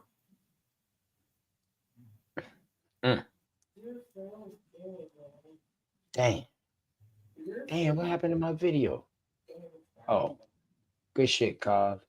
I can't find. I've been looking for my other damn mulatto source, boy. I don't know what the hell I did with that shit, boy. You know, I had another one too. I think I had sent to you, Cos. I might didn't. Who is that? Well, let's keep on flaming these mulattoes. You know what I'm saying? Because I'm sick and tired of this mulatto dude come interrupting with this garbage, man. Boot camp. What's out there? Oh, we left out. Checkmate.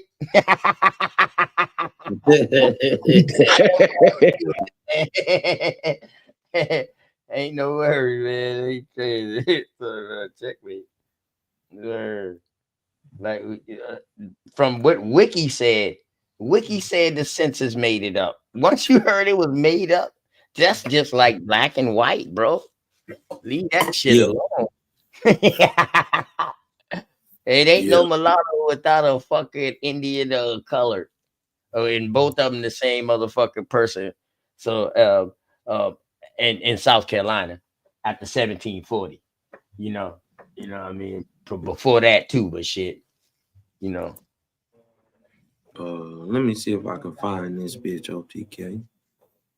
All right. And we already know of the social engineering. When did they apply color to other than the American Indian? When did that get applied? Say that again now.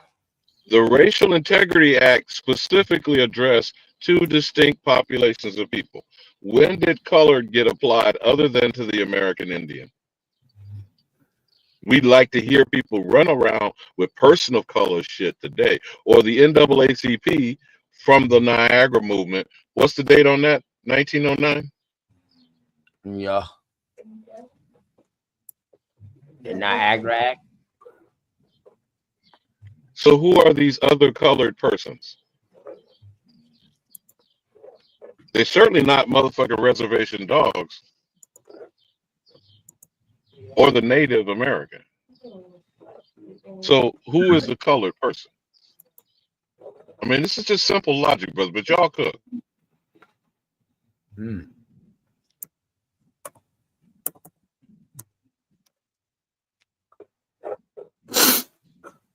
Go ahead, bro.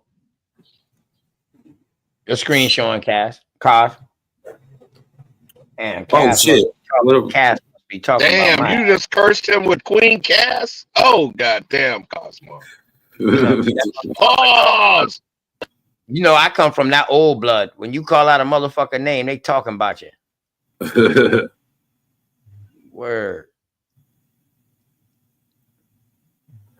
No, I was trying to find that. I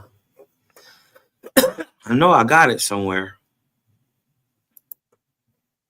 Hold on one second. Remember, my messaging is simple and direct. No matter what it is that we analyze, debate, or report through research, get the nigga. That's the agenda. Always has been, always will be. Let me tell y'all something what I've been thinking about last night. For real. I've been thinking last night, like, you know, I'm sitting there thinking, like, when these motherfuckers, so-called motherfuckers came over here and they started doing trade, these motherfuckers had to learn our language, not the opposite way around. Right. Yeah. Right. It makes sense. So if they was learning our language, why wouldn't we make up the words that we are using today to describe things? Why these words can't be ours, but they put their twist on it in their form? Well, you dig what I'm talking about? Well, the language was already spoken. We understand that they came over here and just applied the Latin script to the language we was already speaking. Right? They would have been, remember, these are Norsemen. So they would have been of that Viking stock, of that Norseman, Danish, Welsh, Rus stock. You dig what I'm talking about? Celtic stock. You dig what I'm saying? So these people would have came over here speaking Danish, Welsh, Celtish. You dig what I'm talking about? Gaulish tongues. You dig what I'm saying? They wouldn't have. And then even if what was the other group? What was the other group of the ones that they that thought they could channel and all that shit? What that was fighting against them? The Druids. The Druids. Yeah. Don't forget about their ass. Go ahead, bro. Go ahead, cook. Yeah, you dig what I'm saying? I got sources that say but aren't the Druids essentially a Celtic people? Because if I'm not mistaken, Druid is no different than a Moor, Islam, a Muslim. It is a belief system that the Druids began.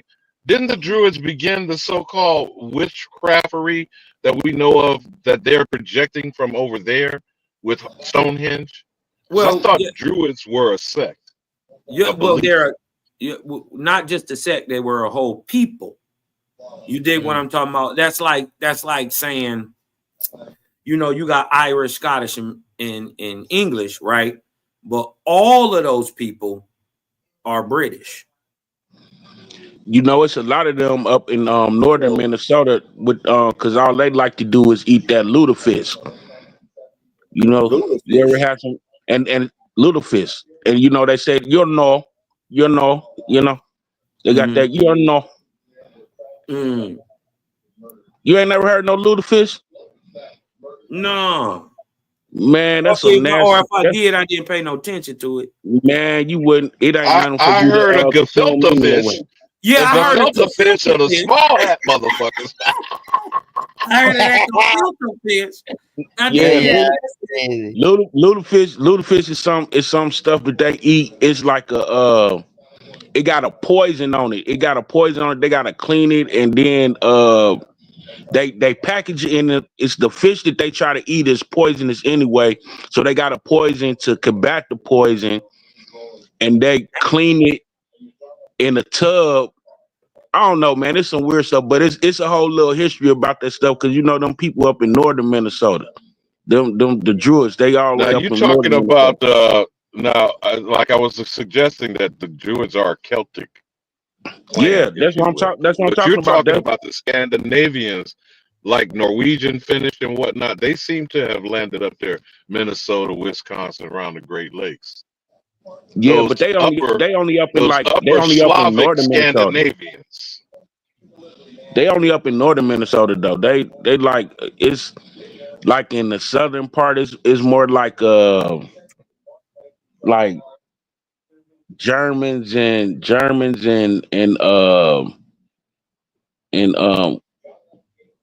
well, no, because the Italian community ain't that big in Minnesota, but it's a small group of Italians up there. But it's mostly like Germans and them people. You know what I'm saying? That's in Minnesota because they got that. Have you ever seen that movie Fargo? You know how them people talking that movie Fargo? That's what I'm saying. Fargo. These are the so-called Scandinavians. When you talking Finland, Norway, Sweden. Yeah, going up towards Belarus and the Latvians, the Laplanders, them motherfuckers up there with caribou and reindeer. Yeah, right. Type shit. Yeah, that's them type of people. They got this thing called lutefisk. It's called lutefisk, man. That they be eating. They this stuff is crazy. It got a whole. It's a poison fish that got poison in it, and they clean it so they can eat it. But it's poisonous. You feel what I'm saying? That's crazy, man. Crazy. These some death dealing ass motherfucker in the chat talk about blowfish. That's the Japanese, bro. Blowfish. Yeah, but that's virtually the same thing, ain't it? Yeah, ain't no shit in it. I don't know. I never ate the shit before. I just know Oh, about it. You know what I'm saying? leave your screen up. Leave your screen up. Leave your screen up, cause I'm gonna show it right back. Hey, Worry. You said, man, I've only found one person in my genealogy that fits in the category of white. Well, look at the screen real quick. Let me see if I blow this up some for y'all.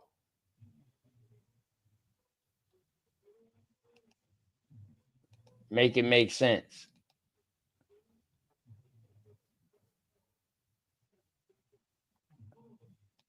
Alabama. Yeah, but who putting that black shit on them? Said, look at the ethnicity. See, Caucasian. ethnicity Caucasian, and you're a black mama jamma. Ain't that a bitch?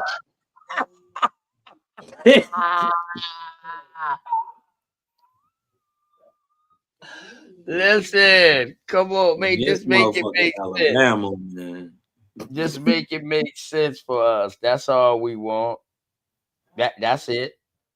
You know how you like that. Let me see. This one right here gonna really get Alabama right here. When Alabama see something like this right here, when these people do some crazy shit like this right here, man. Now, were they saying, because it says his occupation was farmer, but at the top it said principal. Was he a principal school teacher as well? I know.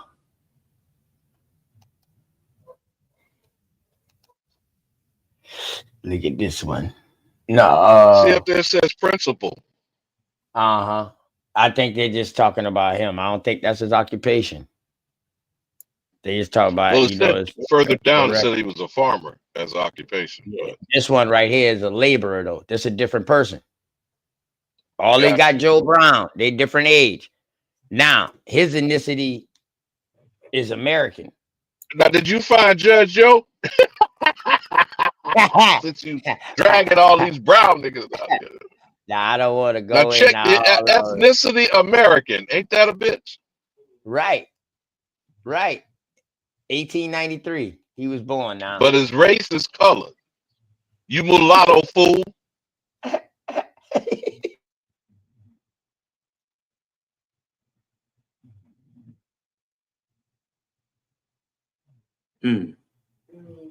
Now, is that the local census in the state of South Carolina that you're drawing from? Those records that you're pulling, that's the local census in the state of South Carolina? I'm not giving out all my resources on how I do my research. Oh, that's cool. That's cool. I just thought it interesting. That's the first time, or one of the few times I've seen them report ethnicity as American. I tell you behind closed doors, but you know what I'm saying? No, I feel you, but that first one though, when he said that he was born in 1894, what was the birth date of that second Joe Brown? 1893.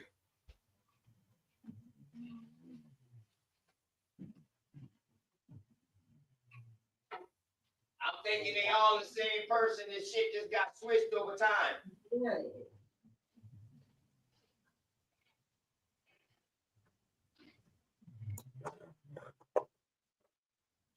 You heard me, Alabama? Yeah, I'm hovering around the hunky hole. I'm out in the boondocks. Let me mute up till I get back someplace clear.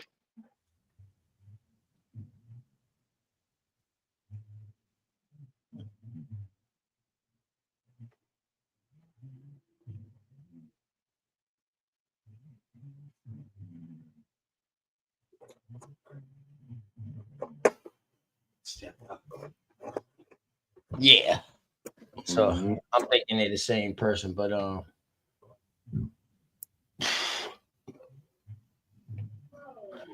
what I mean? Just born a different day. What this is, cop?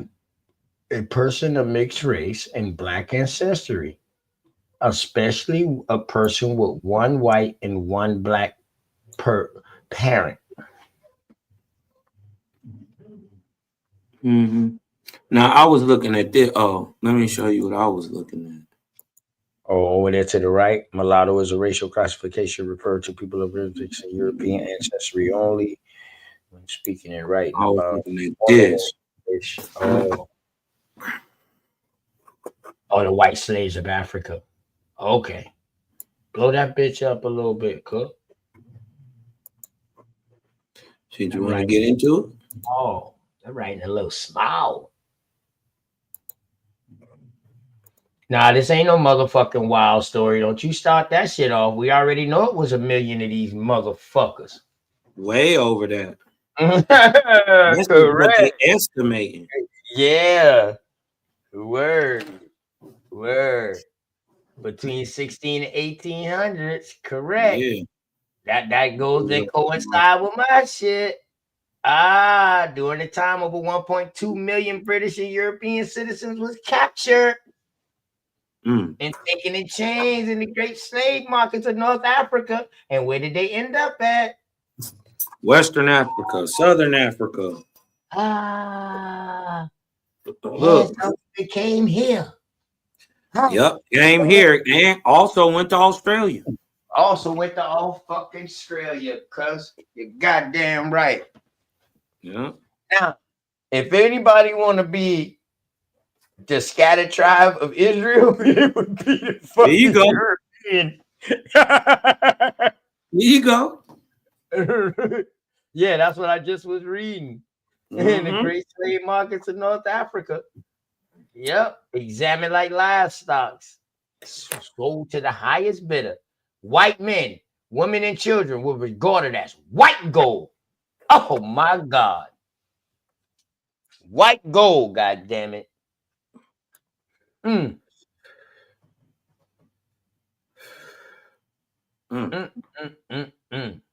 account of these hapless souls, I hasten to emphasize, it's not about Islam versus Christianity or black versus white.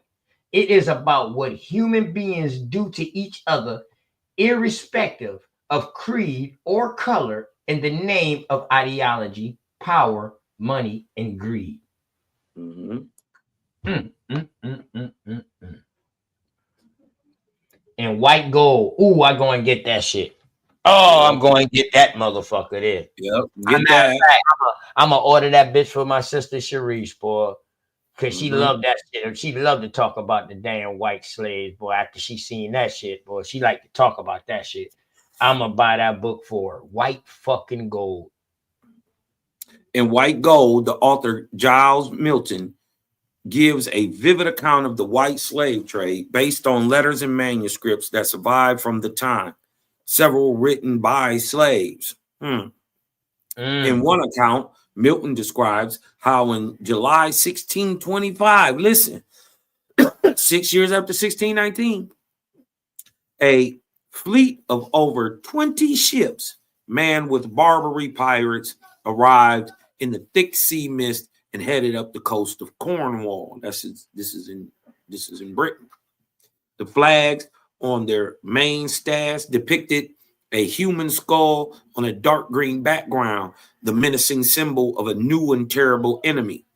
Many coastal communities were completely destroyed in 1625. Now, mind you, they had been getting towed up since the 1400s by the Vikings, who sold the northern people in these islands and on the northern seacoast to the Corsairs. The Corsairs turned around and sold them to the Ottomans. Those would end up being your the Corsairs would end up being your Kaisers, right? Later on. And they go on to found Portugal. These are the Europeans that mixed with the American Indians that became the Portuguese. Okay. Right? They call them Corsairs. Corsairs. Yup. And Corsairs. they got a it sounds like it's self-explanatory. Motherfucker with coarse hair. Damn.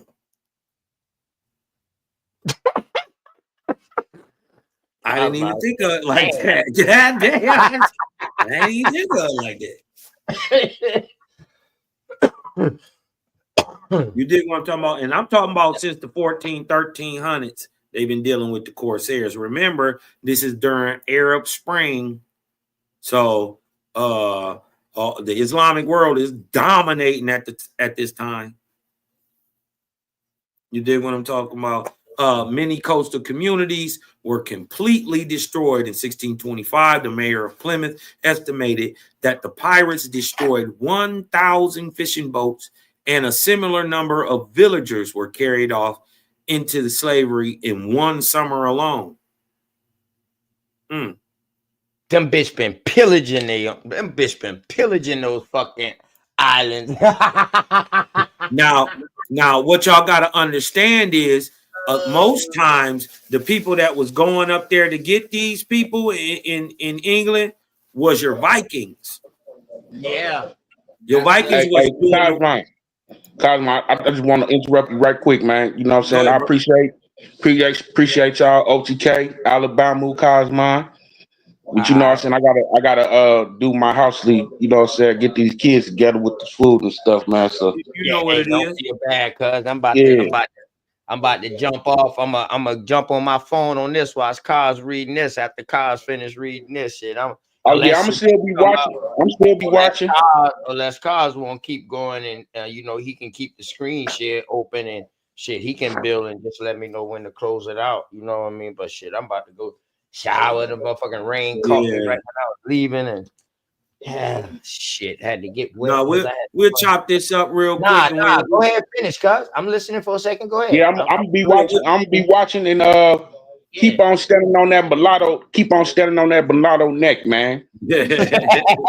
America first. America first. Ain't no going back. I'm talking about. Peace, master. Peace.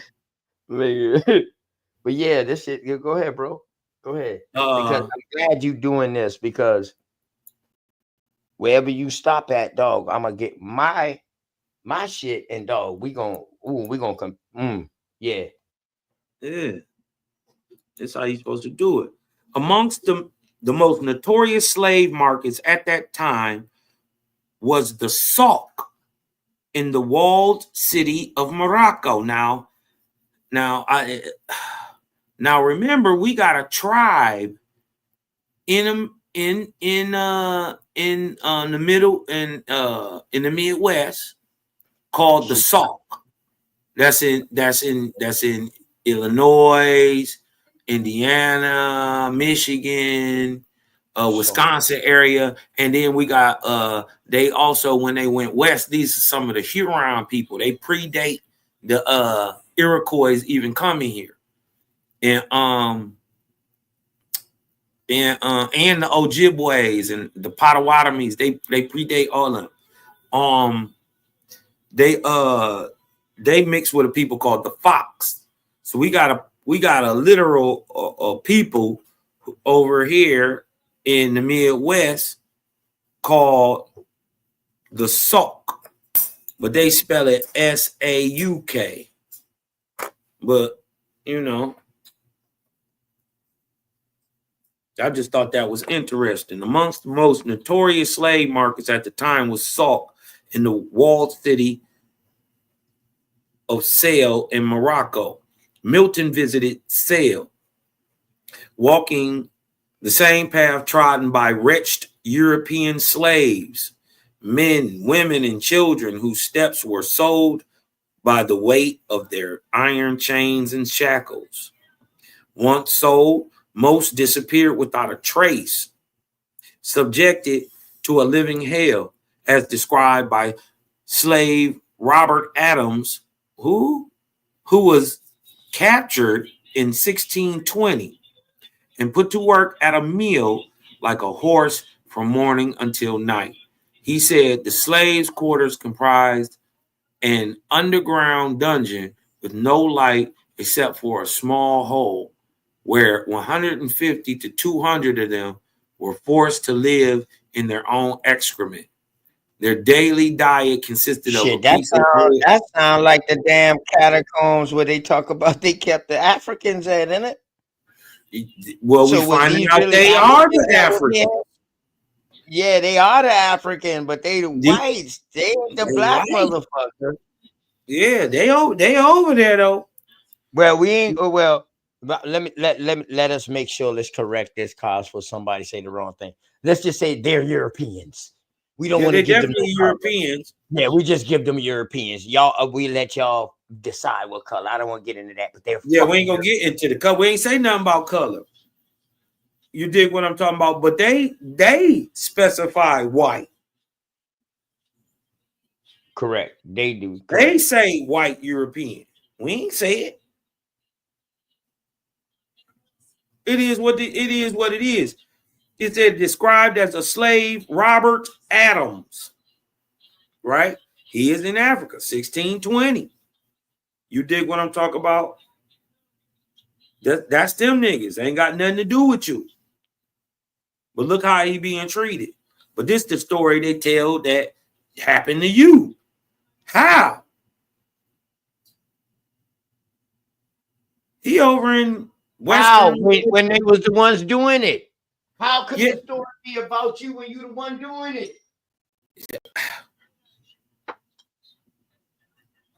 Did they forget about the stories that we brought out about these big ass slave ports that these African kingdoms had? Chieftains had? The Dahomey, y'all famous tribe. They was one of the biggest.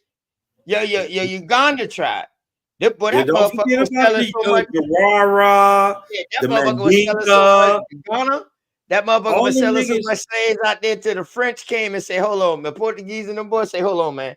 You got to stop this shit or we about to fuck you up. And look at this. Their daily diet consisted of a piece of bread and water. Their matted hair and ragged clothes were riddled with lice and fleas. So we can obviously tell these ain't black folks.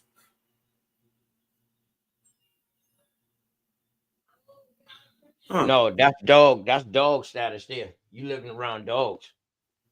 Lice and fleas. Yeah, you live in like we don't have life. We get dandruff. You don't get And lice. they were brutally beaten daily. That's that story. Ain't got nothing to do with you. The manuscript of a Cornish boy from Penryn named Thomas Pellow, who was captured at sea in 1715 at the age of 11. What was you doing on sea? At the age of 11. 1750. Same year that the same year that the Queens and Jews got lost, the wreck, Spanish lost. Same year the Yamasee War. Same year the Yamasee War ended. Yes. All this is going on at the same damn time. What is he doing? Coming over here at 11 years old, which Milton quotes in his book offers valuable insight to the persecution of the white slaves. He became a personal slave to the Sultan of Morocco, Moulay Ismail, in the imperial capital of Meknes. Despite being subjected to a botched circumcision, what? Operation after he was forced to convert to Islam, known as turning Moor. Look at that. Look at that. Forced to convert to Islam, known as turning Moor, and thrashed senseless on many occasions. He survived to tell his tale in 1737 at the age of 33. After 23 years in captivity, Pellow managed a successful escape.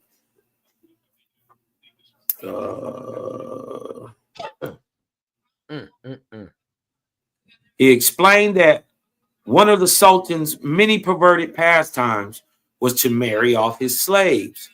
He was particularly fond of mulattoes or mixed race slaves and started his own breeding program. Matching. Listen, y'all.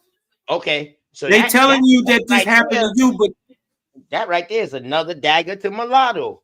Because now they saying a mulatto is a fucking Asian and a Persian or something else mixed now. Yeah. What the fuck? It ain't a one white and one black now. What is mulatto now? Yeah. What is a mulatto now? What the hell? The confused breeding stock of a breeding program. There, inbred. North African woman, though. North African woman, she was not jet black. While white women slaves were incarcerated in the harem and forced to breed. Damn. This bitch was crazy. He would line up his slaves and citizens and call out that one, take that one. The British and European families of the captured slaves begged the church, the crown, and associated authorities in their respective countries for help, but often met with a callous lack of concern. The white slave trade continued well into the 1800s. I'm telling you, into the 1850s, when the United States of America, Britain, and several European nations finally came together and fought and won 2 wars against the Barbary pirates. The Barbary Empire went into decline from then onward, but the white slave trade continued, albeit to a lesser extent, even after France took control of Algeria and Tunisia in 1830 and 1831. Britain passed the Slavery Abolition Act in 1833. At the same time, European governments passed laws granting emancipation to slaves. Okay, cops, stop right there real quick, bro. So hold on. So how the fuck is they bringing 1 million Africans over here? If the Barbary pirates is running shit. That's one. 2, you dig what I'm talking about? You got to think in 1830, 1812, all that, the United States had just put together its first naval shit. Pretty much. It was. We didn't in the 1790s, late 1790s, and all that 1800s. We didn't have battleships to war with them, and this is why the pirates was getting down. But we couldn't even fuck around in the French Revolution because we didn't have the boats. We didn't have them type of boats. You dig what I'm saying? We had something different that was going on. But the boats like that they was having, you had to come over here and build them over here first. We had all the stuff. Correct. That's what they was doing. Yeah, we had all the stuff here. This is why you find a lot of that stuff coming fresh out the Caribbean, because it just grows year round. The whole concept of the shipbuilding, because ain't no way we built ships that last over the Atlantic. They didn't know nothing about no shipbuilding. No, they didn't even have the wood to sustain the fucking Atlantic. That, you know what I mean? So that shit, that's why they always ended up shipwrecked. That's why they were so fascinated. Like, yo, how these motherfuckers can navigate like that through the fucking waters of the Atlantic like that, man. So it was the structure and the type of wood we was using and our boats. So we taught these bitches a lot.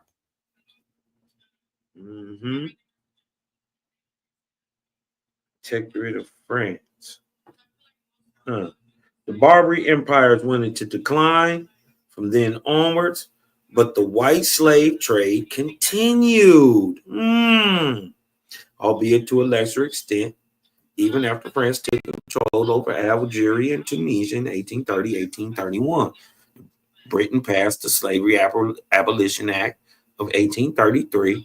At the same time, European governments passed laws granting emancipation to slaves. As Europe's power increased,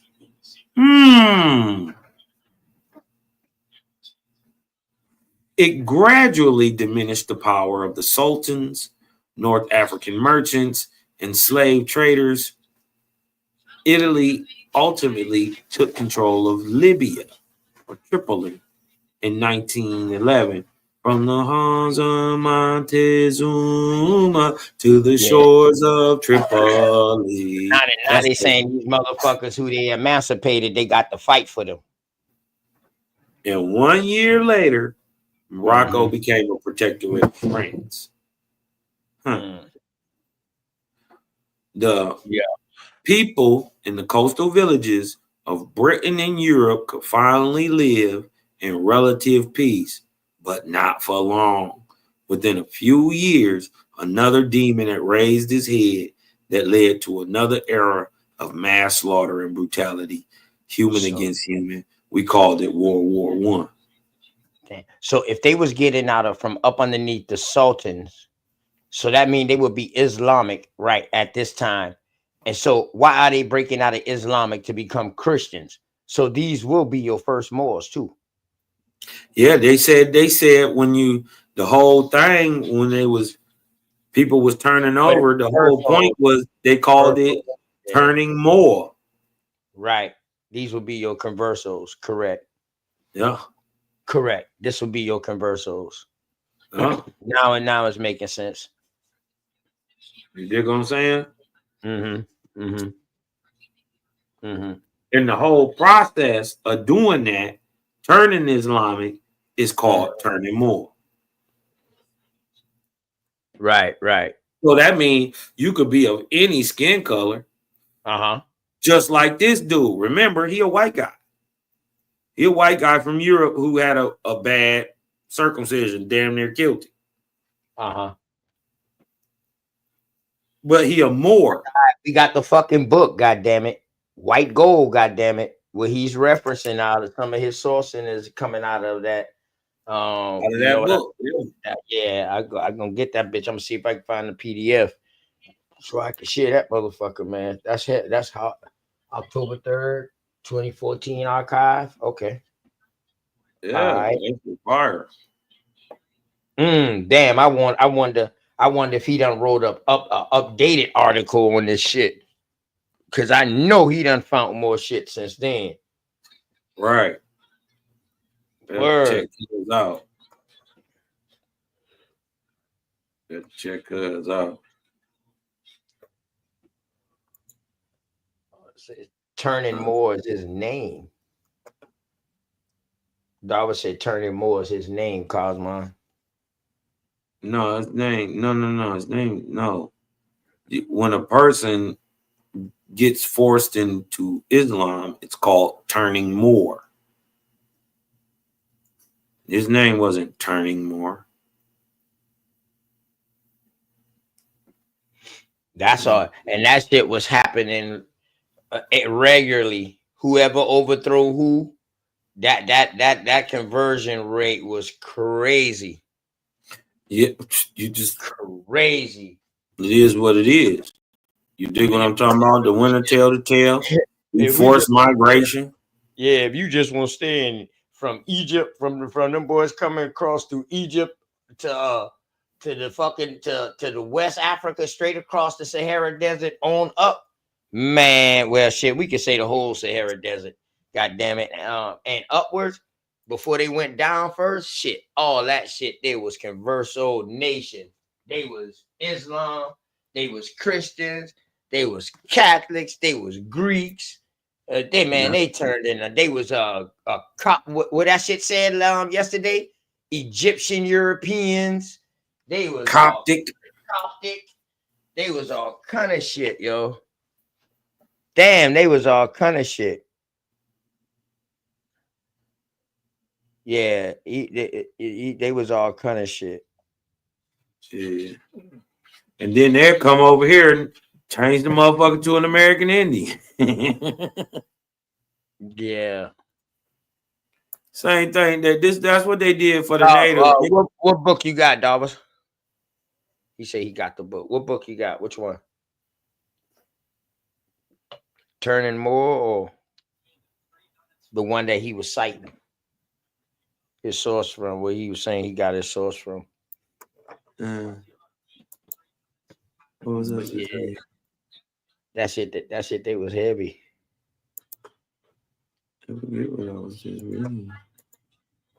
Yeah. All right. So Bad Saint. Let me try to explain this as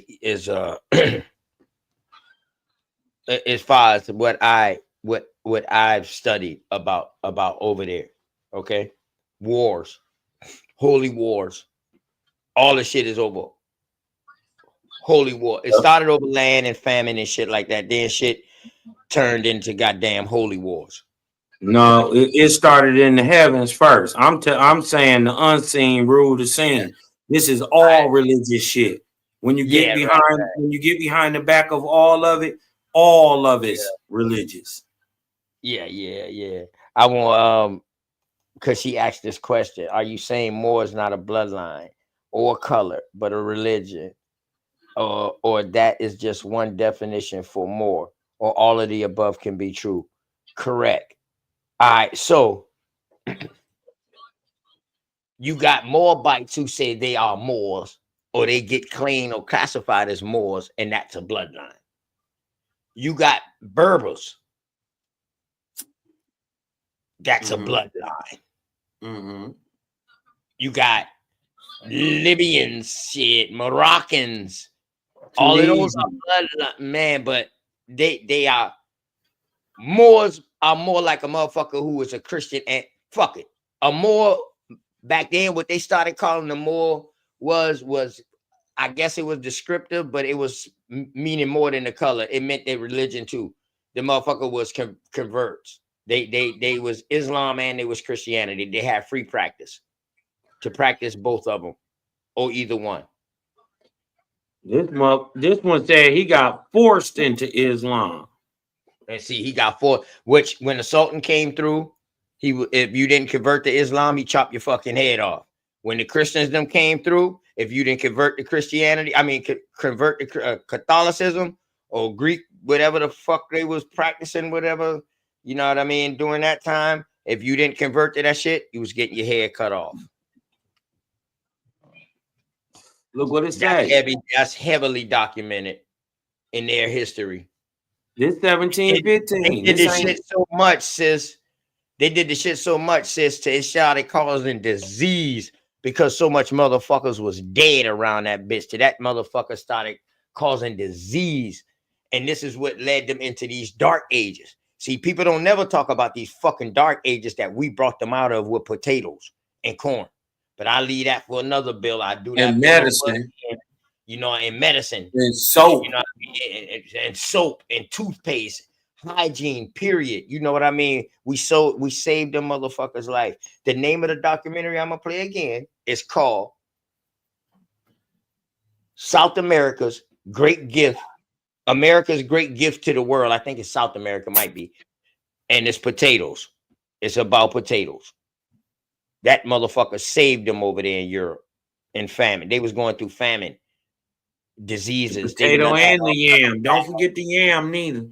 Yeah, the yam. Yeah. They was going through all kind of, matter of fact, and I just found something. I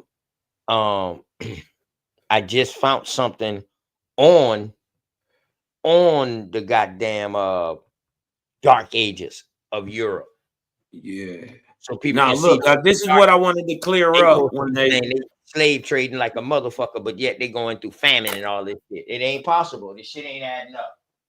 Go ahead. My thing is this. I just wanted to clear up what they was talking about in the chat. It did not say his name was Turning Moor. No.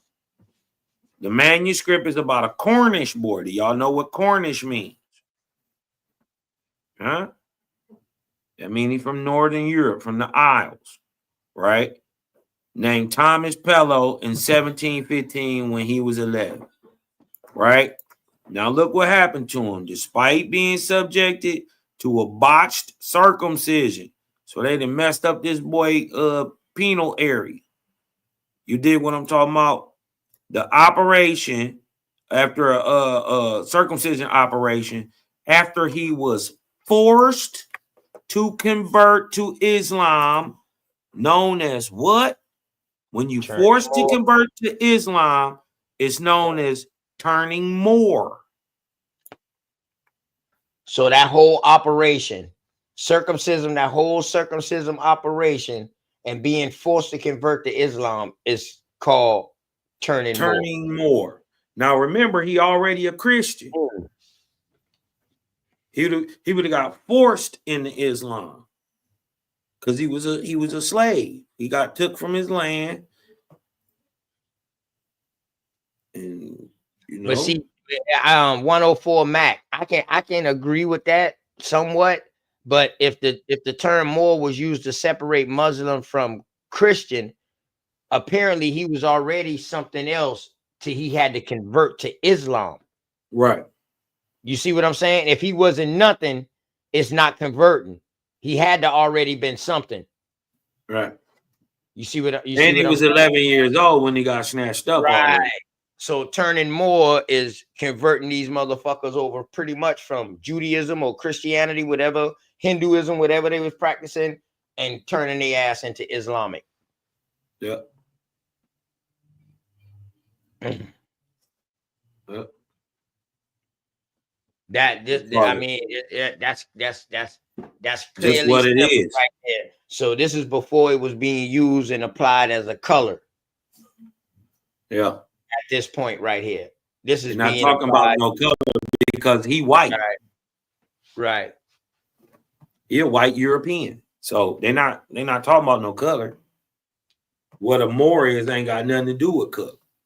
And cause I gotta work in the morning, man, but you should do a bill tomorrow morning on your show about turning Moor. I'm sure you can find a bunch of shit on that shit. Now that we know what the ceremony is now. Yeah. Yeah. Man, I got so much shit to, man. If you don't do it tomorrow, you know what I mean? I think that'll be I got so much shit to show on that shit on the too. show first that I think is really dope. You think what I'm talking about? I got some shit that is dope. You know what I mean? That I've been looking at lately. It's crazy. So, man, I'm gonna bring out. I got a few things. I'm gonna hit y'all with this Lost Book of King Og video coming out. Shit. What else? What else I got coming? I'm gonna hit them with the wheels of the Great Spirit. I'm gonna show y'all what. I'm gonna show y'all what a manito is, and show y'all that the American Indian never praised the God. I'm gonna show you that. Mike Harris. This Christianity didn't mean you was a slave at this time. Christianity got a stronghold at this time. Right. This 1700s, bro. And Christianity just running neck to neck with fucking Catholicism right now at this time. And you got to remember, in 1681 they created the word white to mean European Christian descendable. So people of all kind of colors would have been called white. Just like people of all type of colors would have been called Moor. It would just been your practice that proved what you were. Right. And 104 Mac says something that I agree with. You know, at first, you know, it was about religion, and then later it got to designate to a people to be a descriptive term as a color. Now, as the a question negative, is, as a why? negative, as a negative connotation at that. Yeah, and but you got to still ask the question: if it's religious, and you dig what I'm talking about, why in the end of the day, if it's purporting to be a good thing, is it in the end of the day trying to eradicate niggas? What would be the benefit of the God of the Bible wiping out the nigga of America? What if the people in the book ain't you? What if you really are in Dios or children of God? What if it was always about you? Right? And they flip-flop and stole Joe's stories. Huh? They re-rocked and retwerked and repackaged your shit back to you as religion. Then gave it to you in Algonquin. So when you seen it written for the first time, it could start rhyming. It start to make rhyme and reason. Correct. Oh yeah, damn. Okay, you dig what I'm talking about? The dying on the cross. I got a story of Kichla. You dig what I'm talking about? I can see how that. You know what I mean? Yeah. Trust me, ain't nobody come in here just guns blazing. It didn't happen like that. It didn't happen like that. And then you got to think about it. The beggar can't never be choosy. Hey, Cosmo, ain't these Barbary pirates at this time Islamic also? Yes, they are under the Sheikh. So they're patrolling the fucking coast of Africa all the way up to Europe, Great Britain, all of that. Plus, they're on the interior, coming all in the by way land. to Russia, all the way to the. Listen, I'm saying So how can the this slave trade whole of happen? Europe. So how can they talk about a transatlantic slave trade and never talk about Islamic people doing this, bringing the motherfucking slaves over here? Right, the Because if Ottomans, the anything, they Corsairs. would be the one. Correct. They would be the ones if it was any, if they brought Africans over here, these white Africans, or they brought Africans over here to the islands and stuff. It would be the Islamic motherfuckers. Correct. Yeah. Look at the time frame, y'all. This is the height of the transatlantic slave trade, y'all. Remember, many of these people are conversos. So many of them convert to one religion or the other, but once they get to wherever they at, they convert back. They convert back. And we got all of their ass. I got the record when all their ass came in South Carolina and hid up underneath the church. The French Huguenots, the Conversos, the Sephardics, the Moristos, the Morenos. I'm gonna hit them in the head. I got all of their ass. I'm gonna hit them in the head and show them that these still enslaved, now however you want to put it, enslaved European Moors, Moriscos, Conversos. You dig what I'm talking about? But European pale faces nonetheless go on to set up Ghana, Kenya, Niger, all these places. Right. Enslaved pale faces set up Nigeria. They set up Kenya. Right. Straight from Britain, right where they said they took dogs from Cornwall, same place. So if Islamic rule was in the whole of Africa, pretty much, the midst of Africa was up underneath Islamic rule during this time right here. And they had a massive, don't never talk what about African slaves are they bringing? Because Islamic law, once you convert to Islam, you cannot be a slave. You cannot enslave your own person. They had a converso like slave group too. We gotta find that. They had one of them too. But and see, they don't never talk about the inter-African slave trade or the Saharan, what they call the Saharan slave trade of the Sahel.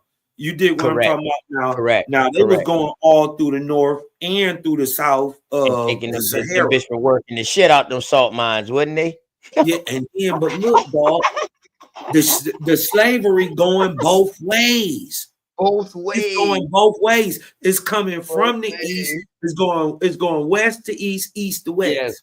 Yes, because they're also bringing all the little places that they're conquering. Turkey, they're bringing them into Africa.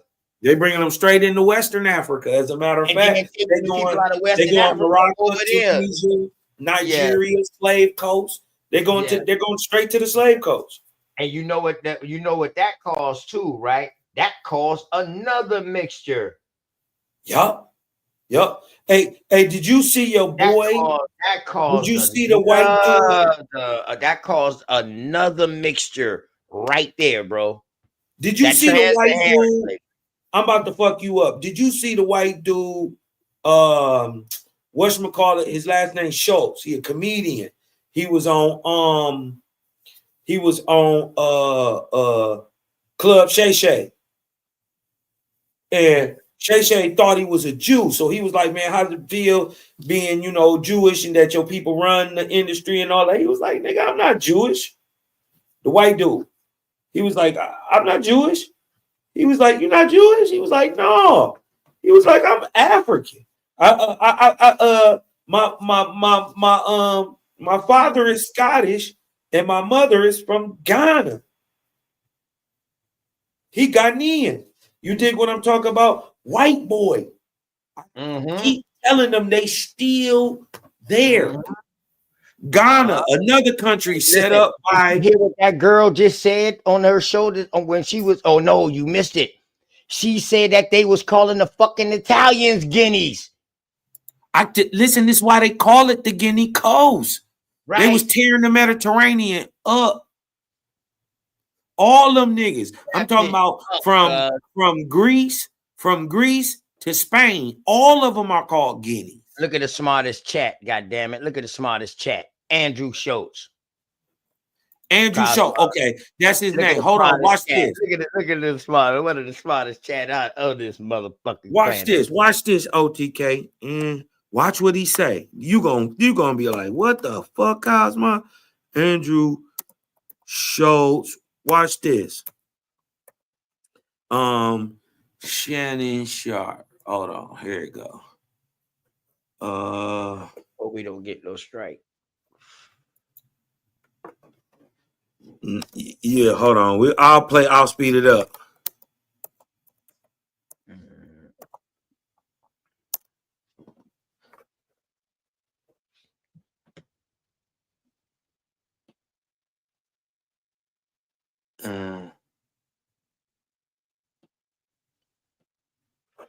And y'all, they never called India until later on. Bharat, Hindustan. They ship out the change back. Word. They ship out the change back. To them, Indian is derogatory for real, for real. In case y'all really want to know.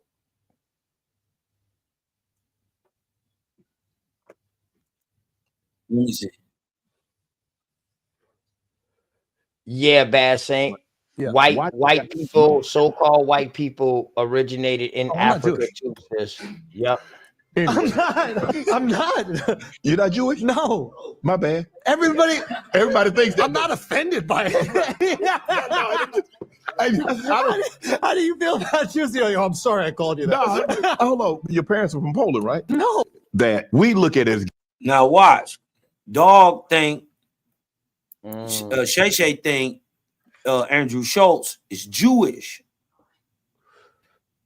Watch what he tell him. He say, man, ain't your parents from Poland and all this shit? Watch what he tell him, bro. Now look, watch. This is a mulatto. This is an African. Watch this. Giving you praise, how you guys stick together, come together, get money. Yeah. Why do you guys look at that as a stereotype? Who's you guys? The Jewish people. Oh, I'm not Jewish.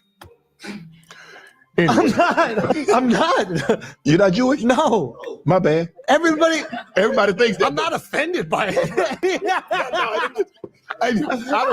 How do you feel about Jews? Oh, I'm sorry I called you that. No, hold on. Your parents are from Poland, right? No. You just said they're Polish. Scottish. Go Scottish. Not all white people are the same.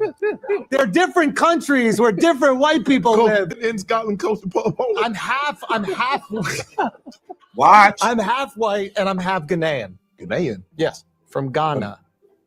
Who's doing your research? Nah, nobody. Hey, Ancestry.com did you talking about research? Wait a minute. Why is it that we look at it? Search. Nah, nobody. Hey, Ancestry.com did I'm half white and I'm half Ghanaian. Ghanaian? Yes, from Ghana. Who's doing your research? Nah. From Ghana. Damn, Danny said, who's doing your research? That Shannon Sharp said, nobody. Ooh. From Ghana. Ooh, You because talk about whoever Ghana doing your was set up. research, you by just said Europeans too. this man was from Poland. This man ain't nowhere from Poland. This man from fucking Scotland. That's a real African. That's an African, y'all. It's an African. A freak. And now he's literally an African American. Yeah. Hey, Cosmo, let me ask you this too. Yeah. when did all of Africa become Africa? What year was that? That is a great question, sir. Because we know West Africa was called a freak. We know that the Spanish and you know what I mean, and the Arabs, they've been done put it together and they call that shit Africa. It took so many names over the years, but you dig what I'm talking about. We don't start really seeing it called Africa for real till colonization. After colonization, you'll start seeing references to this place called Africa, but before it had many names. They called it the whole thing Libya at one time. They called the whole thing Ethiopia at one time. This is the crazy shit though, right? Yeah.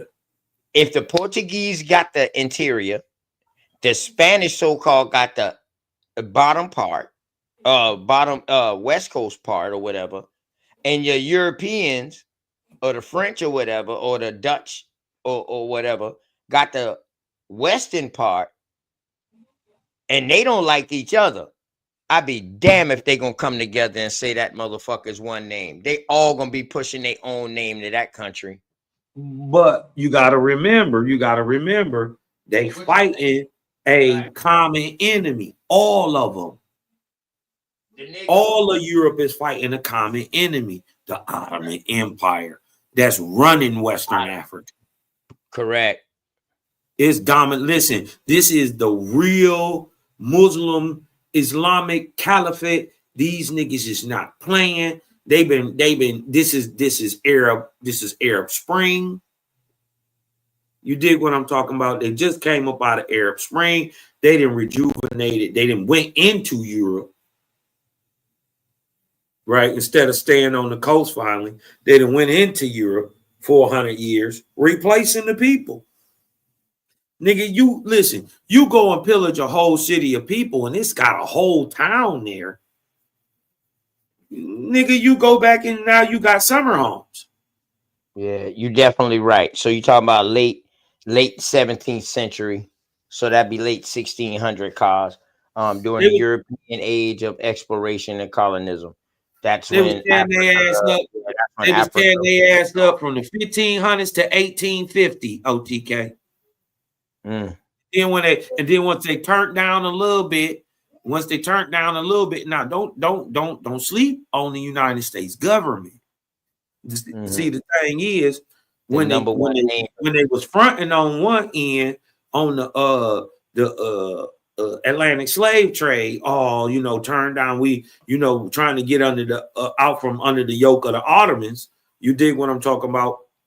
Or pressure from them. Man, they was bringing people from the other side in the Pacific slave trade by the boatloads, bringing these chinos over here. You dig what I'm talking about? The coolies. You dig what I'm saying? They go on the fight. They also was taking their ass back to fucking Asia too. That's why they was taking their ass. If people don't know, Philippines is an Asian island, y'all. But they speak a form of Spanish. Well, they got words that's the same. So that right there, they've been whooping their ass over there in the Manila galleons for years. You dig what I'm talking about? They have been running them niggas over there for years and years, and they had established Christianity real strong over there too. You dig what I'm talking about? So when they many of the people who was coming over here indentured themselves. This is what you understand. They came over here and indentured themselves. For many of them trying to get rich, hitting in the gold rush of the late 40s, 50s. They was coming over here as late as that, 1840s, 1850s, during trying to get rich in the gold. Also joining into the American-Mexican War, being promised land, getting made into Chinos and then to Native Americans. They don't get their land to starting in 1866 with the treaties and all that, because they getting a good Scooby snack from the massa, the United States government. Here goes some reservation land for what you said you was gonna do. You said you was gonna fight to overthrow the niggas. You did. Correct. And that was the story that I showed earlier when I was showing with one of them boys from Afghanistan came over here fighting the Civil War. He had hell fighting for his pension, but this motherfucker fought in the fucking Spanish-American War and all that shit. Muhammad Khan. He fought with the Union too. Mm-hmm.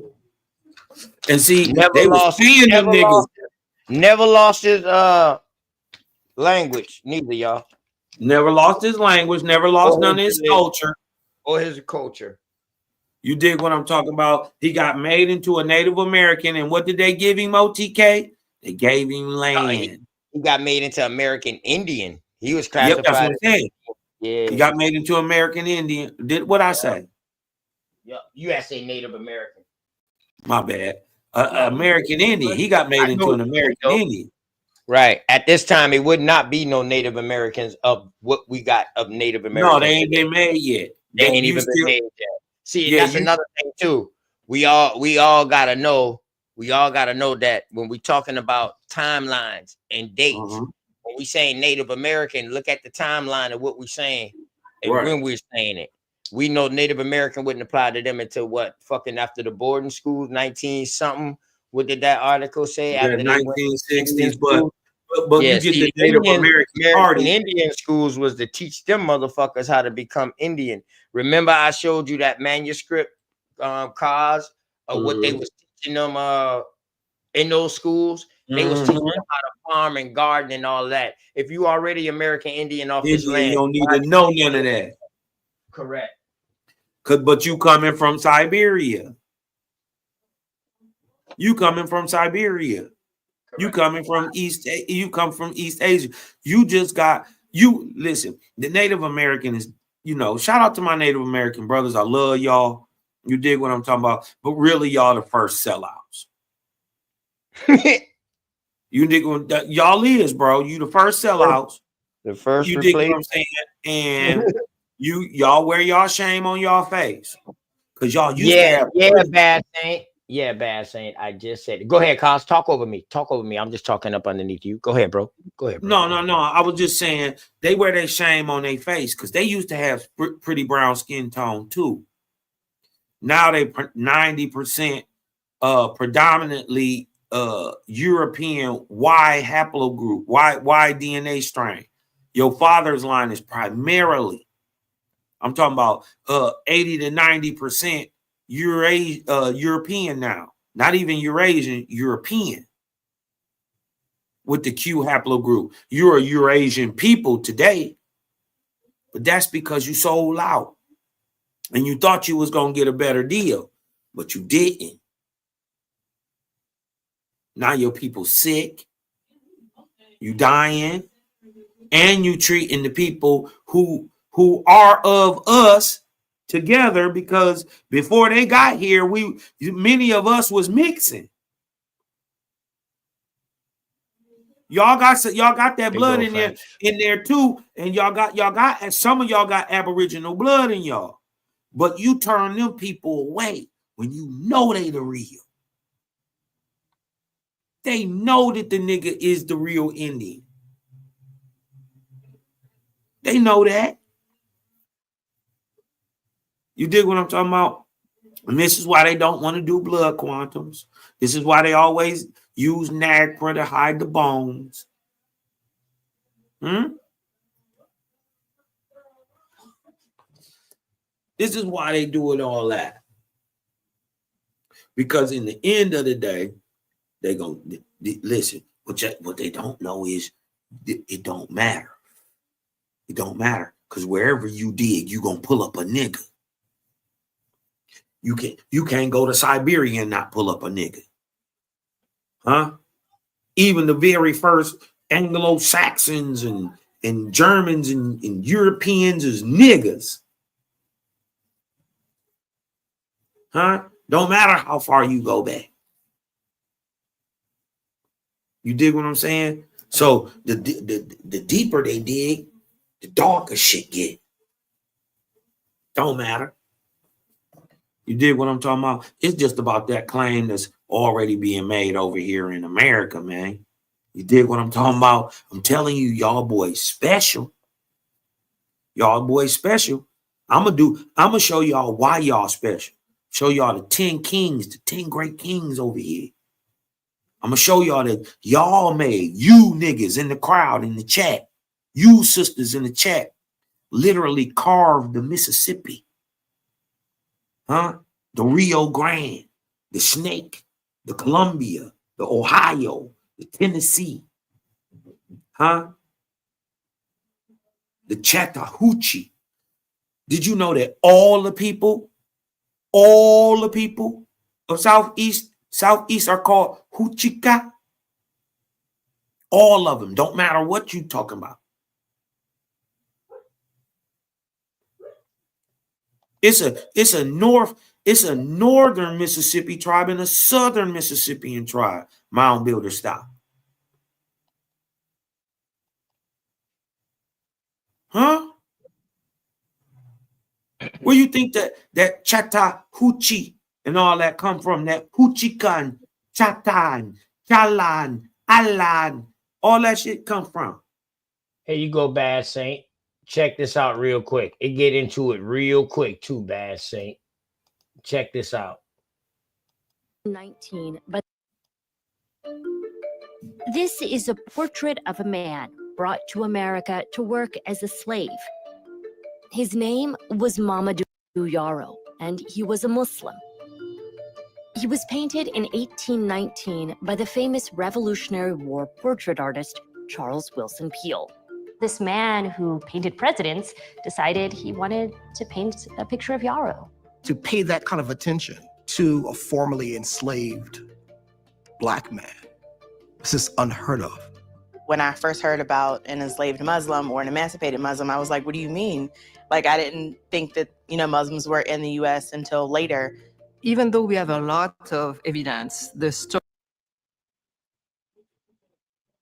Hey, Bad Saint. This also fucking them up because they saying he's black. But watch where he come from, baby girl. This kill a shit that black mean you from Africa. Like YK said earlier in the fucking chat. Check this out. They just said he was black now. Check this out. Story of the African Muslims in the United States has been, for the longest time, lost, unknown. I didn't really even know about the story when I was growing up here as an adult. This is a story that predates the founding of America. Predates the founding of America.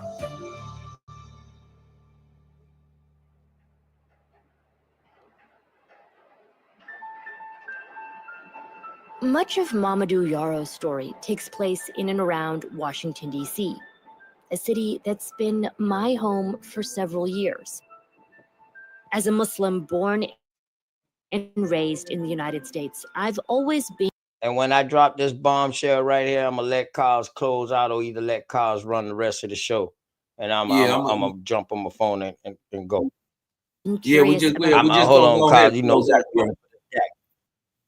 Okay. Yeah, just go ahead and close out when you're done, and we'll close out. I knew the first Muslims to arrive here in significant numbers came from Africa, but I didn't realize how much of their story had been unearthed.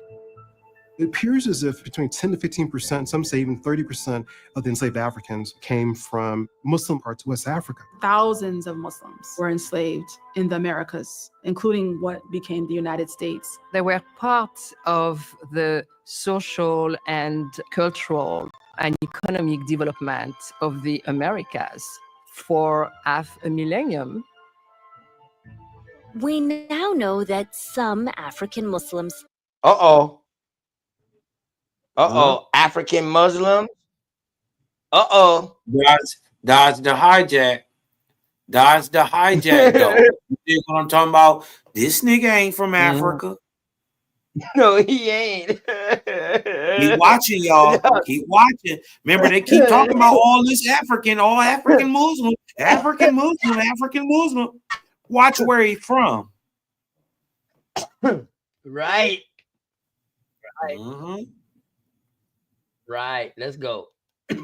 left their names, preserved in plantation records and runaway slave ads.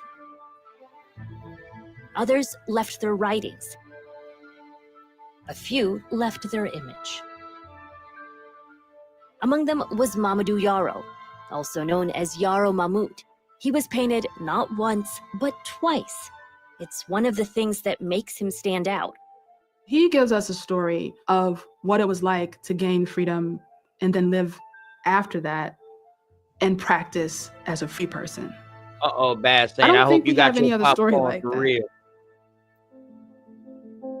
Hope you got your popcorn, Bad Yaro's Saint. story has been preserved in the archives pull of your the lace American front down. That's why. This Philosophical why Society in motherfuckers. Philadelphia. This why And the writings motherfuckers of gotta the artist respect who me, first painted Bad him. Saint, and they After got to painting because presidents, I really do this. including George Washington, John Adams, and Thomas Jefferson. We are looking at one of 26 diaries written by Charles Wilson Peale, a very important early American portrait painter, one of the most important. This diary goes back to 1818 to early 1819. The diary is rather small, as you can see. It's about 58 pages of text. The Yaro section takes up about 3.5 pages. It's the biggest vignette in the diary from this period. Writing in December 1818, Peale describes a visit to D.C., where he heard about an old African man, Yaro, living in Georgetown in surprising circumstances. Mr. Brewer said that he is comfortable in his situation, having bank stock, and lives in his own house. In his own I shall be able house. to give a more... I shall be able to give a more particular account of him as I propose to make a portrait of him, should I have the opportunity of doing it. A slave now living in their own house. The diary was a vital resource for the author, who played a key role in piecing Yaro's story together, drawing on Peale's account and a wide variety of other sources, from census data to shipping records. I was here at this library many years ago, and I saw this painting by James Alexander Simpson. Georgetown is a lily white community, and so to see a painting of a black man at this library was sort of unusual. That's what started the whole project. Where did Yaro come from exactly? We don't know for sure, but he was a Fulani Muslim, and the Fulani were moving from Mali into Senegal, Guinea, and other places Watch in the West Africa at the hijack. time. Islam Watch where they comes find to out he's Africa from. itself via the trans-Saharan trade routes and over North Africa down into West Africa. Islam was implanted in Africa for over 1,000 years. The spread of Islam went hand in hand with the spread of literacy in Arabic. So there were schools for boys and girls. There were also institutions of higher learning, and they traveled all over, not only West Africa, but to Mecca, to Egypt, to learn. They also are interested in not necessarily being Arab, as it were, but practicing Islam through this African sensibility. This was the world Mamadou Yaro knew until he reached his teens, when everything changed. Around 1750, Yaro and his sister were sold to British slave traders after being captured, probably in a local war. He's in a center of Islamic learning, and then boom, just like that, he becomes a captive of the slave trade.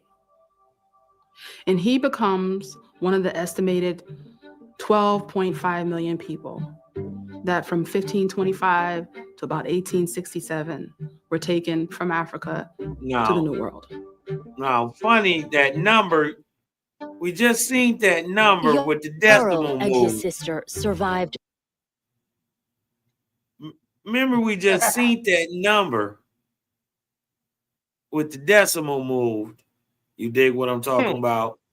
Of these same people, white Europeans, at the same time, they already there for more than 100 years. Correct. Yours say 1.25. This saying 12.5. 12.5. Now, mind you, this is a rendering, a conjecture, a thought up. This boat was never built. Right. See, nobody right? never reads that middle context right there. It's a plan Yeah, it was. showing the storage of 130 additional slaves around the rings or sides of the Lord Day. Don't you know these abolitionists was drawing this shit to get this ship to get built? But what they don't really want to tell you is, and what they're really hiding is, the people that would have been on that ship had pale faces. Correct. Who the only way you can come over here is if you get okay from who? The Moroccan Sultan. Right. They ain't got no ship that big. They To never get to made the no Caribbean, you must leave from where? Western Africa. Southern West Africa, you must leave, get into the gyre, and it'll take you right into the Caribbean. Huh? Yeah, she in the library again. But you got to go to where the Ottomans own. You dig what I'm talking about? Is this the one? This the one where they say the nigga from Persia? Hold up. Yeah. It's about to come up on. Damn, I thought it was right there at the very beginning, but let's go. Yeah. The notorious Middle Passage, a grueling journey across the Atlantic that. This is a page from the Maryland Gazette, a weekly newspaper published in those days. So it says just imported in the Elijah directly from the coast of Africa. A parcel of healthy slaves consisting of men, women, and children. So they're bringing children over as well. And it will be, is it disposed of on board the said vessel? for sterling money, bills of exchange, gold or paper currency. Yarrow and his sister were separated in Annapolis. What became of her is unclear, but Yarrow was enslaved on a tobacco plantation in Montgomery County, now the suburbs of Washington, D.C. In the decades that followed, records suggest he had a son here with an enslaved woman. Around 1790, Yarrow's life changed again, when his enslaver brought him to Georgetown. Today, it's one of Washington's most exclusive neighborhoods. In Yarrow's time, it was a modest port town on the Potomac River. How does he end up in Georgetown? He was purchased by one of Georgetown's most famous families, the Beale or Bells, Samuel, initially, who makes him his manservant, or might be a fancy name for a valet. I think he was smart enough to learn how to be around his enslaver. It's different if you're a field hand or you're in sort of doing other kinds of chores. That may have even helped to preserve him from not being broken down in certain kinds of ways as others are. In order to make money, the Bells or Beals like for him to be industrious. They also require that he give whatever he makes to them, but they give some of the money back. And so what type of work was Yarrow doing? He made charcoal. He had that technique. He sold baskets. He also made bricks. He commanded 1.5 times what a white brick maker could. In Georgetown, Yarrow joined a growing community of Black people, both enslaved and free. Many of them and their descendants are buried at Georgetown's Mount Zion Cemetery, established in the early 1800s. This graveyard gives us a glimpse into the type of community Yarrow was in. Would have been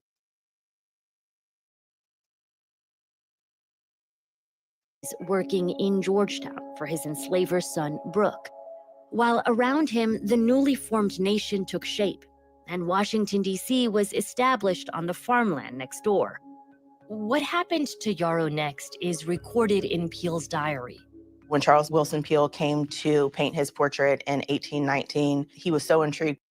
Knowledge of him for many years, and her husband intending to build a large house that he would set him free. Damn, Carl.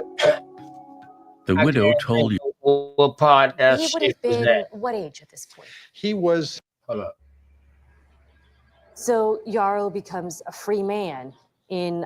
The widow told Yarrow that as he had performed his duty, that she had made the necessary papers to set him free, and now he was made free.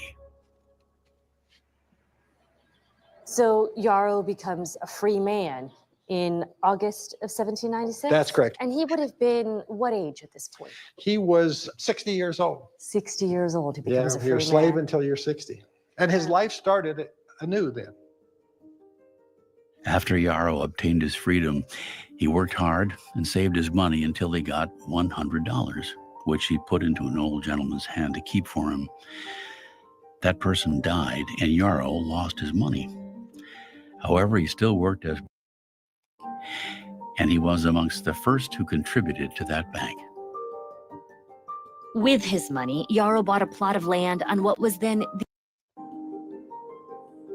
This shit right here, cause This is the Recorder of Deeds ledger book from 1800 in Washington, D.C.